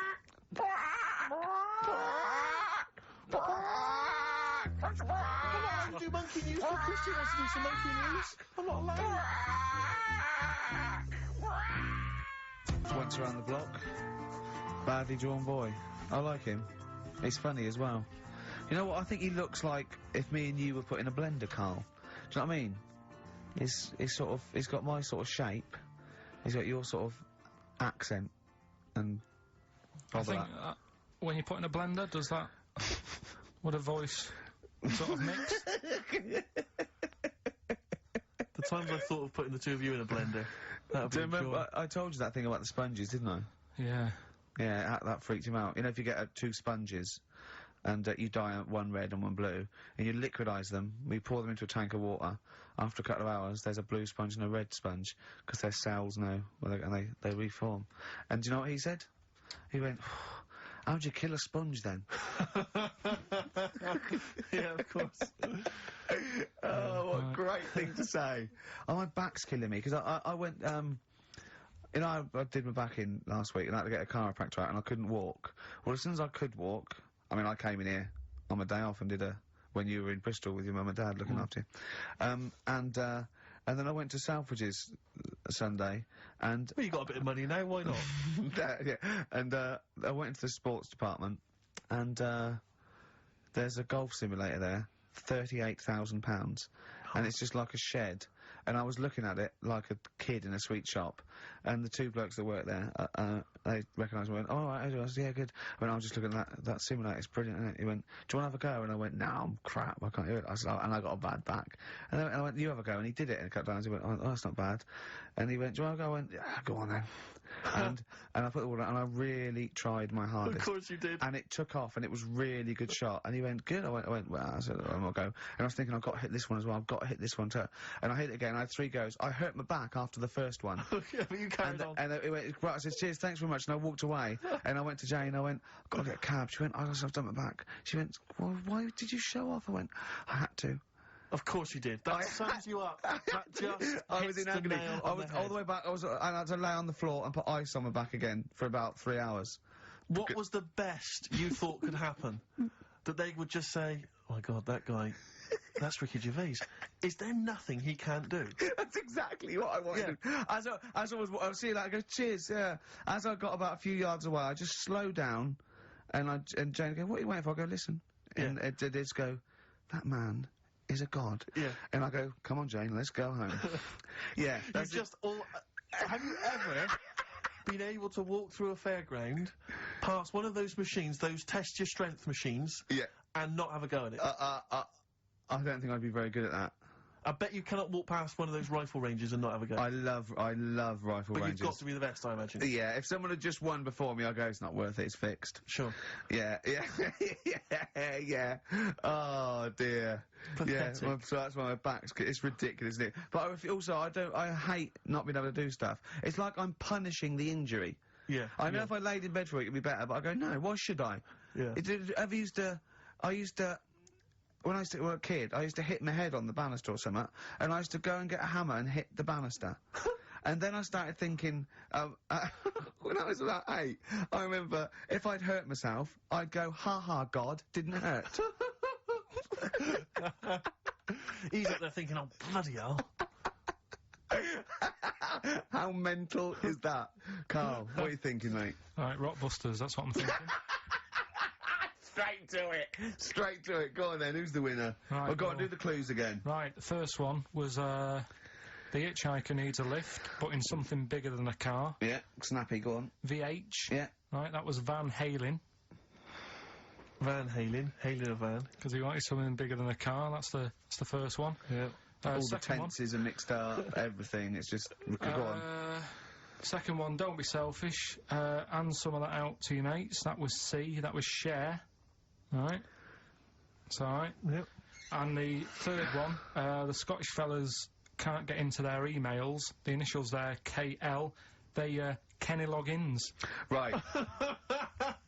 Right, that's the last time we do Blockbusters. That is the last time we do it. No. It is. That's the last time. Give the prize to someone. Kenny Loggins. I'm going to give that one to... Kenny Loggins. Helen Parrott, she has emailed in, and actually, Helen, I need you to email in your address, if you would, so we can send you those goodies, DVDs in the bag and stuff. But who would get Kenny Loggins then? If the clue was good, who would get Kenny Loggins? And what did he do? Footloose? Yeah. That famous film about where dancing was banned. Yeah. In that nebulous... yeah. That's an extraordinary film. I saw it once in America. Like you say, Kevin Bacon in a town where dancing has been banned. I was watching it. It was like if aliens had been watching Earth, but only monitoring us through our TV and films. Yeah. And then tried to make a film about humans. That's the film they'd end up with. What do you think? What do they think of Queen the musical? Because they're, of course, rock and roll's banned, isn't it? In the future. I'm not looking forward to the future, Rick, where feelings and emotions are going to be banned. I can't believe it. Where's our hoverboards? Yeah. So yeah, well done to Helen Parrott. Is that the last time we do Rockbusters? No. Yeah. Do it again. Yeah. After the break, Monkey News. No, we'll play. Oh yeah, we'll do a break. Don't know about Monkey News. Got some other stuff as well. We'll do Monkey News after the break. Radiohead, they're there. Like everything they ever do, that's grown on me more and more. It's brilliant. XFM 104.9, Ricky Gervais, Steve Merchant, Karl Pilkinton. Well, you know what it's time for, don't you? Oh, chimpanzee that Monkey News. It always gets me, that jingle. It's a joy. Yeah. Once more, please. Well, Karl, do you reckon you could sort out... Do other people have real jingles with their name on it and don't have to say who's in the room, what's happening, and do their own jingles? Well, Christian's got one for it. For Monkey News, that he does. Why is Christian doing Monkey News? I don't understand this. Because he did it ages ago. So you ripped it off of Christian? I haven't ripped it off. I said to him, I said, there's enough Monkey News to go around. Right? But hold on, though. I don't want cast-offs. I thought this was your idea. Well, let's not do it. But what's new? Wait. What's new? What? There's Monkey News out there. I mean, if he wants to have a meeting in the week and say, well, this is the news I've got, the way I see it is, he can do it in the week. He's doing, like, the news at 10 type Monkey News. We're on a Saturday. We're like the... Jeremy Paxman Monkey News night. We look at stuff more in depth. Well, you very much get behind the Monkey News, it's true. Yeah. You sort of interpret it. You give it your own spin. You're the man behind the monkey behind the news. I mean, I know that. Yeah. So ours isn't called Monkey News anyway. It's sort of generic term like the news, but ours is called Chimpanzee That, isn't it? Yeah, but he's seen a bit of Monkey News in it. So are we doing it or not? Well, I've got no reason to stop doing Monkey News. He probably played Radiohead as well. Well, should we not do that? I said that David Attenborough did Monkey News before all of us. Do you know what I mean? But I personally don't listen to Christian because I don't get up that early. So, I'm missing out on a lot of Monkey News. I'm not saying I don't listen to it because I don't get up that early. I'm not saying it's a bad show. My point is this. There's a lot of people, I imagine, who don't listen to Monkey News in the week. Perhaps they miss it or they're busy. It's nice to have a little kind of omnibus Monkey News at the weekend with Karl Pilkinton. So that's what this is. So we're doing it then? Let's play the jingle. Oh, chimpanzee that monkey news night. Excellent. Good. So, we'll sort of get some monkey experts on maybe next week to dissect it. Right. You ready? Yeah. Right. There's this monkey. Right? Oh, yeah. It's called Jack. Yeah. Right. I got pally with this bloke who worked in a railway station. How? Pen pals? I don't know. I didn't say all that. I'm just telling you. I'm shortening it. On the internet. I'm shortening it. So, anyway, he's helping him out all the time. It's this fella's job, right, to, sort of make sure it's safe for the trains to come in, that sort of thing, right? But he's always working on his own, so he's got his mate Jack in with him, right, this little monkey. Yeah. And, you know, they're having a good time. They share lunch together and stuff like that. Anyway, it gets to a point when the fella whose job it is, right, starts getting old, and Jack, the monkey, starts getting more involved. Presumably this is a chimpanzee as opposed to a monkey, you mean? When you say monkey, it's generic term, you mean chimp usually, don't you? Yeah. Go on then. So, you know, he's clocking the fella doing his job, and he's thinking, I can do this, right, the monkey. I love it. Yeah. He's helping out, he's pulling down the levers and stuff, so the train's sort of coming on the right lines. Sure, yeah. He's clocking it, he sticks his head out the little window, see the trains coming and that. I hope British Rail are listening. Yeah. Right?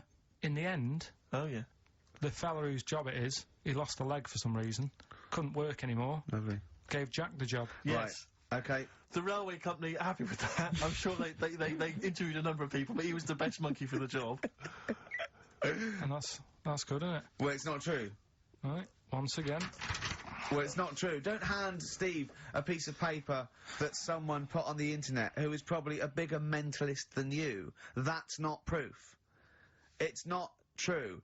At no point did a railway company give a chimpanzee the job of signalman. It was ages ago. What? Steve, when was it? It was before trains, probably. Well, it's in the 1880s. Yeah. According to this piece of paper, which is what you've based your monkey news on. Now, of course, I think ITN and a lot of the news channels, they tend to get lots of independent confirmation of their news before they give it out as fact. But you've got an email from someone, so let's assume that's real. It says, for this, Jack was officially put on the railway payroll, earning 2 cents per day and have half a bottle of beer on Saturday. That's what we pay you, isn't it? He doesn't even get the beer. No. Oh, dear, he's not allowed to drink, are you? Someone emailed in, actually, and said, Carl, some years ago, did you die? And they took your face and transplanted it onto that of a chimpanzee. It would make a lot of sense. I've never seen you. He always has t-shirts right done up and long sleeve. I bet he's hairy under there. Yeah. I bet you are hairy because you have to shave right up to your eyes. You're one of them, aren't you? And I can see the growth, and it comes out the top there. Are you really hairy underneath? Pretty hairy. Are you really? Well, what's up with that? You're a humanzee, aren't you? That's why you're fascinated with them, and why your IQ is sort of about 80. I think you might be. You might. I don't mean there was any. I think it was a genetic sort of throwback. Well, you're pretty hairy. Look at your arms. What? Just look, give me that banana and shut up. Play a record. That's mine. Sharing breaks. Average Man on XFM 104.9. Well, nearly another show over, Carl. You've now got a squeaky chair there. Why don't you sort that out? Have it oiled. What do you do in the week? Do you know what I mean? Can I just nominate a woman that annoyed me today? Go on. On the tube. I got off at Piccadilly Circus. The sign says mind the gap. Big sign saying mind the gap. Voice on the tannoy says mind the gap. Woman steps over the gap, goes, oh, that's dangerous. I was livid. I was just annoyed. I wanted to slap her. There's always one in there every day. So as you walk down the street, I just feel like I want to squat certain people out the way. Well, squat them out the way. We went into this little restaurant. Me and Carl. Was it Thursday? And we're sitting down there, and it's busy outside, and we just get to the back. She went, "That's no smoking." I went, "Yeah, we're not gonna smoke." So we sit there right at the back. Right? We get there, and there's just there's two women, right? And I'm sitting there, and they light up a fag, and I go to Carl, "There's meant to be no smoking." He went, "Yeah." So what? I went, "Well, it's the principle. The rules are there." He goes, "Rules? You say twat, muff, and shit on air. Never mind rules." I went, "Well, they've annoyed me now, right?" Yeah. So the waitress comes over and he goes, "Oh God," he puts his head down as well. I said, I don't know why I said it like this. I went, "I thought it was just no smoking." Of course. Right? Yeah. She went, "It is, yeah." And I went, "Right, okay, well, that's smoking." She went, "Oh, well, you'll have to move then." I went, "What?" She went, do you want to smoke? I said, no, I don't want to smoke. I said, they're smoking over there, right? Try not to, and she went, oh, well, I told you. I said, no, I don't want to smoke. They're smoking. She went, oh, right, and I got them moved, didn't I? See, that's what a little snitch. Yeah. But it annoyed me. Do you worry, though, that someone's going to look around and go, it's like Ricky Gervais off the telly? Yeah, well, I can't complain now. So if I go in, I get bad service. I can't complain because I think, oh, look at him, he thinks he can complain. So I have to do it. Secretly. Yeah. You know what I mean? But oh, there was oh God, right. People come up to me, they recognise me, and they give autographs, and I don't mind it at all. I don't know, I never know what to say, and I'm always, I say thank you very much. I say love the show, whatever. I say of course, and that's great, and they're polite. And I was in the pub the other day, and I was just with Johnny. And, people had been coming up, they go, do you mind if I said, no worries at all, yeah, that's absolutely fine, right? And then this group came in, about 20-somethings, right? And they're a bit pissed up. And this woman comes up to me, right? And she stands there, she goes, right, we like you in our house, right? But you're not as good as Paul Calf. And I went, oh yeah, Steve Coogan. I said, he's brilliant, isn't he? She went, yeah, you're not as good as him. I went, oh, well, it's not bad to come second to, is it? And then, because I did that, she went, no, you're great. I've just done my dissertation. I went, oh, right, well, it's in nursing. She went, yeah. She went, right. Anyway, she went, can I have a hug? And I went, well, she went, can I have a kiss? I went, well, not really. No. And then this woman who wanted to take a photo, she went, oh, you were so nice on the BAFTAs. I went, well, I am being nice. I'd rather, I don't know you. And I was like, oh, God, it was embarrassing, right? And then, so I took a picture, right? And then she goes, anyway, and they sort of dragged her away, the mate sort of dragged her away. And then, I was going, oh, God, I've got to go now, because they're over there. I said, I can't stand it, I don't mind. And, she came over and she went, Ricky, and she sat down, and I went, I'm going. And I had to go. And then I was with Johnny, and Johnny went, oh, God, I've left my bag there. So we had to go back and go back. She's going through the bag. Oh. She went to me, you bastard! I'll never effing watch you again. I thought, well, all right. I don't know what to say, really. Nice of her to clean up her bad language. Yeah. Well, she Family knew. Pub. I know, she knew. I got no time for it. I just think it's out of order.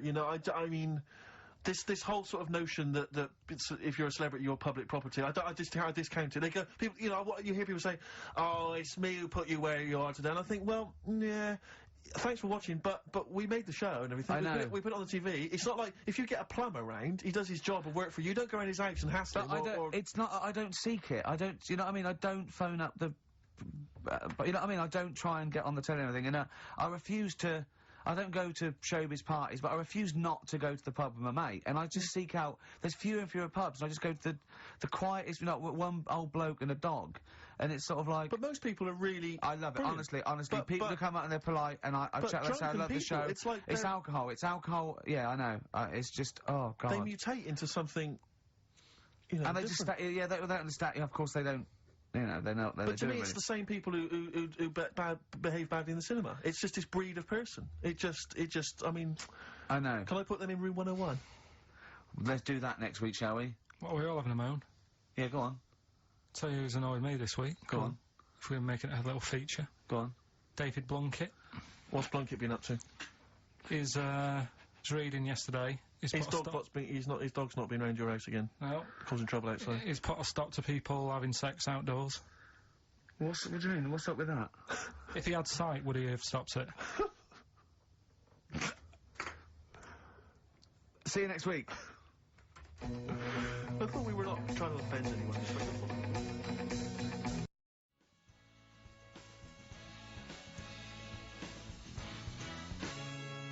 Badly Drawn Boy on XFM 104.9.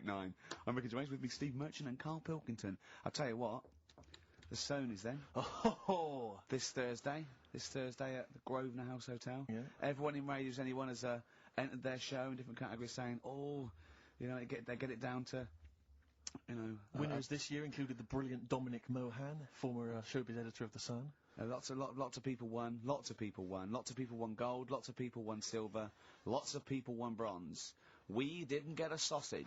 Nothing. This show was deemed not worthy of anything. I mean, not a look in. The panel looked at it and said, well, No, definitely not radio. Didn't get a vote. See, that annoys me on so many levels. Let me tell you. One, right? I've never complained about losing an award. Okay, ever. Yeah, mainly in TV. I know we've won a lot, but we've been beaten by Peter Kay. Good luck to him. He's brilliant. Beaten by Phoenix Nights and sitcom. A lot of people like that more than The Office, and vice versa. Right? No qualms. But the shoddy shite that I heard that night beating us, I was furious. I don't understand. There's people, regional, it sounds like hospital radio, right? I mean, I shouldn't even be on XFM. I thought, you know, it's beneath me. Yeah. And I thought, well, give them a hand, right? Let's show them.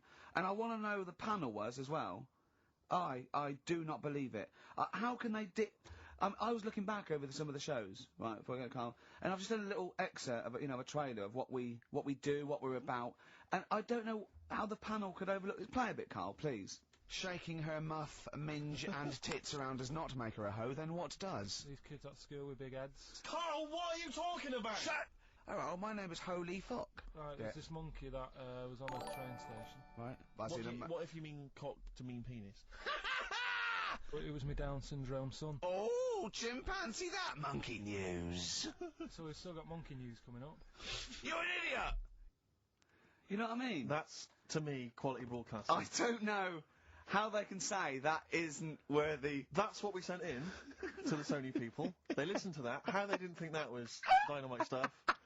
It doesn't make sense. You know, I've been thinking about this since Thursday, because I've been a little bit down in the dumps. Yeah. What I think it is that with the TV show, the TV stuff we've done, Rick, we put a lot of work into that. Yeah. We get the script, we spend a lot of time on it. What this show is about, it's very much about spontaneity, it's about our personalities, and I don't think we're ever going to win an award for our personalities.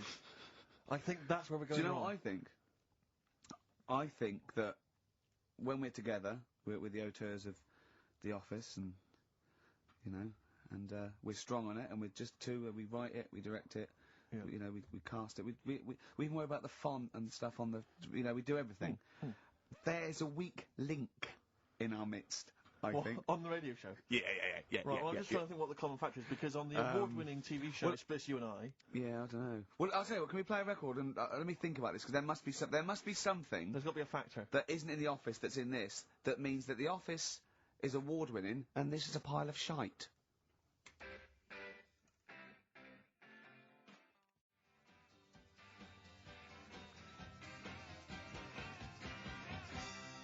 Brown Sugar by the Rolling Stones on XFM 104.9. I'm Ricky Gervais with Steve Merchant, and with us, Karl Pilkinton, the third member of this team. Me and you do The Office.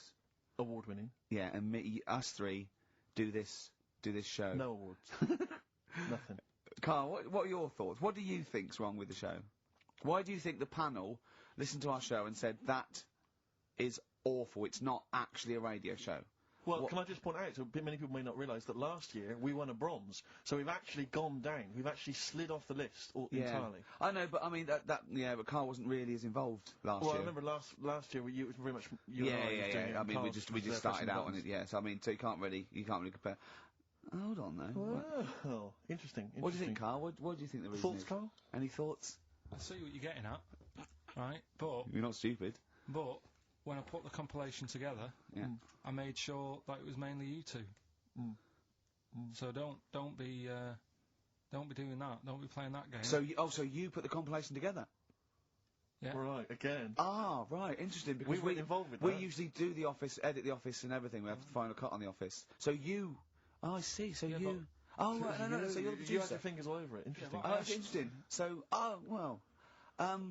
so the tape was the smoking gun, and whose fingerprints were on it? Karl Pilkinton's. Yeah. That's interesting, we didn't get a sausage. But, you know, do you know what, seriously though, you know, Well, I don't mean seriously, it is his fault. I know, but I mean, it's our fault as well, because we should have known better, right? But... Than to employ him, yeah. But, I actually think it's a slap in the face. I want to know who the panel was. I know what Sony are thinking. Just handing it out to the same old people. You know what I mean? Every clip they played was a funny phone call. Do you know what I mean? And so Did we send any of our funny phone calls in? So if anyone cares, I think we should knock it on the head as a protest against Sony. As I say, I've never complained before about legal, but I mean this one Don't know what they think. I want someone on the panel. If it was entertainment, I want someone on the panel to phone up and say why they think this show is rubbish. Well, I'll apologise. Well, not apologise. If they stand by, if they tell me why, you know, because you know, listening to that clip there, I can't see anything wrong with that as as sort of, you know, daytime radio. It's interesting. I mean, I don't think our #1 fan, Dickie Anderson, Richard Anders, was on the panel, although he here has emailed in. He's got a couple of thoughts as to maybe why we... What is Dickers doing, man? Dickers says, commiserations on not winning a Sony. I can't believe he didn't win, naturally. I mean, apart from your show's obvious lack of quality and effort, having a monkey for a producer, offering the biggest load of tat as competition prizes, saying hairy Chinese kid 48 times every show, Rockbusters, not bothering to turn up for weeks on end, only having 3 listeners, introducing the comedy characters Camp David, Harry Fook, which I think he spelt wrong there, Stephen Merchant. I'm not a character. Apart from insulting every race, religion and sexual orientation, bickering like schoolgirls, We haven't done everyone yet. We have not